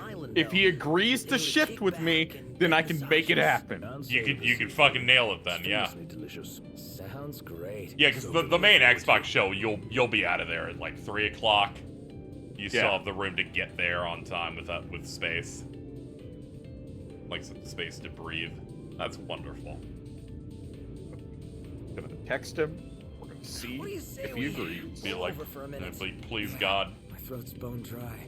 Sounds like grounds for a pit stop. Sounds like a waste of time and money. I know streamers can write off gotcha pulls on taxes and stuff. I can absolutely write off some stuff. I've tried to look into some degree of it. It makes it a bit easier, but Yeah, there's a lot of business. Yeah, it's tough. It's tough. I need to study taxes a bit more because I'm now like I knew enough to help get my friend out of a bunch of stuff. He's not the only one. Whew. She's gonna be an absolute Like knockout. when she was doing stuff for her, like, because she takes art commissions. Yeah. And I've studied enough business law and know how to navigate websites that need that information enough to get what I need. but I could definitely just stand to study it more so that I could help people not get fucked. Seafood. Yeah, it's just some basic concepts of like, are you gonna use this for content? You can totally write that off. Like you bought this thing, and you made it as part of your business. We got bigger fish to fry. However, there is the thing about offices that they're very strict about. Not cast a line. That's it. What's what? I've come up with a new recipe. That's great, dude. I can taste test for I you. can taste test it for you. Yeah, IRS has this weird thing with offices where it's like, for it to count as an office, you can only use it for work. If you do anything leisurely in it once, it doesn't count. Yeah, it's basically like a... What the fuck just happened? What the They're gone! fuck? I was gonna make fun of them, but they're out of the call. They fucking are, they are gone! They left! Is this a bit? Are you okay, Eric? Yeah, no, Discord just crashed. I think it like... Sounds like it's made I think it was like overloaded with like Street Fighter 6 and everything. You had too much Riz. And as you were saying, Eric, do you even remember? Yeah, no, Welcome. okay, I don't. You were talking about yeah. You were talking about like vehicle stuff. Yeah. No, you have to use that thing exclusively for business, or you're fucked. Yeah. The boats bring you here. What about him? Well, I need to take this then outfit I'll off. take you forth. And what's your story? I'm an impatient traveler, ready to turn ship. The ceasefire's getting us nowhere. You know, after going through all the marketing, nothing leads you on as to what Arden's deal is. They make those? No. I think it's funny that they really, you know, the game is going to present that he is a part of the Empire is a mystery. A man of no consequence. And you find it out a few chapters in. Yeah, right. But you just learn it through their active time reports where they say, he's the Chancellor of the Empire. Or the movie where he appears as the Chancellor of the Empire. What that guy said about the port being closed? I'm skeptical. So there's really like no intrigue in this game around him, aside from, is he doing anything beyond that? It's really confusing. Good news, chat. Got it swapped. I will be there for the Xbox show. Let's fucking go, dude. Here's this book that just tells you every summon in the game. That's it. There's no art, it's just in a little text box. Uh-huh. Love how the Chancellor of the Empire doesn't do anything even remotely related to politics. Yeah, he walks up to Regis in Kingsglaive and says, the Empire would like to have a treaty, and maybe we could do like an arranged wedding thing to start the peace talks. That's it. He's also one of the few people that voices the character in the movie and in the game. They couldn't think of a celebrity to put into Arden's slot. Not a ship in sight. What gives? Alright, chat. We have to go deal with this guy. This guy that Cheese wants to According fuck. my sources, the Empire, given strict orders not to let any vessels leave the docks of Altisha. Real shame if you were late to your own wedding. Right, Prince Noctis? Name's Dino, by the way. Pleasure. The Crown Prince of Lucis. Shout out to Dino. Fancy car. Surely you didn't think it'd go unnoticed. At least not by this reporter. Lucky for you, this reporter has integrity. If you want to remain incognito, I'll respect your wish. In exchange for a favor. If you could help me out. Yeah, man. What do you want? Hey, I knew you'd come around. Hey, Dino Mittens says hi.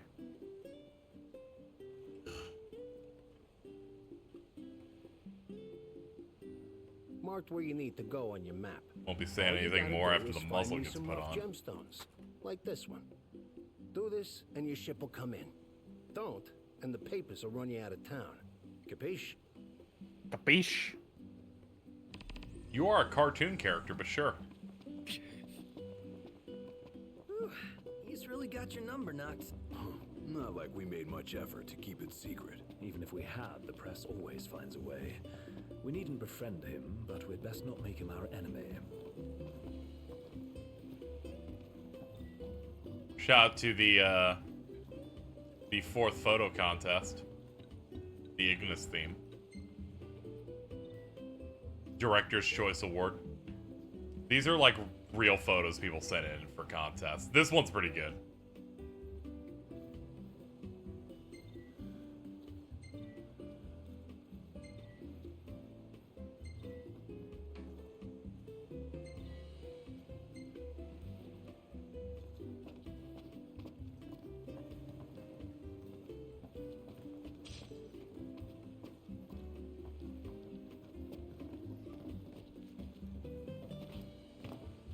Welcome to the Mother of Pearl. We use the freshest fish in every dish.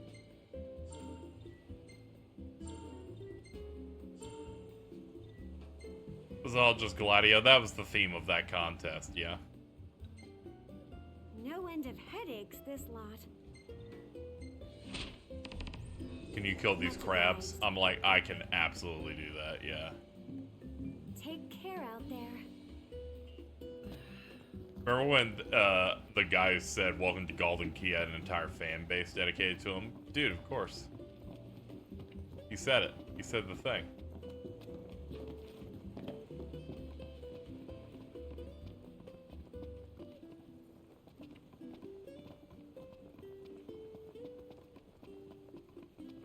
This and Altisha are like the only proper areas I remember about 15. Awesome. There's so much fun to await us.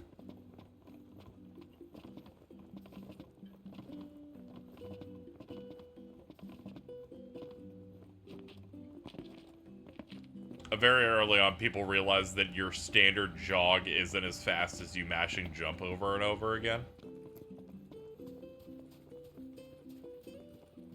It's rough to learn that one.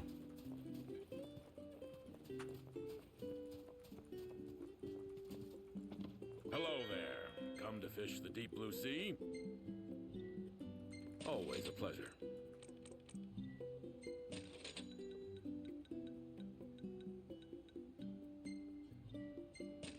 See you next time. You see this, Noct? What about it? I was wondering if fishing was already unlocked. Looks like it is. Here we go. It's showtime.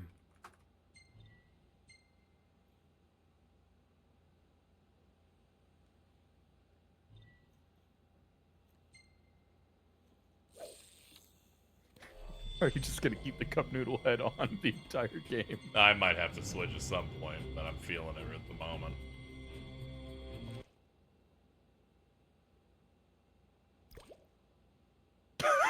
Oh, I was like, why'd the sound fall out? I was like, what happened? I was checking if my stream broke. I'm gonna fucking shit everywhere, dude. The sound design in some of this shit's bad. Someone clip that. That was like horrifying levels of sound cutout.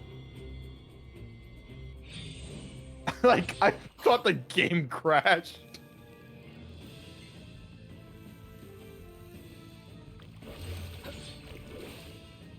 Fish QTEs. Badass.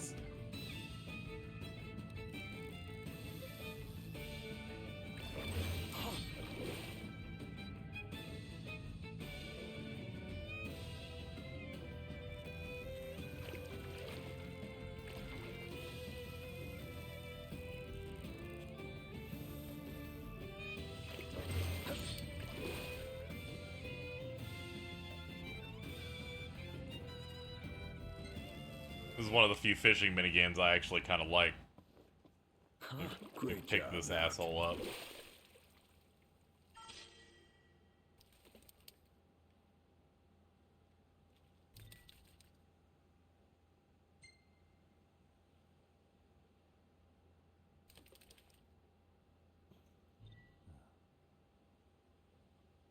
I guess I could go for another one here.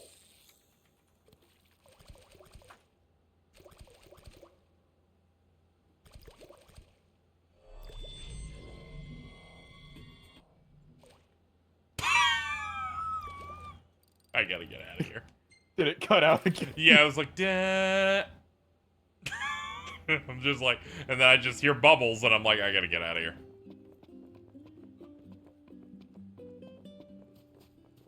I don't think Big's very good at catching fish. Seems like it's his hobby, but he kind of sucks ass at it. We're going. On my way.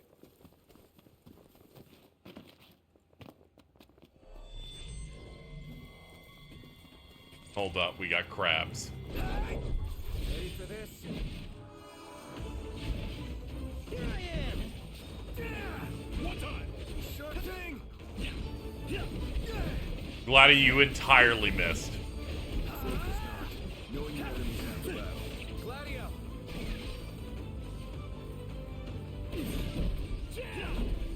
Did not notice that my health dropped before I hit that thing, so I could not follow up. Look out. Affirmative.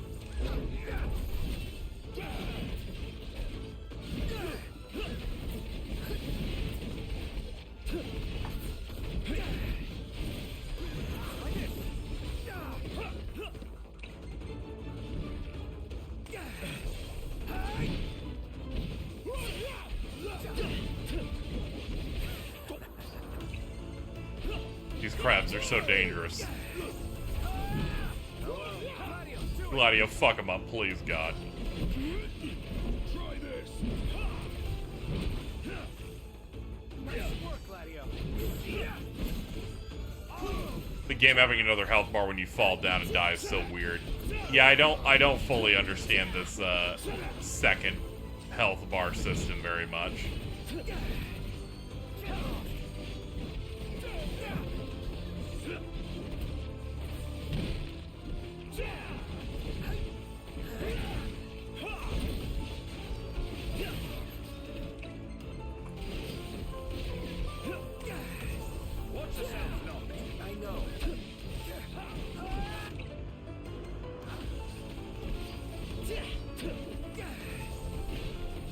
I wouldn't even say it's for the casual aspect. Even 13.2 had this with Bleed.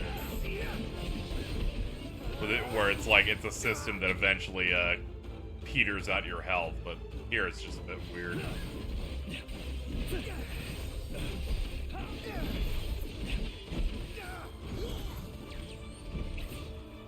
Ponto, you're up.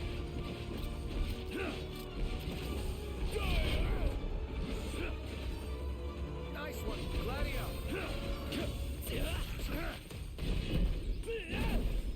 Nice work, Gladio. Yup.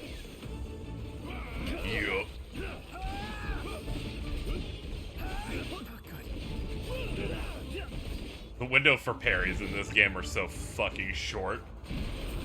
They're like, that thing's attacking you now. I'm like, oh. Alright. One false move and we're done for. We can turn the tide yet.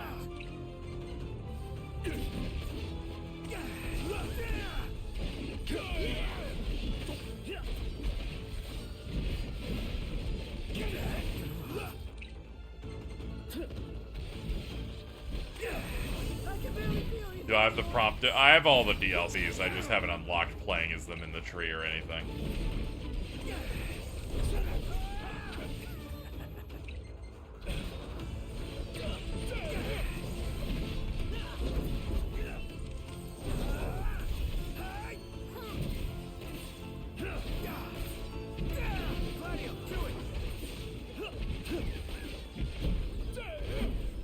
Nice work, Gladio.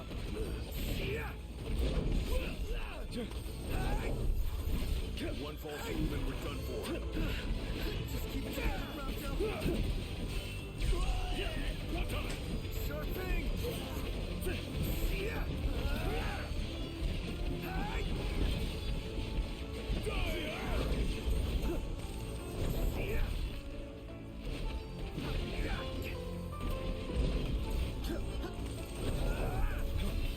Fourth Strike's good at just knocking them down consistently. One day we will finish this.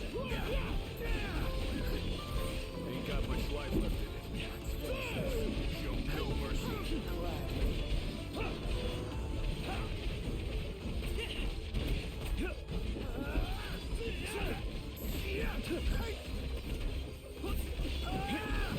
Gladio.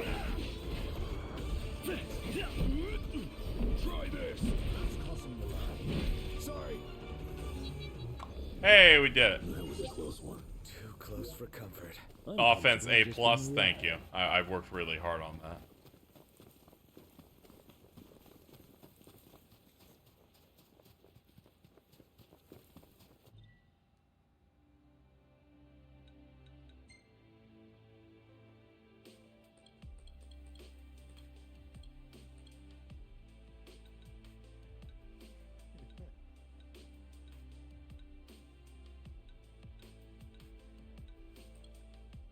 Just trying to remember where all that is. What's up? I'm just laughing at, like, so there's just the tweet of U.S. experts say to wear N95 masks for safety from Canada's wildfire smoke, because you know that shit's real bad. Oh yeah. And then the quote tweet of, look at the replies of this one. New York conservatives are gonna start going outside and sucking in smoke until they turn into a Fallout 3 super mutant over this shit.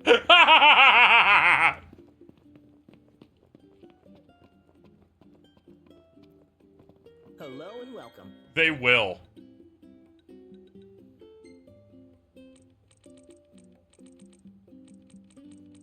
Probably. I genuinely hate you. Thank you kindly.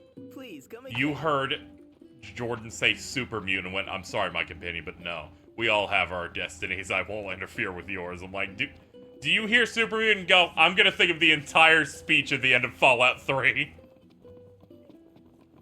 It's like, you're a super mutant. You could go into the irradiated thing so we won't die. No, you all have your own destiny.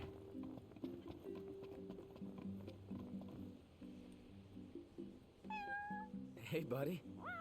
What's up? Taking a little stroll? How come you're all alone? You must be hungry. Yeah, that's what I thought. Gotta come up with some cat food. Could always buy some. Or we could fish for some. Excellent idea. All right, this one's perfect. Obtain an edible trevally. Give the fish to the cat. Here you go. Caught fresh. Here's the fish I caught. What? You don't like fish? Oh, you only like cooked fish. Consult the chef. Yep. Oh, when Final Fantasy does cat side quests, it's fine. Welcome to Golden Key. You know what? Yes. They're better. They're more soulful that way. Welcome back. Making quite a name for yourself.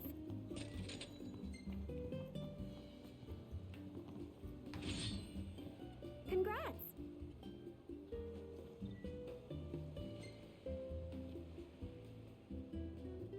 What do you feel like having today?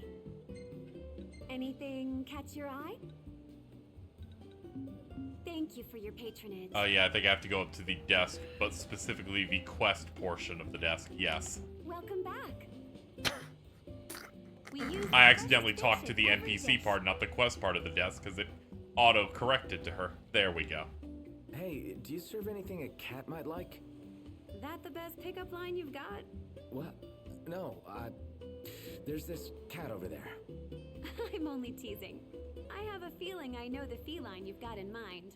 Let me whip something up. What the fuck did she mean by that? This is all she has, alright? Someone just ordered the last fish on hand. Would you mind catching another one of these while I make their meal?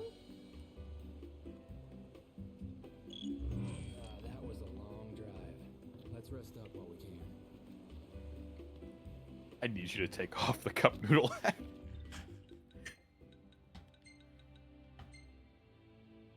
What are the other guys' costumes? You're right. Let me get this fucking shit off.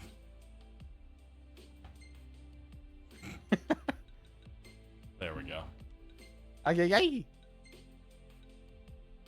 ay. Casual outfit.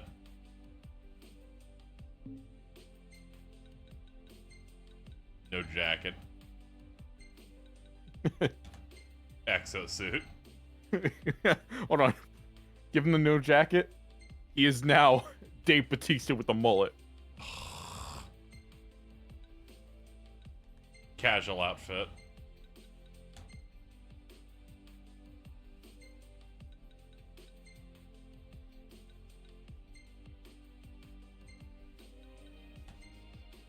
Bro be like, please peg me. I'm begging. We're really looking at the straightest character in this game. Water without any ice. I'll start on it right away. You know, this is really thoughtful of you, but be warned. Cats are clingy. Picky eaters. You don't say. When it comes to food, felines are quite finicky. So you are wise to entrust the cooking to me. Here.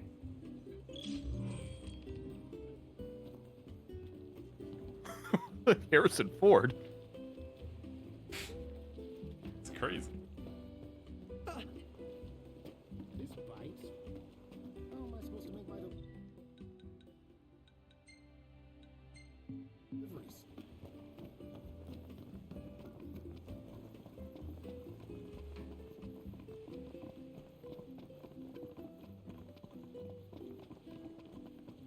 All right, here you go. You're one spoiled cat. Aww, I think he likes you. I guess. Clawed his way into your heart. Might keep on clinging. Forever. Should go find my cat. I hate Gladio so much.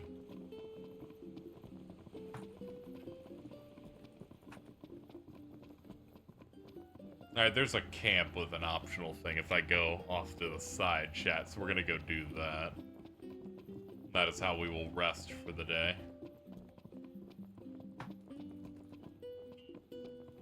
As you can see from the meter there, chat, that's our stamina. If we click in the stick right as we're about to get tired, we will get a burst of stamina again, forever. Just keep doing it. Is Gladio the worst party member in an FF game? No. Nowhere near. I don't know. He's all right. It's time. Gladio, come on. Some of his writing stuff later is like incredibly bad, but you know, aside from that, you know, I've dealt with worse. Unlike most people who try to make declarative statements about this series, I played all the important ones, so I can be confident in that. Shall we camp here? Ugh, I'm all sticky and gross. Woohoo! Bath time! I'm like, yeah, dude, fucking Amaranth is fucking in this.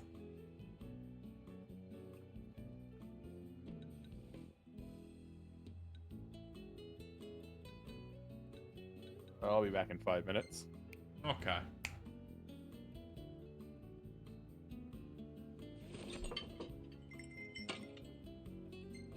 We're gonna eat our this.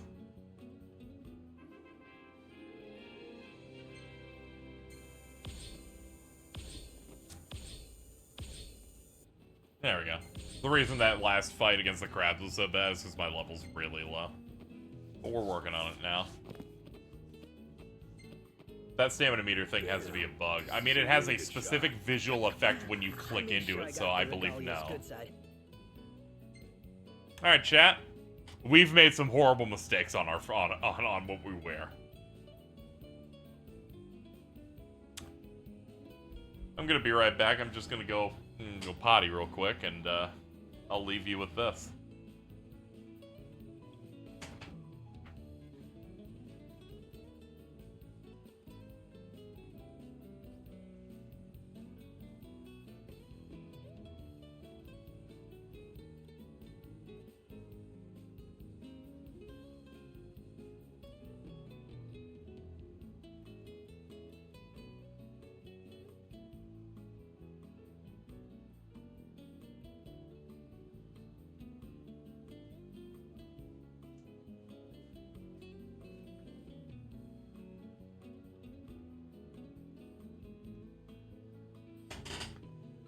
Ah, hello, chat.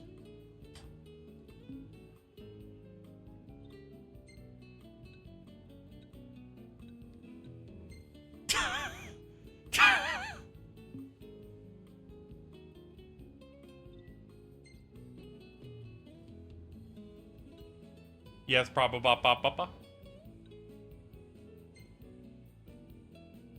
having a lot of trouble keeping them together. Why? Is it because you're hoping there's an FF7 thing and Persona 3 is going to show up in less than a week? I imagine it's a mix of feelings. Probably that second one. You know, that's the king shit over there.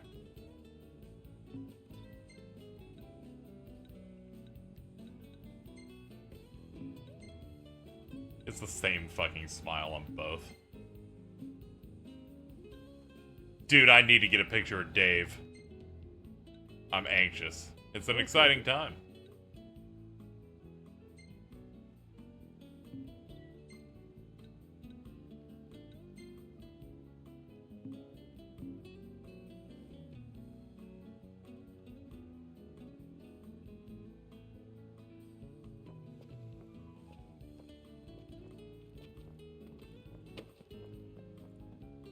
Here we go.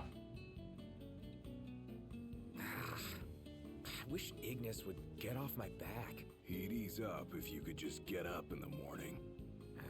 A cure for sleeping in. All right. Crack of dawn tomorrow. We train at the beach. If you think it'll help. Oh, no doubt about it. You'll feel like a new man.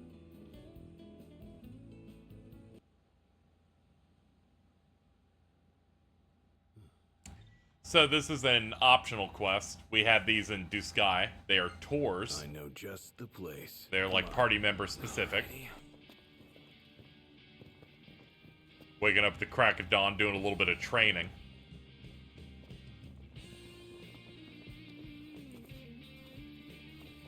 This track, by the way, is called Bros on the Road. More importantly, there's a track later called Bros on the Road 2.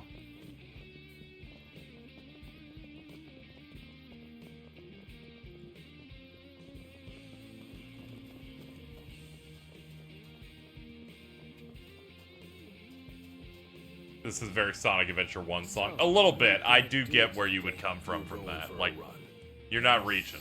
Simple. What? That's all? Try saying that when your lungs are ripe to burst. Sand's tough to run on.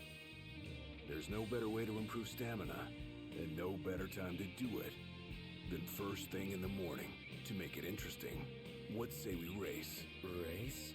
With stakes. Always that's when I say something that's not a boss baby moment. Hell yeah. Thumbs up. Every day. That there's the goal. Now let's get started. Alright, let's see if we can win this one, chat. Ready, set, go.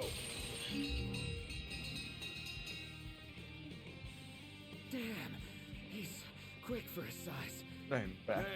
Oh, you're running with Gladio. Yeah, I'm doing one of the tours, one of the party building quests. It only procs if you camp at this site. Can't keep up. You barely lift my legs off the sand. Yeah, you can essentially cheat this if you know how to regain stamina by doing the QTE thing.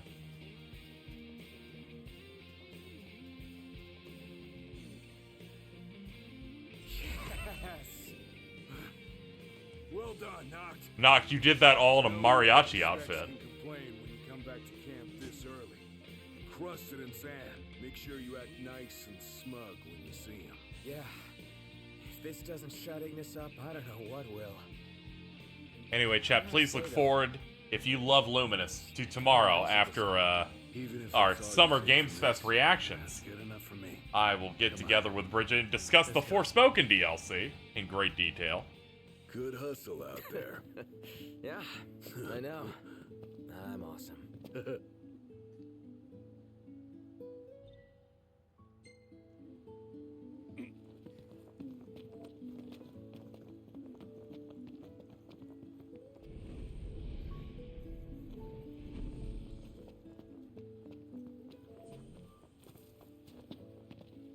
Let me see. I do have a couple of FF15 fun facts for you, chat, because I somehow didn't get through them in my chronology earlier. I used to be in a Discord server with one of the composers of this game, because they did some of this music in America. which was neat. Like, he showed me some photos of them, like, hanging out with Yoko Shimomura, which was kind of neat. So that was a fun thing. It was really funny, because there was, like, one person in there who really thought the main theme that plays in this menu wasn't very good, and was annoying, and I think that person actually composed that. Which kind of made that a little funny. The other thing is the really funny NeoGAF thing that happened before this game came out. To best set the table, there's a thing known on the internet as an insider, where someone talks about a game ahead of time. And there was the user on NeoGAF, Verendus, who was quite well known for having information where it's like a mod will vet the information, you just show them what you have and that kind of thing. He posted and said that he had access to this game, and then posted a full impressions thing. And said such things as, this is one of the best Final Fantasies of all time. This is going to be the age of Bahamut. Tabata represent. The term "believe that" was used.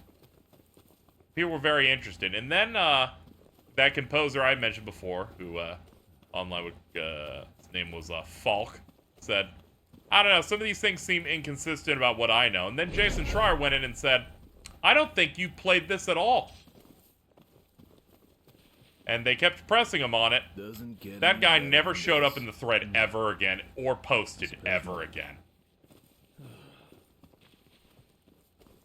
I couldn't find it, but there used to be a video that floated around where someone collected all of the posts and people realizing what was happening, and that this dude was just pretending to have played a game that he did not actually play to say pre-release that it was going to be incredible.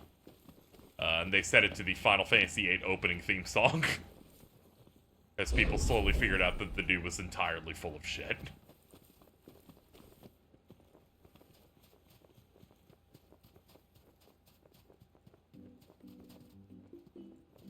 It was he spun a tale of excitement for this game. Didn't the game accurately leak on 4chan? It did. It leaked March, so it would have been 8 months before launch that the entire story leaked on there. The only thing I got wrong was they said that there was another fight happens in a spot where it doesn't, and all that tells me is that they cut that part of the game by then. What's the forecast? Yo, you're in a mariachi outfit. Let's go. I know, yeah. Nice. We're going through a couple of things. Couple pieces of information I had. Did you get to the actual game? Yeah, here we are. That's crazy. So you didn't do Judgment Disc? No, I can't do that. I can't boot up fucking Judgment Disc. I can't do that to these people. And then I'd be like, alright, let's do chapter 1 again. Let's just do that whole thing again, but with English subtitles this time. Let me see. What else did I do earlier? Oh yeah, and when Ari came into the call, I went ew by accident. Aw, no. It's not often that I speech 0. I'm sure someone has a clip of that. It's somewhere. Yeah, it's somewhere. It's a Freudian slip, actually. Shut the fuck up, goddammit. Oh, some people already were here with Judgment Disc. The Japanese-only demo that covers the first half of Chapter 1. Oh, hey, you can only play it on easy. You can only play it on easy. They released this, only like a month or so or something like that before the game. Like, it was pretty fucking close to the game actually coming out, I remember. For reference, chat, the demo basically ends after you do this quest for Dino, and then agree to go to sleep in the inn in Galden, and then the demo ends, and then it plays a trailer that's badly cut, but shows you a bunch of stuff from the final cutscene of the game. Yep. Thanks, Yuki. That's it. What's up, Iggy? I've come up with a new recipe. I could taste test for you. Taste test for you. I've come up with a new recipe. The Prince of Pain. Yep. Yeah. Momo was in here going, every time it was said, it was always, yeah. Because he was there for all of my 15 streams, so that line in particular got really fucking committed to memory at a certain point. But we watched a bunch of stuff. I cut together parts of Uncovered earlier. We watched that. We watched the Epic Mealtime collab, in which I was about to ask about the Epic Mealtime collab. I'm so glad you put that in there. I of course showed them the Afrojack E3 trailer. We watched the the Xbox conference E3 2016 Titan demo. Oh, it was so bad. Oh, I missed that one actually. I should include that on my thing because that Titan demo was like the. Like, you have to understand, that was the turning point. That was when I was still, like, in peak, like, blind optimism for this game, like, entirely. Even that one shook me a little bit. I was like, what the fuck is going on here? Yep, I showed them the Dawn trailer that was shown at Gamescom, and the Dawn 2.0 trailer that was shown a month later that was just as bad. We watched the pre-launch live-action trailer, in which they show children playing in a forest and getting attacked by an iron giant, but Noctis shows up, but it's really dark and we cannot show what this fucking looks like up close. Eyes forward. My favorite thing is Alter going, man, I've never seen that Omen thing before. And I'm like, it was in the day one patch. What? I'm like, there's a lot of nightmares in here. God. Yep. When the game opens and then Noctis points out that dude next to Regis going, make sure to take care of my dad, and I get to go, that's the villain of Kingsglaive that kills his dad. Yep. That's Dratos, or Glauca as he's known to the Empire.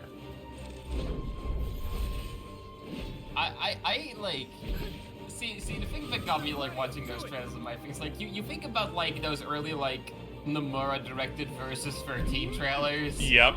And then you you make the jump in your head from that to the fucking Afrojack trailer in particular. And it's like, man. Dude, we ended on top. The launch trailer with Eminem. Oh my god. Life in the fast lane. Oh my god. We can't slow down. It's really great because some people didn't know. And it's like a third of that trailer is generic epic movie thing. And I'm like, give me this drop. Give me the drop. I need it. I need this shit so bad. And then I get to bring up, quotes. Let me go look at my documents here. Which is a sticky note thing. Where did he fucking say that shit? Here it is, September 2015. Dawn 2.0 trailer. Tabata confirms on the game's official forums that they've replaced the Deuce Guy auto-swapping weapon system. Stella has been removed from the game, confirmed.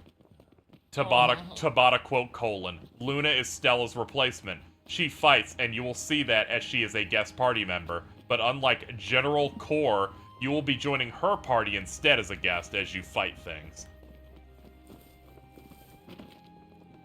So two things. I either got cut out completely, or he was just fucking lying. Bridget, the thing about that quote that really made me, like, freak out is thinking about that quote and thinking about the quote you and KZ talked about yesterday where they brought up how they were talking about Cindy. Yeah. And the hypocritical thing. Oh, yeah, where it was like people were asking for female party members because it's a bit of a sausage fest.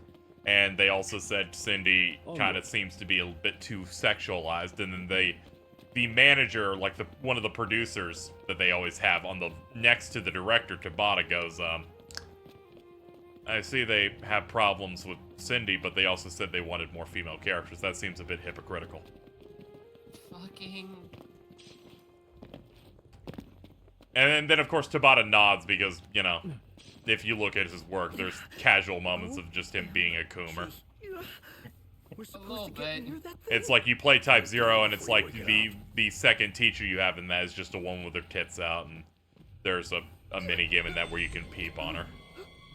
Bridget, You know, I think I should ask you actually about this, since you are a Fujo. Hi. Is 15 yaoi in the same way that shonen is yaoi from the unbridled misogyny of its creators? We had this discussion when talking about how the female character from Kingsglaive, I forget her name, that they said was important in 2 different ATRs, and then you watch the movie and she's killed off screen. I do feel like that angle is a little more intentionally pandered to than a typical shonen. Definitely. But like it is an element, yes. Okay, here's a different way of putting it. If Nomura were in charge, it would feel a lot less malicious. Yeah, it would be, complimentary. I'm really like the way that this game is such a sausage fest and like its treatment of women just in general being this bad, like those two coming together so catastrophically that it just permanently colored people's perspective of like, oh, there's just no problem in female characters in Final Fantasy. They don't do that over there. Yeah. Some people have granted, those people. Yeah, the holes in their those brain. people are idiots. You literally had to look one entry back to see how wrong that was. But it is fascinating how disastrous it was here. Yeah, we did in fact get three whole games where the key character is a woman. A woman. Yeah, like, come on. Happy to see Noctis celebrating Hispanic culture. Of course! It's nice to not have to kill anything. Because Jordan couldn't handle the cup noodle being on my head for so long. Oh, dude, you're so fucking close to the Tekken stage right now on this map. Yeah, I forgot fucking Hammerhead is the fucking Tekken stage. What? Wait, Jordan, what do you mean you couldn't handle the cup noodle head? it was getting real scary. Oh, that's a shame. It's getting real scary. I played the entire game of that on last time, I'm pretty sure. I did put on stream the Cup Noodle 15 ad. I feel like that was important. If he could have had it the forks and spoons. Yeah, they spun around me like the ad. I would have been more on board for the entire game having it, but just it being a hat was a lot. It sounds like it was literally stressing you out. I kept seeing shrimp pop out of Noctis' head. Thinking about how Cheese wants to fuck him. You understand, don't you? You see, I don't hate her. I don't want to be on that Hold on. Let me give her a but call. I don't understand this. Be sure to stay here until she answers. It commemorates the Oracle's ascension. Cheese is like in the middle of a fucking biohazard in New Jersey right now, and you're like, hey, you wanting to fuck Dino?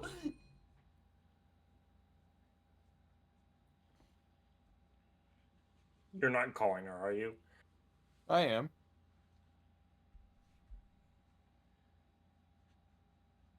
I don't think she's picking up. Wonder why. Yeah, I wonder. One of life's great mysteries. Here's one from me. Come back if you want to buy more. I doubt a souvenir like that could make its way into the hands of an ordinary citizen. Didn't answer. Oh well, it's our pocket change now. Why does New Jersey look like Mexico now? Yeah, Canada's on fire, so people up there it's coming down.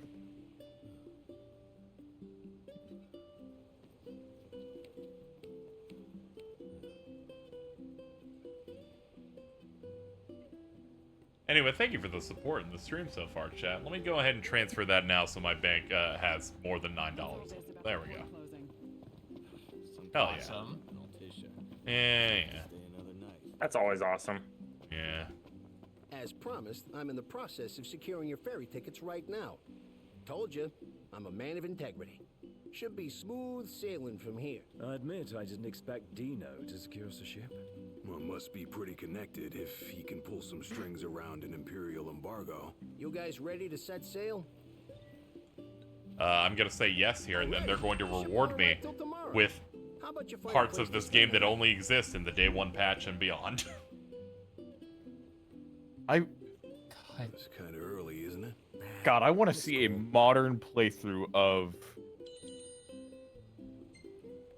1.0 Final Fantasy 15. I didn't even play that. That's how fucked up it is.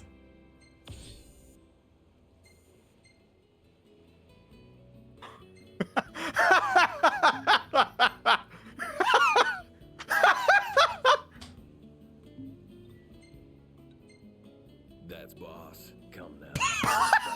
That's boss! Go on, dude. Go on. That's What boss. the fuck is it? Nice. Thank you, Draco, by the way. Really appreciate that. That's Hope this boss, helps it. Draco. That's boss, honestly. This one's pretty good. I know. I dig it too. He's running like a cryptid. Hey! Hey! Hey!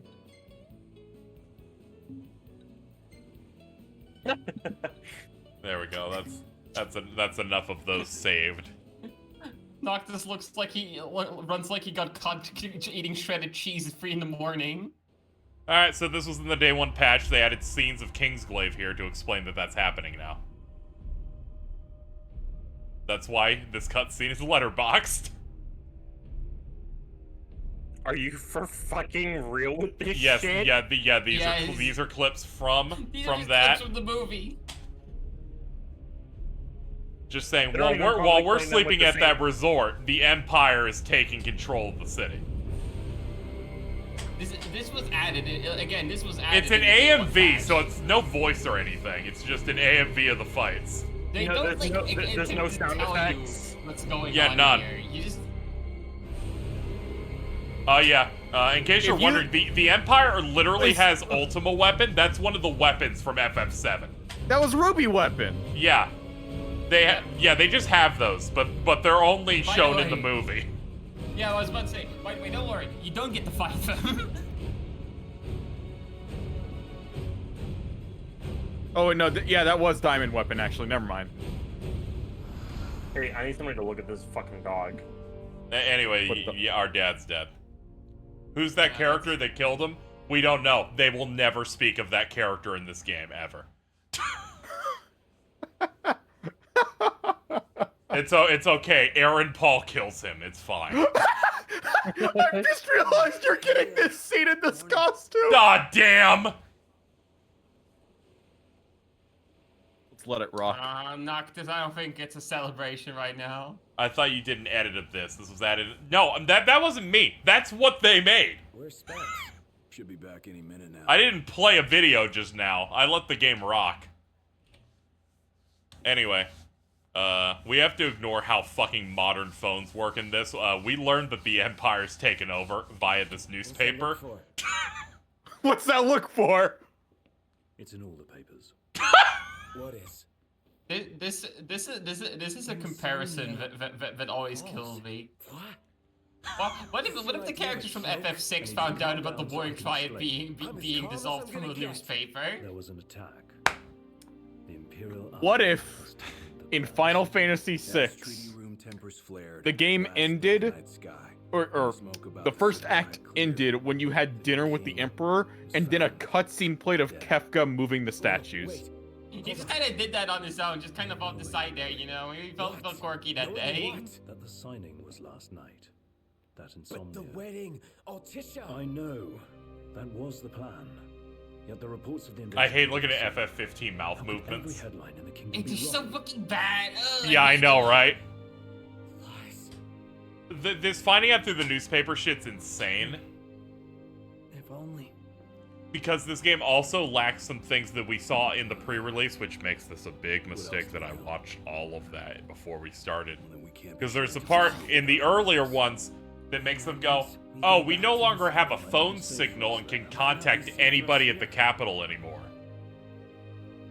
But they don't have that scene in any of the part of the main game here, which would maybe explain how they get none of this info except through a newspaper. That would have been literally anything, yes. Yeah.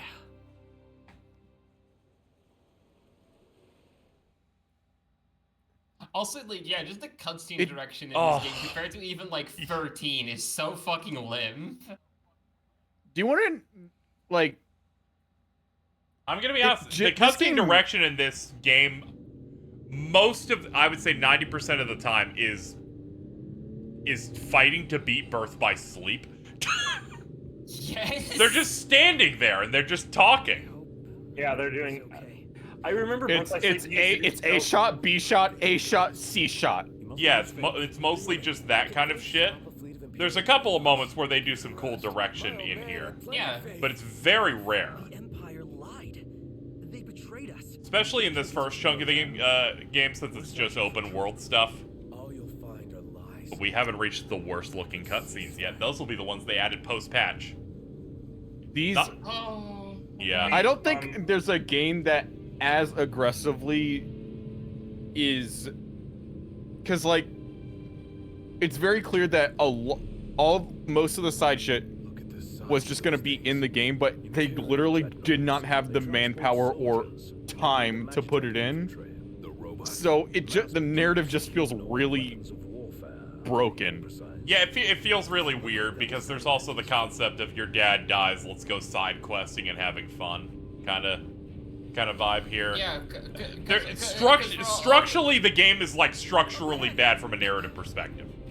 Right from the opener. Insomnia Falling should have been the midpoint, but it's in the first 2 hours. Now, hey, what if it was like this game called Versus 13, where you're there while it's being attacked? Well, you're like and fighting your way out of the city instead. Fighting your way out of the city, maybe even have like a decent chunk of it beforehand where you're really getting to like know the city and all that. I definitely haven't thought of a different version of this game in my head and even cut it into chapters. See, the thing that gets me, and I'm sure that everyone who was like with you watching these trailers is clued in, the fact that this is the part that like got cut out kills me. Because this was the shit we saw the most in the early trailers. It was basically all about the fall of Insomnia. And now it's just not in the final game at all. It's really fascinating that it's like the thing they cut that was originally prominent in Versus is stuff that just doesn't appear here at all. Connections with your parent, you know, everything about the city. Stealth. Characters in which you interact with, a female lead. They didn't include any of that in here. It's a lot. Instead, they're like, well, we have to get the open world content locked in, I guess. We need to get the combat right. And you know, it does take a lot of time when you finish the combat systems and rip them out. You weren't here when we were going through the active time report. I took notes on all of them, and one of them said, the cross-chain team-up attack system has now been refined and fully locked in. As in, it has been removed. They said this 14 months before launch. Like, okay, you played episode of Sky like 2 days ago. Like, how like, you understand why everyone's like, yeah, the Sky combat's like just kind of better. Yeah, it's better. Yeah, this only edges it out because it's running well. Yeah.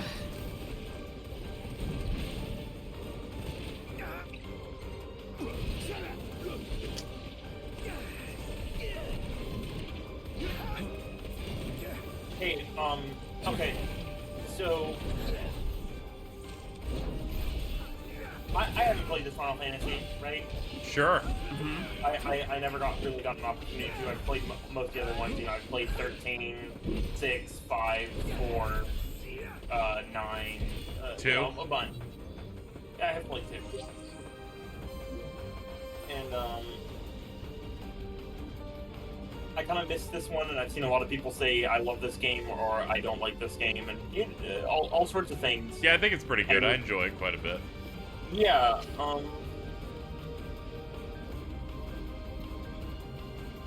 Where do they keep coming from? Can't imagine what this looks like a fucking mess. Like, not like I understand, like I'm looking at some of like the shittiest locations ever with like some of the worst cutscene direction I've ever fucking seen, and like plot that doesn't feel like it. There's no pacing at all. It's just happening. It's just happening. You know, we're road tripping, but bad stuff happened. We gotta go.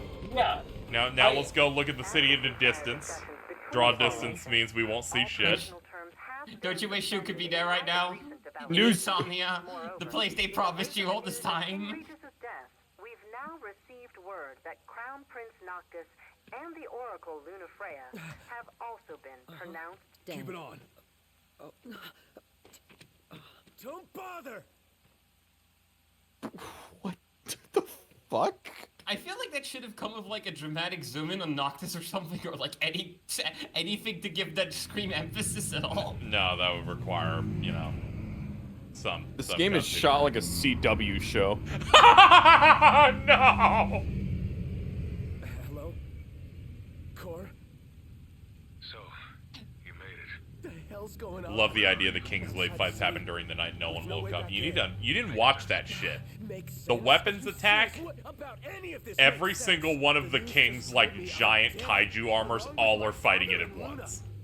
Yeah, that movie is The finale of Kingsglaive is like the finale of a Transformers Michael Bay film. It's true.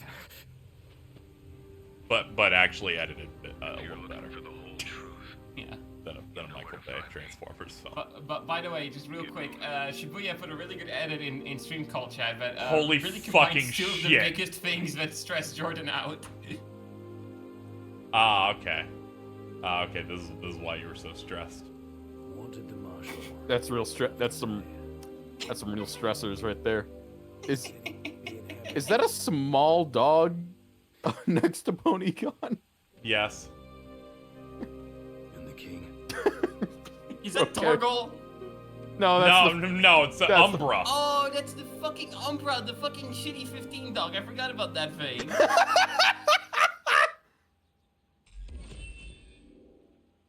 No, please be nice to the dog that used to be a human in Versus, but we can't have this guy. If they released this dog boy into the wild, it would have changed everything.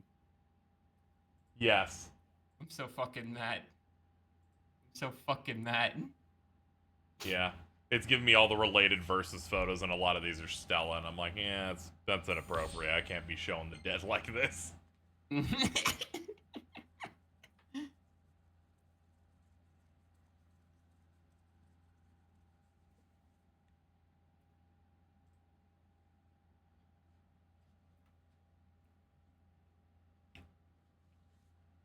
No turning back. I can't wait for us to get to my favorite chapter opening text, but it's way later. When the term "sitch in time" is used in a loading screen dialogue to explain the previous cutscene that they will not explain. Is this Lunafreya's first appearance? This is her first appearance. This is supposed to directly follow up the end of that movie where Libertus, the slightly portly man from those movies, I guess escorts her back at the end of the film, going, "We gotta get you out of the city. You have the ring." What a silly game. This ring is very important. It is explained almost immediately in the film. It will be explained to us in, I believe, chapter 12.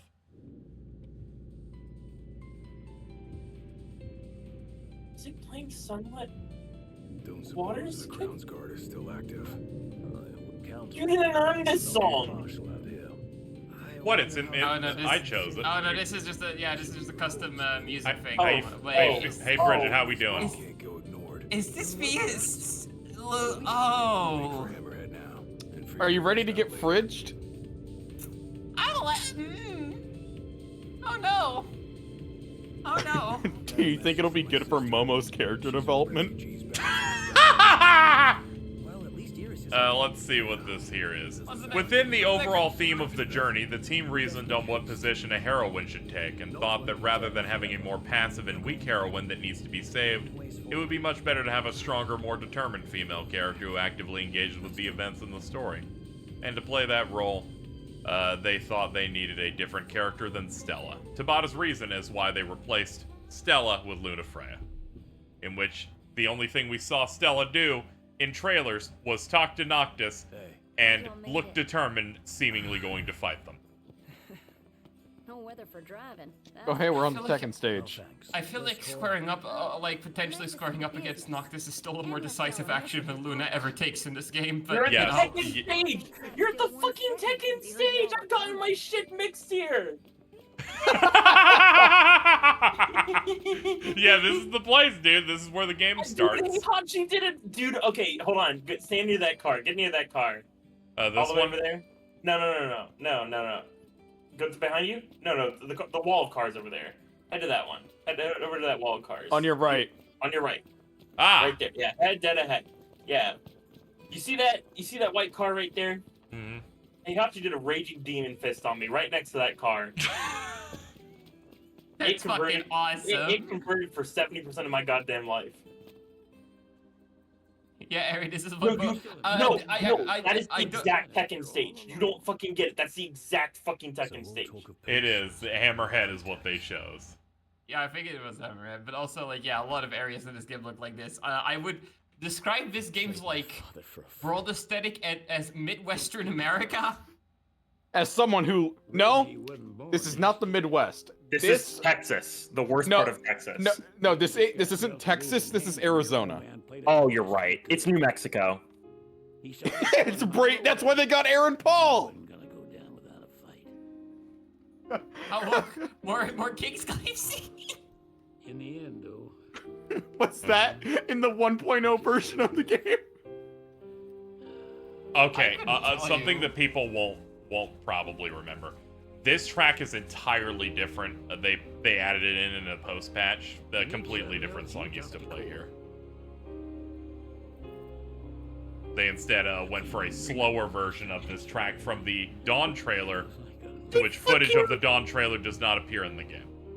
They fucking dropped like what is effectively the entire burrito of this game on the floor and are trying to salvage the ingredients before they've passed the 2-second rule. So people noticed that in the Tekken stage here, they even have the quest marker. Someone circled this and went, "What is this thing?" It's the fucking main quest thing from 15. That's Hold on. That's awesome. Hold on, go in that direction in game right now. We need to get there. Cora left a message. Said he'll wait for you. There's an Hold on, get in that. Hold on. Ways past the outpost. Find that first. There was a white fence. It was near that billboard, which Benora White. And hell yeah, dude. Hold on. I've got a screenshot. So hold on. Benora, oh my god. Yeah, it's referencing that. Jump. Here's like here. You can get near the yellow truck. Look at the yellow truck right now. I have a screenshot of Noctis in Tekken. Like I have the like. You can get some of these angles. It looks like. Why the fuck was he in Tekken? What the fuck? So that Maximilian could have a main in Tekken 7.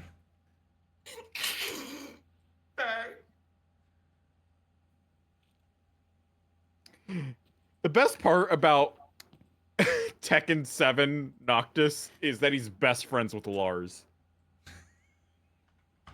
I'm a big fan of Max getting into Noctis in Tekken, and that got him to play all of 15. Oh, here it is. I found, dude. You can hold on. He actually quite liked it. Yeah, I remember him having a good time. Look, it's the Hammerhead stage. It even shows like the boundaries thing. And Oh, the white fences are the boundaries of the Tekken stage. Those don't actually exist in 15. Yeah, but the rest of with the yellow truck, the whole thing, you can see it right here with the screenshot, where it shows like this is a Tekken stage, and here's the boundaries of the Tekken map right here. They just had to put the fences there so that Heihachi could. This is like the you. most Wojak point you've ever been. Sorry. You're like, dude, it's the Tekken stage. I got my shit mixed a lot here. I'm sorry. It's nostalgic. Did you lab 2 different games here? I'm pretty beat. Can we call it a night? On 2 different monitors. Close. Shibuya, that skin that you put in chat is in this game. When will it end? Oh, I've got to take a nap sometime. Yes, if you never doze Oh off. yeah, that's the casual outfit. But of all his alts, yeah, they could have gone for the suit. They could have gone for the sombrero. Your guess is as good as mine. Not the cup noodle. They'd have to consult with other people as well. Yeah, they'd have to do that. Can't believe the crystal's gone. The bastards took it all. And we'll take it back. Okay. I actually, this is going to be a fun question to pose to, I think Ari in particular, because Ari seems to know very little about 15. So Ari, in this entire overall, entire like open world section we've got going on here for 8 out of the game's 14 chapters. How many towns do you think there are? All right, Bridget, I'm gonna ask you, what constitutes a town? Because I know the gas stations don't count. The gas stations don't count. Because for all intents purposes, those are this game's towns. Okay, so like gas stations don't count. Okay, so like anything that has like proper ass like what you would consider like an RPG town. Big ass city. Dude, there can't be more than 2. It has to be like probably one. It is one. There is a second one, but it is not on this game's map. It's not on this map. It is entirely separate. Yeah. There's another one that's in another country, but it does count. So the game does have 2 whole cities in its entirety. It does. One on this particular open world map. And the rest are gas stations. This is why this is Arizona. Yeah, I can't even count Insomnia as a town because it functions more like a dungeon. Yeah. So yeah, that would be it would be 2, yes. Which to be fair, one more town than Forspoken has. That is true. I sure did go. I wonder if it can beat FF15. That wouldn't be very hard, and they said it wouldn't be very hard. But we're not going to anyway.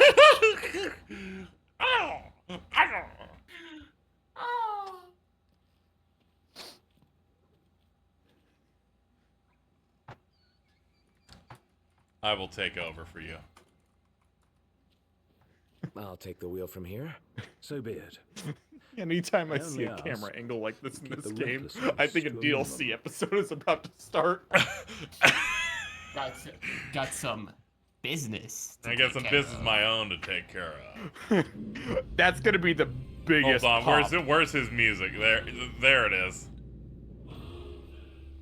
Oh damn it! I fucking got out of the car. Help! I gotta get back in. The moment that happens is going to be the biggest pop of your stream. Dude, of course. I can't wait. I'm so happy. I'm so excited.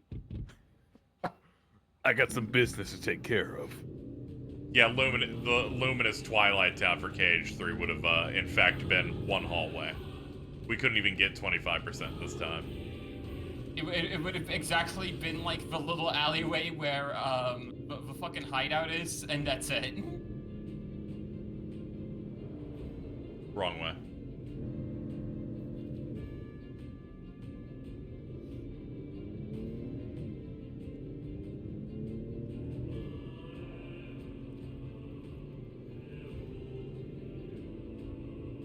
We're on an adventure, chat. So, I was having this thought when looking at the episode Gladio key art. Oh, the one with his big teeth? Specific, it's about his teeth. Good. I'm always thinking about that in regards to that art. It's real bad. Let's talk about Gladiolus's teeth. I feel genuinely bad thinking this, but the way his teeth are drawn has like a sheen that reminds me of AI art.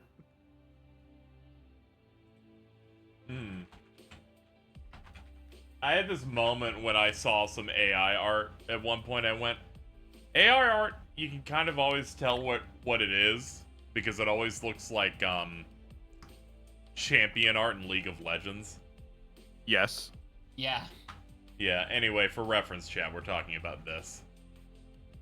Do you see what I mean? Specifically in the teeth? Yeah, it's got that weird, weird shine. They did a lot of either shading or processing or whatever.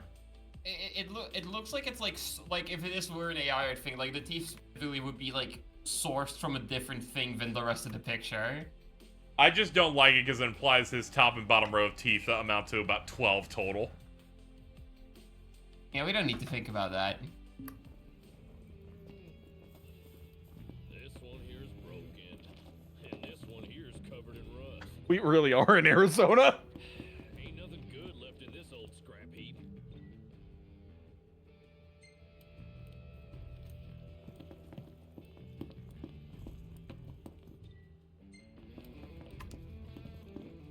Take a look at our wares. Ding dong. I'm Hey, good. come again. I'm good, bro. This is held together with duct tape and glue. Well, what's the problem? What's wrong, Harry? What's the problem? Just, like, this is, like, it's not, like, if this was, okay, if this game came out, and it was, like... This is gonna be really funny. I think we're gonna have the first moment where I don't have a problem with something, and Aries gonna point out something, and I'm like, what was the problem? We're just hanging out in the town. It's not exactly, no, I'm not trying to be like, oh, this is the worst thing I've ever seen. It just doesn't look like the Final Fantasy level of quality. It feels like AA or like... Didn't make it. It was all we could do to escort. Like, it's I wouldn't say double A. I'd say triple A on a first pass. The rest of the way to Lestalem. Yeah, it's just a lot of stuff that looks off because they were stretched thin, yeah. Yeah, the engine was literally finished like 3 months or something before the game was. Yeah, okay. It's just kind of interesting. Like, it's genuinely more intriguing to me, like, how it ends up like this. Like, I obviously have a lot of problems with this game, but I feel for the fucking development team on this one. It, like... Oh, yeah. There were, like, so many, like, circumstances, like, marring this thing's development that it's kind of insane, and, like, it also was in the very unfortunate spot of it didn't only have to live up to, like, the main, like the numbered, like, the Final Fantasy name, like, the legacy of, like, numbered Final Fantasy, but it also had 10 years of Versus 13 thing, like, baggage that it had to live up to. But it's okay, yeah. we have been confirmed that the game was going to be good by Hironobu Sakaguchi. He was like, yeah, it looks alright. This was also, like, the first Japanese AAA game Square release since... What? Probably being generous 13-2? Yeah, something. Probably. Something like that. Something like that.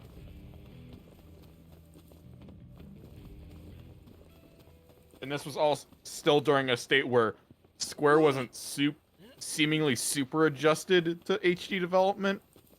Yeah, they just didn't have the staff for all the games they wanted to do, which made it a lot tougher as well. Yeah, yep. Yeah, like, teams are stretched thin. Again, the focus on proprietary engines, the fact that there was an entire sector of their studio that was essentially, like, making it out of Insomnia working on salvaging the Final Fantasy 14 situation.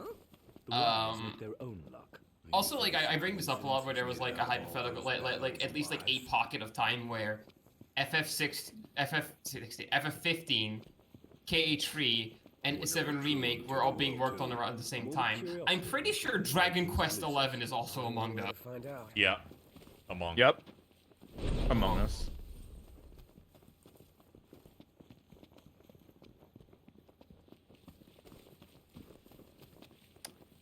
You know, technically as well, 16 was in pre-production the year this game came out. Yeah. Yeah, it was. I was checking the Tomb's butt real quick. There we go.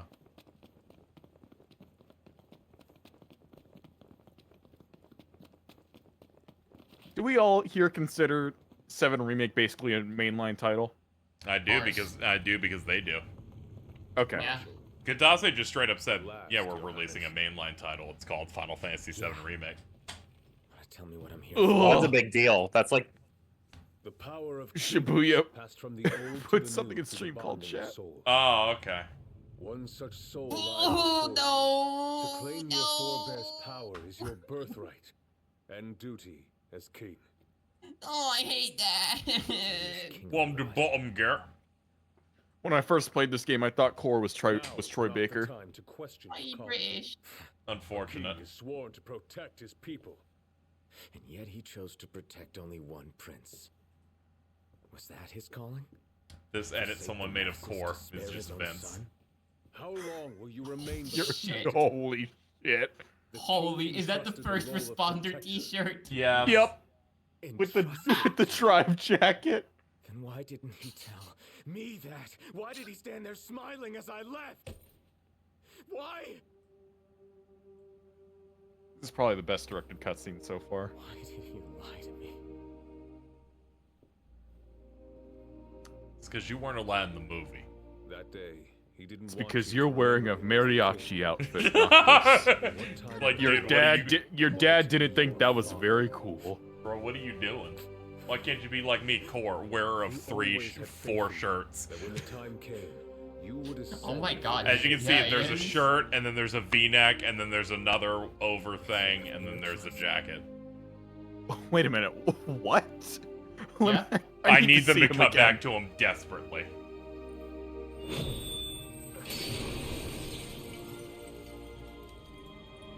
So you can just not get all of these, right? Yeah, you do not have to get all of these, which is really funny. These are a side objective. power of kings goes But they're also part of the main story. Is there like an ending affected by not having all of them, or No. No. No, the game Okay. assumes you got What? all of them at the end of the game. Wait, what? Wait, what? I never knew this. I just thought I was guaranteed the worst ending. Are you telling me? So as you can see here, Jordan, shirt, V-neck, Okay, overshirt, he's wearing jacket.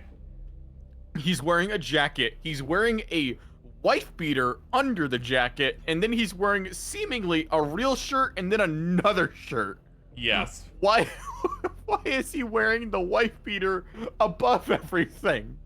I don't make know. a statement? That's Was how he Matt designed Mercer by actually Nomura? dresses.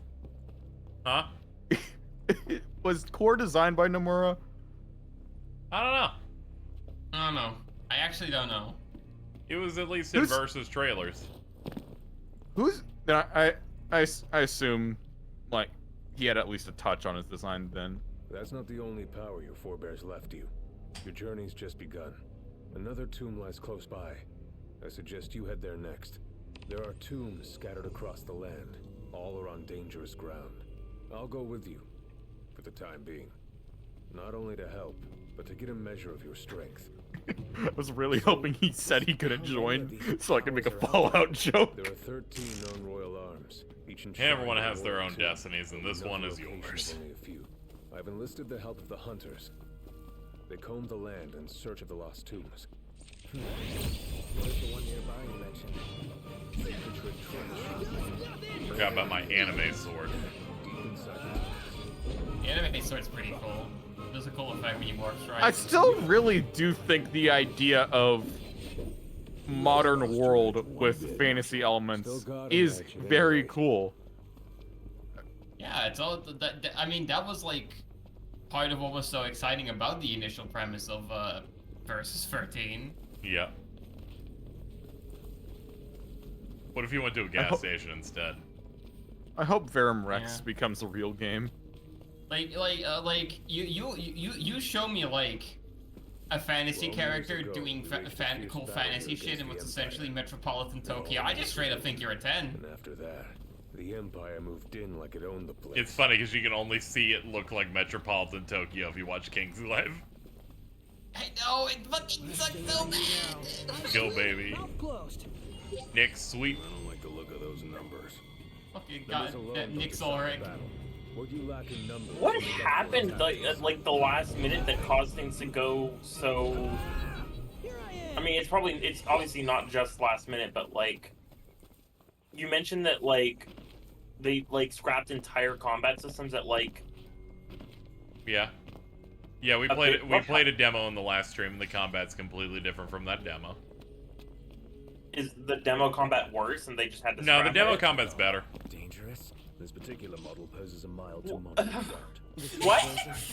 Dangerous. Marshall. Yeah, the demo comment is generally more interesting. It's okay, it's okay. The timeline's like 2006 to like 2013. They were trying in some form to get Versus 13 off the ground. Around 2013, they rebooted to PS4. What will you do? Added Tabata as a co-director. Then about a year after that, Nomura left the project, so Tabata was making the rest of it. So 2015. And then from 2014 to 2016 is them getting the game out, and as they described it, get things as close to what the story, the initial thing was as they could, but doing their own thing. Right. Yeah.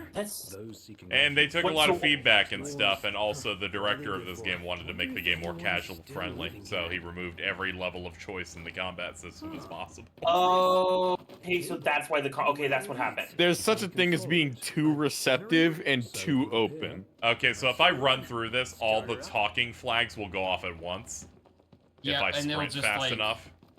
Yeah, it's really fucking funny. I want to see if I can just keep running to get all of them. Hiding through this fucking cave. Really interesting, like, actually reading about, like, the development of Versus 13 and, like, people who were working with Nomura on that project, because it's this weird thing where he was just, like, attempting a bunch of shit that seems basically impossible on the fucking PlayStation 3, and he was being kind of very fast and loose with which ideas he was sticking with at the time. But just, like, that's a bit of a failing on his part, but also, like... Total shocker. Something. Ever wonder if essentially removing him off of his passion project and just making a thing to ship out the door like that still fucking sucks. Hey, wait. Need to brace for this. Yeah, the only thing that we knew definitively is that Versus 13 didn't get a lot of time because there was no staff for it. Crystal Tools, FF13 needed to get off the ground. They needed to make more sequels to make money. Make money. Or yeah. 14 crashed into the ground, so they definitely needed to put those sequels out even more. Oh yeah, that was around the time that like this would have started to actually take shape. Yeah. Them making that MMO really, really shitty also made it very hard to devote resources to what is ostensibly a AAA game that's still a side thing to 13. Oh, totally. Dude, 14 1.0 is like incredible because it's legitimately like people will just point to like things like, oh, Crystal Tools, fucking multi-polygon based that slowed the game down to shit. That was why it was bad. It's like, no, that was just a terrible MMO. They like basically every aspect of that game sucked ass. Yeah, they had every bad idea you could possibly have. Like not being allowed to level up if you play too much. You play too much. I was just thinking about how bad the maps are in that too. I was about to say, unedited picture of 1.0 Gridania, I think. Yeah, that Black Shroud is not looking good. Black Shroud is so fucking funny. But my main takeaway, chat, is that despite all of the really bad promotion that I forced you all to watch with me across 2 days, and some issues I have with the game's presentation, I think this is fairly solid for what we had. So I'm not going to really be spending much of my playthrough grousing about it, because, you know, I played significantly worse games, because they're significantly worse Final Fantasies. No, there are. I hope I'm not coming off as too negative. I'm more so just fascinated by, like... Oh, no, I'm saying that for my audience, because I saw, you know... Okay. Because I feel like they'll get the wrong idea from me. Where it's like, no, the point is that I don't think this sucks shit. In fact, I will probably rank it better than plenty of other games I've played. I'm just saying that I had to follow so much news for it, it made me go insane. Yeah. Here's my thing is actually like I was excited for Versus 13, and then I saw that it was being converted to like a mainline entry, right? And I'm like, that's cool. And then it kind of like drifted off my radar. It came out, and I was like, that doesn't look like the game that I was waiting for. Yeah. Okay. Yeah, pretty much. And I'm like, I just won't buy it then, because I don't need to. Yep. Who's the other kind of funny guy that was with Greg Miller at that show? That would be Tim Geddes, who said he was very excited for that game. And then after it came out, he's like, nah, they changed too much from Versus 13. Even games media people fucking know. Yeah. I want to see a book written on this game's development so bad. Oh boy, another 15 book to add to my collection. This one will be worth reading. This one? Yeah, like, yeah. This one will actually have Nomura input. Yeah, unlike the other one, which is a narrative based on feedback.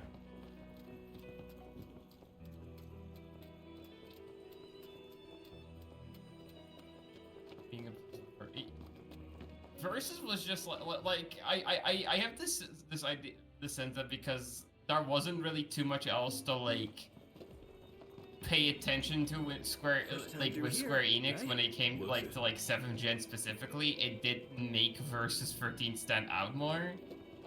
Also, it's the one time that you can point out something negative he was involved in, and you can be shitty about it.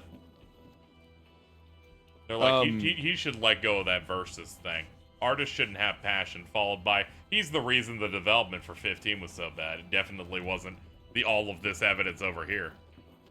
Yeah, this fucking...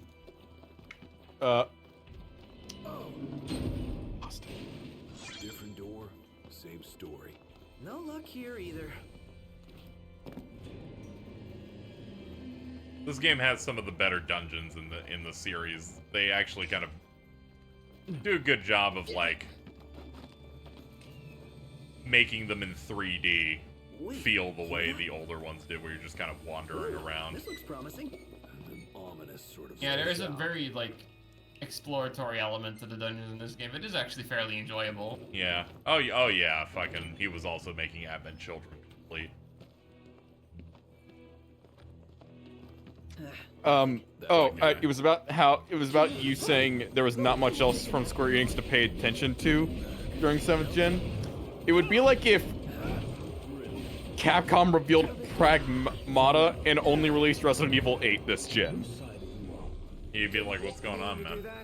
You had like a bunch of other games. Where's Dark Void 2? Me? Yeah. Where is Dark Void 2? Same here. Man, I just thought about that reality and thought about how we lose RE4 remake, and I got insanely sad thinking about that reality. Making up a guy, but it's a bad reality. It's a bad reality about the video game development. Ah. Man. Yeah, no, Square was like just kind of primarily... Quaylag? Yeah. What? Arachne over here. Square was primarily, I think, just kind of putting out shit on, like, handhelds during this gen. Yeah. And Wii, they had a couple, like, they had more than a couple of, like, weird-ass little Wii titles. Their output on DS is in 3DS is pretty solid. I call it this.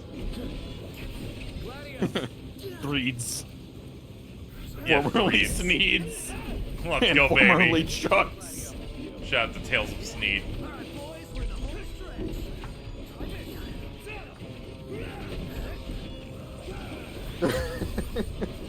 Can I read out this tweet that's killing me? Yes. Yeah, sure, go for it. On the Pride Parade, boyfriend of bi girlfriend float with the other guys. We're Guys, chopping it up and hanging out. now. We're all standing on the float holding a beer and they're all cheering for us. More than the other floats even. It's me.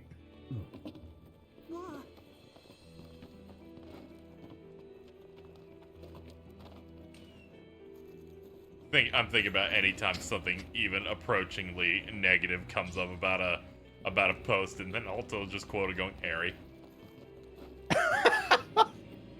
Did this happen again? No, I'm just thinking about it. It happens often enough, though. I don't. It doesn't. It's not fair. They're right most of the time too, which makes it worse.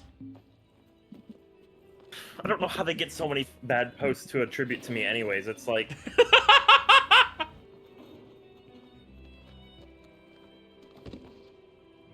I'm not constantly going after posts and going alto. You could. That's weird. The hell? There we go, the tomb. I don't want.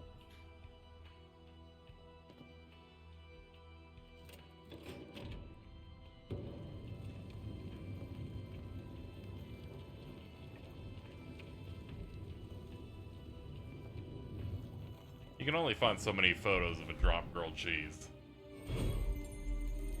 It's okay. Alto puts all that negative energy on you, and then they get sick every other day. They should stop. What if they? Really. They should just stop putting out the negative energy then. You're right. They Yeah. should also quit their job. That seems a little too hard. There's a lot of video games coming out. There are. More or less. At this rate, he'll soon rival his father's legacy. The copycat king. Out of line. Hey, Ari, how's What's it like? Dungeon Meshy going? Like I've got some tricks up my sleeve. No need to put on. Oh, who did somebody ask me that? Faye. Oh, I caught up. It's good as it's genuinely like the best manga.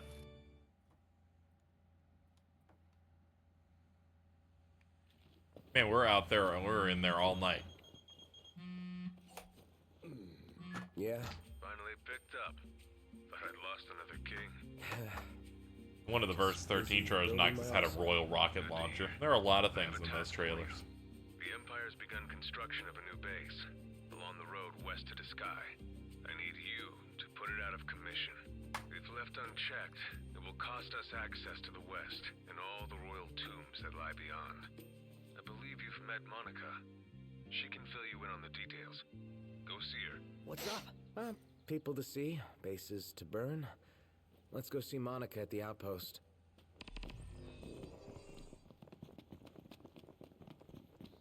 Come to think of it, we did spy a large structure. Yeah. I believe one of the strongest enemies in the game is just around here. Taking down a whole stronghold. Turtle? Can we really do this? The Marshal believes Something we can, worse. or he wouldn't have asked us. But first things first. Right. Let's head back to the outpost.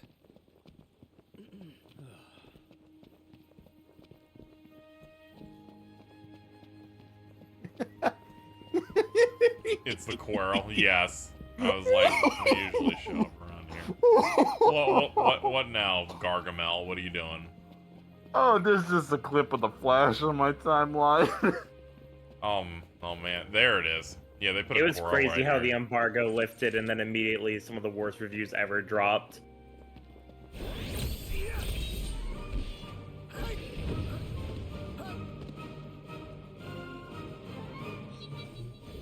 I'm excited to check it out. Seems quite exciting. Are you gonna double feature it with something else? Maybe, we'll see. Maybe it's worth it on its own. Hold on.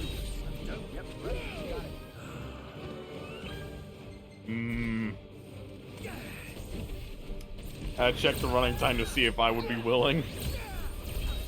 What's the running time? 2.5 hours. That's not too bad. Gladio, do it! I can't keep the runs in my sights! You completely slightly- fucking missed. Whoa, what's Slight delay to what Faye had. No, I was just. Yeah, no, Dungeon Meshi was like incredible. Like, it's not finished. God damn. Sorry. Every one of my friends with ADHD that come back to a conversation that's long since died. I'm allowed to come back. I can come back here. We're so back. We're so back. It has really good characters, excellent world building, and a really good theme of like working to understand things better. Just an excellent time all around. And also, if you're waiting for the anime, it did like basically win the fucking lottery with regards to like We all have the to factors leave. going into it. I'm dead. No. I started watching G-Witch. That's great, dude. Dude, that shit's crazy good. I can see how I'm gonna like Jewel. He's the GOAT. There's nothing else to say. Best in the biz. Very Groose coated. I think I got a pebble in my shoe. A little bit. Yeah.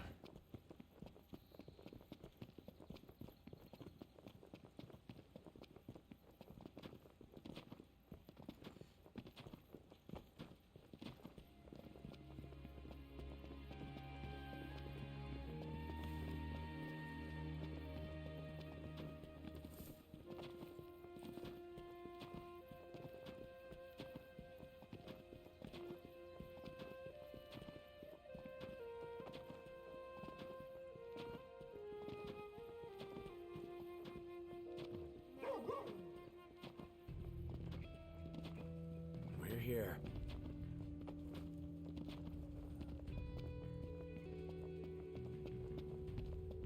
Your Highness, the Marshal has apprised me of the plan. We've found a back door into the Imperial base. I'll mark the route on your map. The way is secure. You should be able to gain entry relatively easily. Okay. Let's sneak in.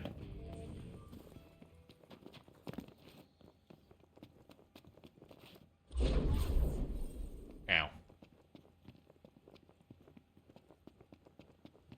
So, who is this Monica person? A servant of the Crown's Guard, like Gladio and myself. She's one of my father's best, along with Dustin, who's guarding my sister. Shout out to Dustin. Good to know we still have people we can count on outside the city. Congrats, Dustin. Who the fuck is Dustin? One of the Crown's Guard. He's a bodyguard to Gladio's sister.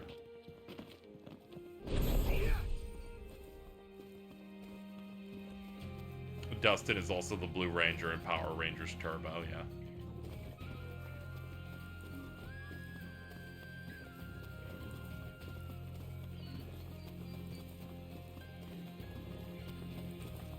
How'd you get here before me? We'll split into two groups. Prince Noctis. Ma'am, your please join thumb's the clipping Marshal into your up ahead. sleeve. The rest of you will assist me in the diversionary effort. It's gonna be me and Core fucking shit up.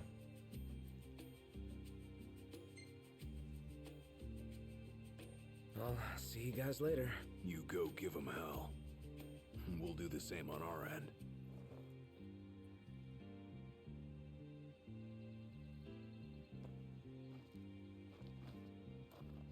Make sure to hug your fellow friends that are One Piece fans as they experience the 5-week break. I'll make it. Apparently it'll be worth it. Yeah, he's getting a new set of eyeballs.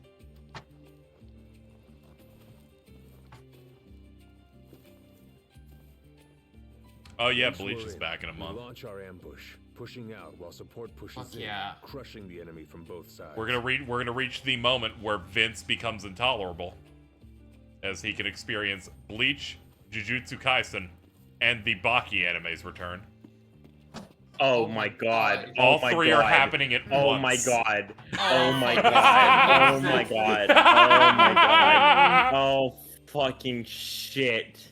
Andy's getting fucking like golds and fucking Street Fighter Modern Zangief, which you were like, surely there's skill behind this, and even he went, I can assure you Oh my god, none. FF16 comes out too. He can be so annoying about JRPGs when that's wrong. You don't understand, like, gold takes some actual work to get into. Not for him. Turns out Long Island's and modern controls on Zangief, you just press one button and then you win. Long Island's and Zangief. That's all he needs.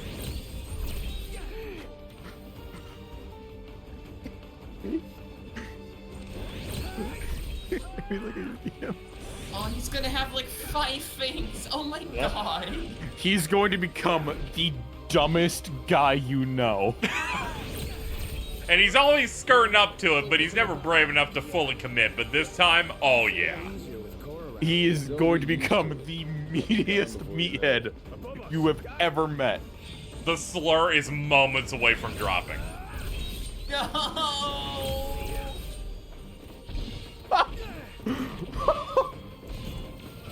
What is fucking up with baby Gronk's mother? What are you fucking talking about? What does that mean?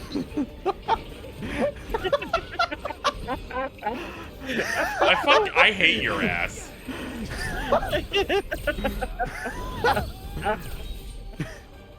Well, Harry, you now have to supply the link to the stupid Twitter video that you have been laughing at for the last 4 hours.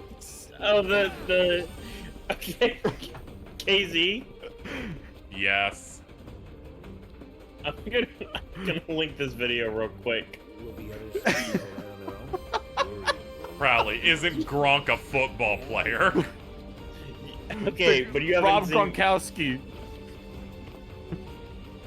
This is baby Gronk.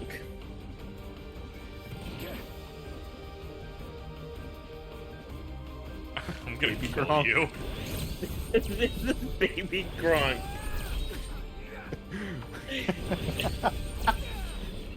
And there's a new talent ready to throw him who is Baby Diggs. He's ready to humble baby Gronk.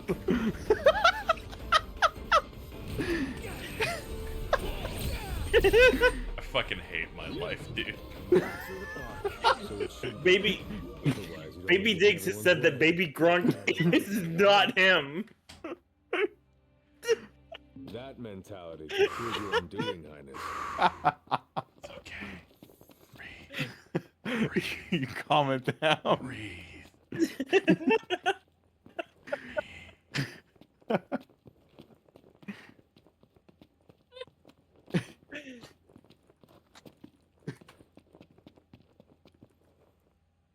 Where you going, Core? 1v1, no doubt, Lil Baby Gronk is getting head tapped. Let's keep going. I got nothing here, dude. I know you got nothing because you haven't saved me. I don't know how. You need saved? We'll get really into this really like. You're about to hit the specific scene that type made me of follow you game. on Twitter. I was hoping that was the reason you followed me, is I got this cutscene to glitch on This launch. sucks. Oh man, there you go. Wow. I was like, it could have been that. Okay, we actually got some bosses now. If it isn't Core the Immortal. Oh, there's this fucking But you won't survive what Who the fuck is this guy? This is Loki. your legend came to an end. I do not remember this guy. He shows up for this part. He also shows up in the Assassin's Creed Festival. I was about to say, Casey, if I'm remembering correctly, the conclusion. He brought a good track, so I This guess he guy- can live until I kill him in a second.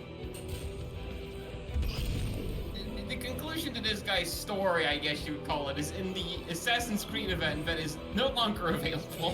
Which means canonically after this, he will die. Probably, yeah. Kizzy, who is the guy that you fight at the end of the Blade Wolf DLC?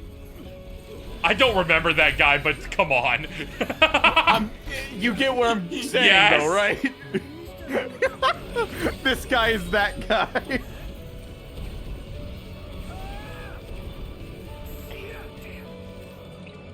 And yeah, his track was good too. Pretty sick track, actually. This is one of my Okay, if I favorites in the recall, game. yeah, I have to go after the different parts.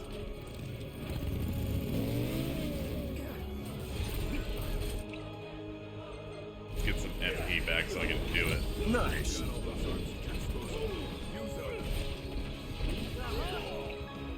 Oh yeah, we also have access to Core, so we can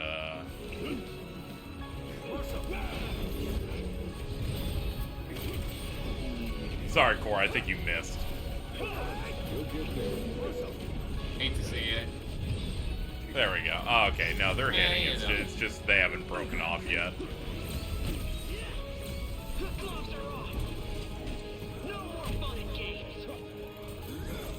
I should get the snipers out of here. I fell. Oh no.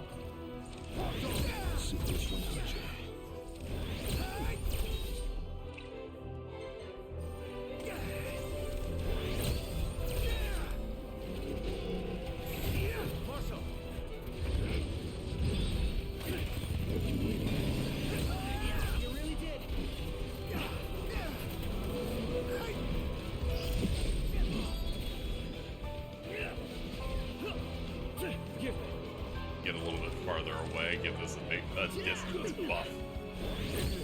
Nice big fucking meaty hit. Yeah.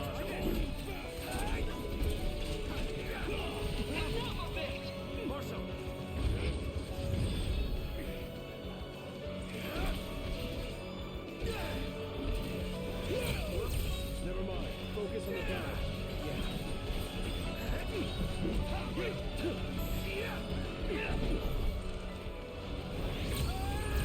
I cannot be defeated.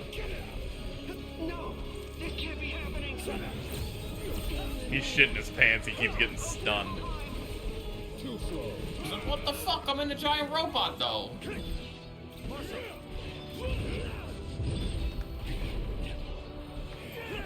Nice one, Proto.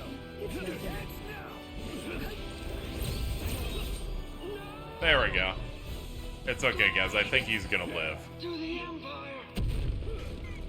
Hell yeah. Okay, I know he's just dead. Yeah. Magnificent.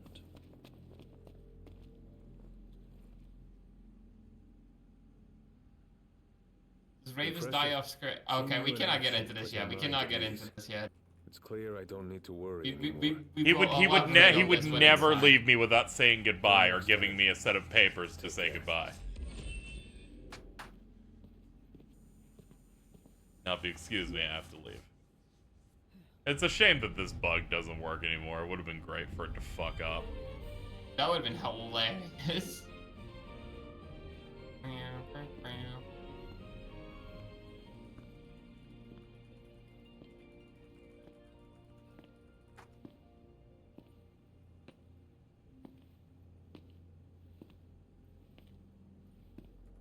Ain't so bad out here once you get used to it. Still a lot we haven't seen. Why are you guys not in the car? A lot for us to do.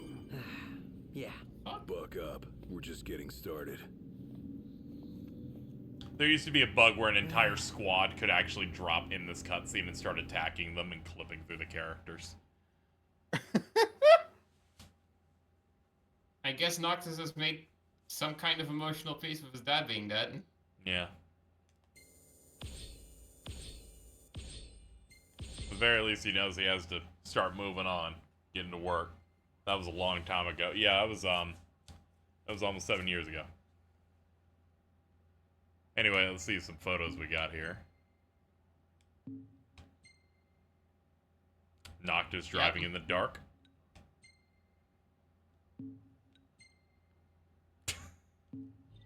Good stuff. Cordy Immortal. He's looking at what's on my layout. Yeah. Why the fuck is it purple? That hurts my eyes. Yeah, it's pretty bad. We needed this really great shot just going in. Awesome. Noctis back shots. True. Let's fucking go.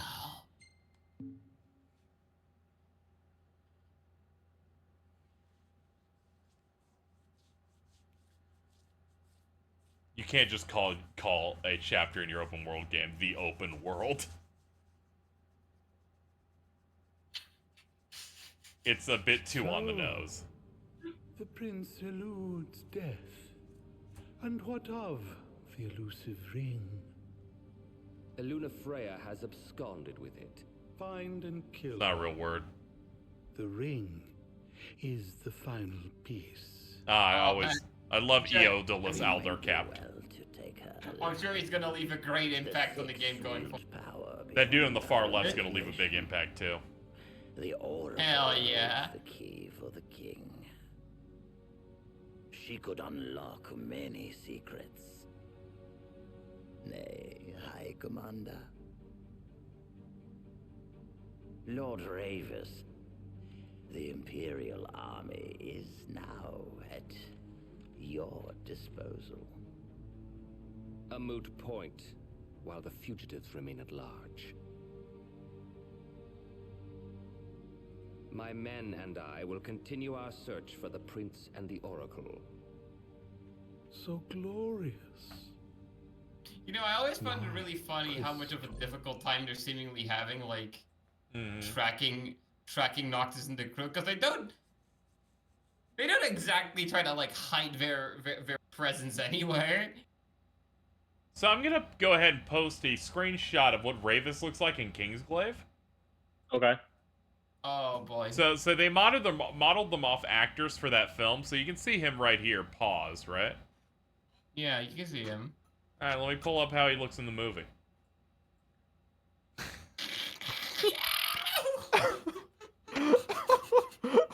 Hold on, crop it to just his face with like alt.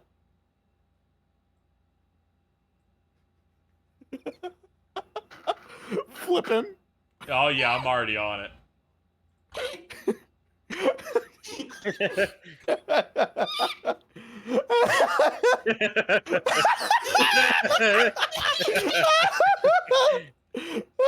He does look like human Shrek. Yeah, it's Prince Charming from Shrek, yeah. That is just Elvis. No! Someone clip this entire thing.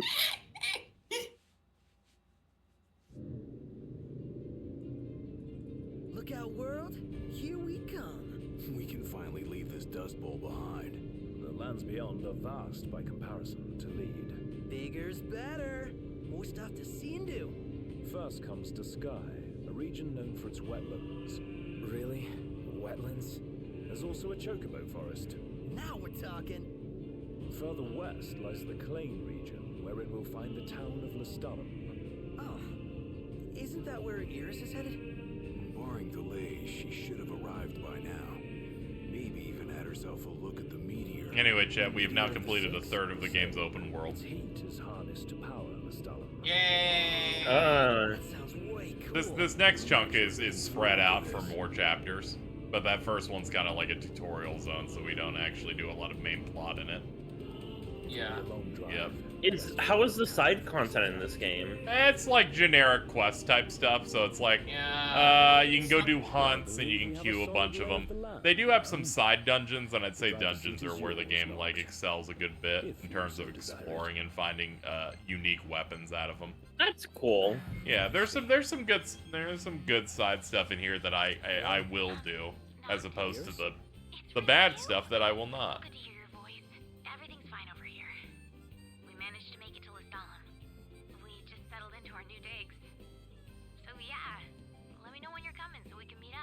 Yeah, will do. You better.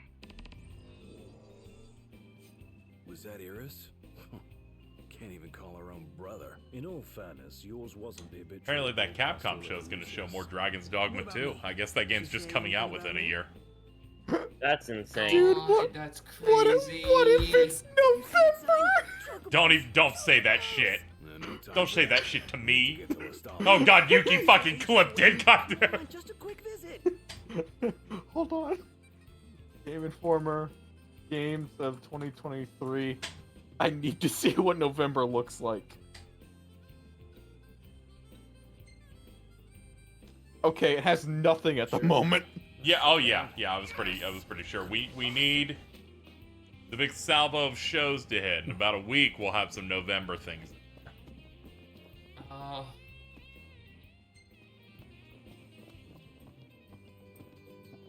What's up, bro? Which is why Dragon's Dogma is going to have a release date announced next week of November. God, this sucks. If November gets if it gets bad enough, I might have to break out the $1,000 Umineko goal already. Ugh. Anyway, we just picked up the Final Fantasy III soundtrack because each convenience store has some soundtrack you can play for the car. That is unironically like one of my favorite little things about the game. Yeah. Hold on, we should get all the icons and stuff from this place. Just talk to the guy. Welcome to the Crow's Nest. Grab some food before you go?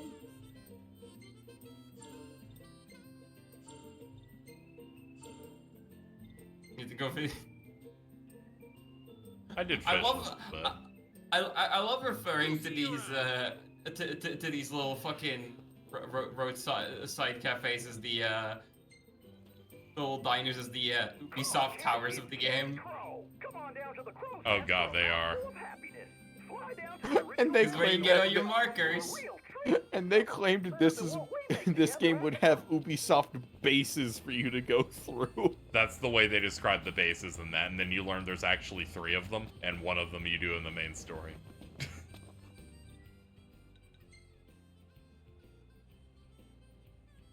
The remaining ones are the ones done like the airship stuff.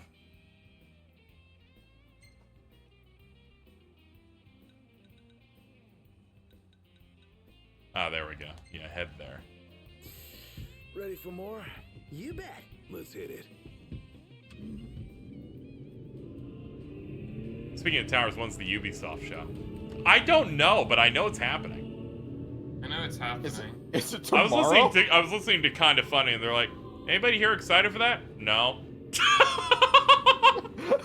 Literally no one at that company was excited. They're like, we're watching it, but we're not excited for it.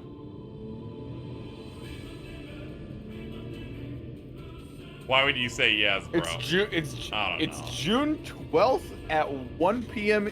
EST. When? Monday. Oh, okay. It's the last show until Nintendo announces their Direct for the summer. Man, that's killer. I'm gonna go potty real quick while I drive. Keep you in charge.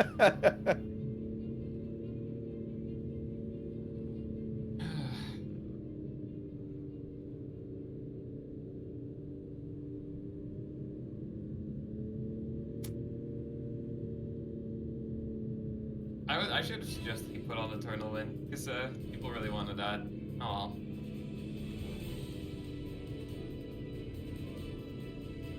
I mean,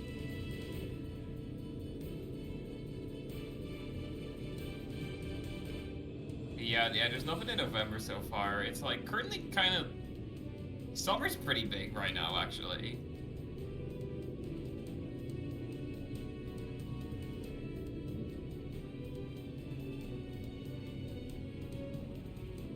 Eternal, yeah.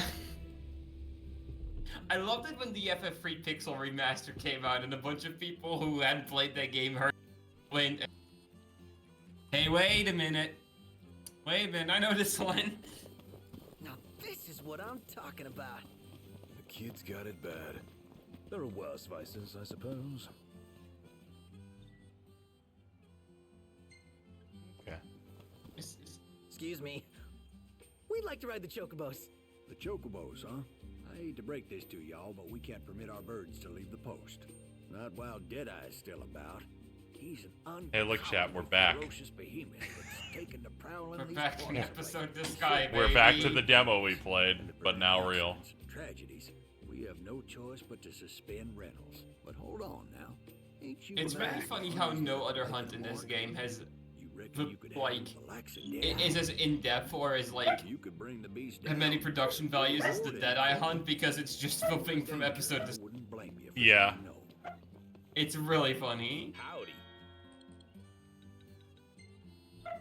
There you are. Thank you kindly. Not enough hours.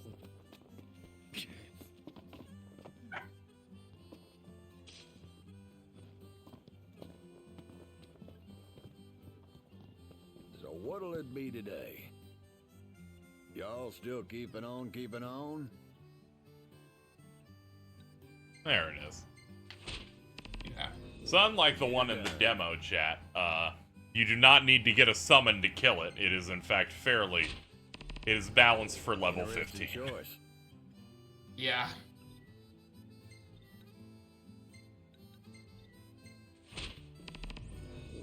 Get her done. Get her done. Alright, folks, I think that's as good a time as any to get the fuck out of here. We've been going for a bit. It's been almost 6 hours. Get her done.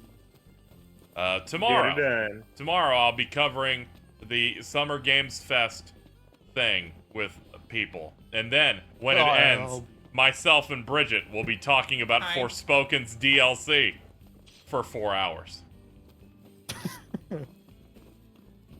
Is that longer than the DLC? That would have been Yes. twice the amount of time I spent on a DLC. And you went very carefully, I imagine. Yeah. Really soaking it in, so did I. Alright, chat, that's gonna do it for today. We'll be back tomorrow with stuff. I'm having a great time, and I hope you enjoyed this. I'd like to thank Yuki and Faye for the raids.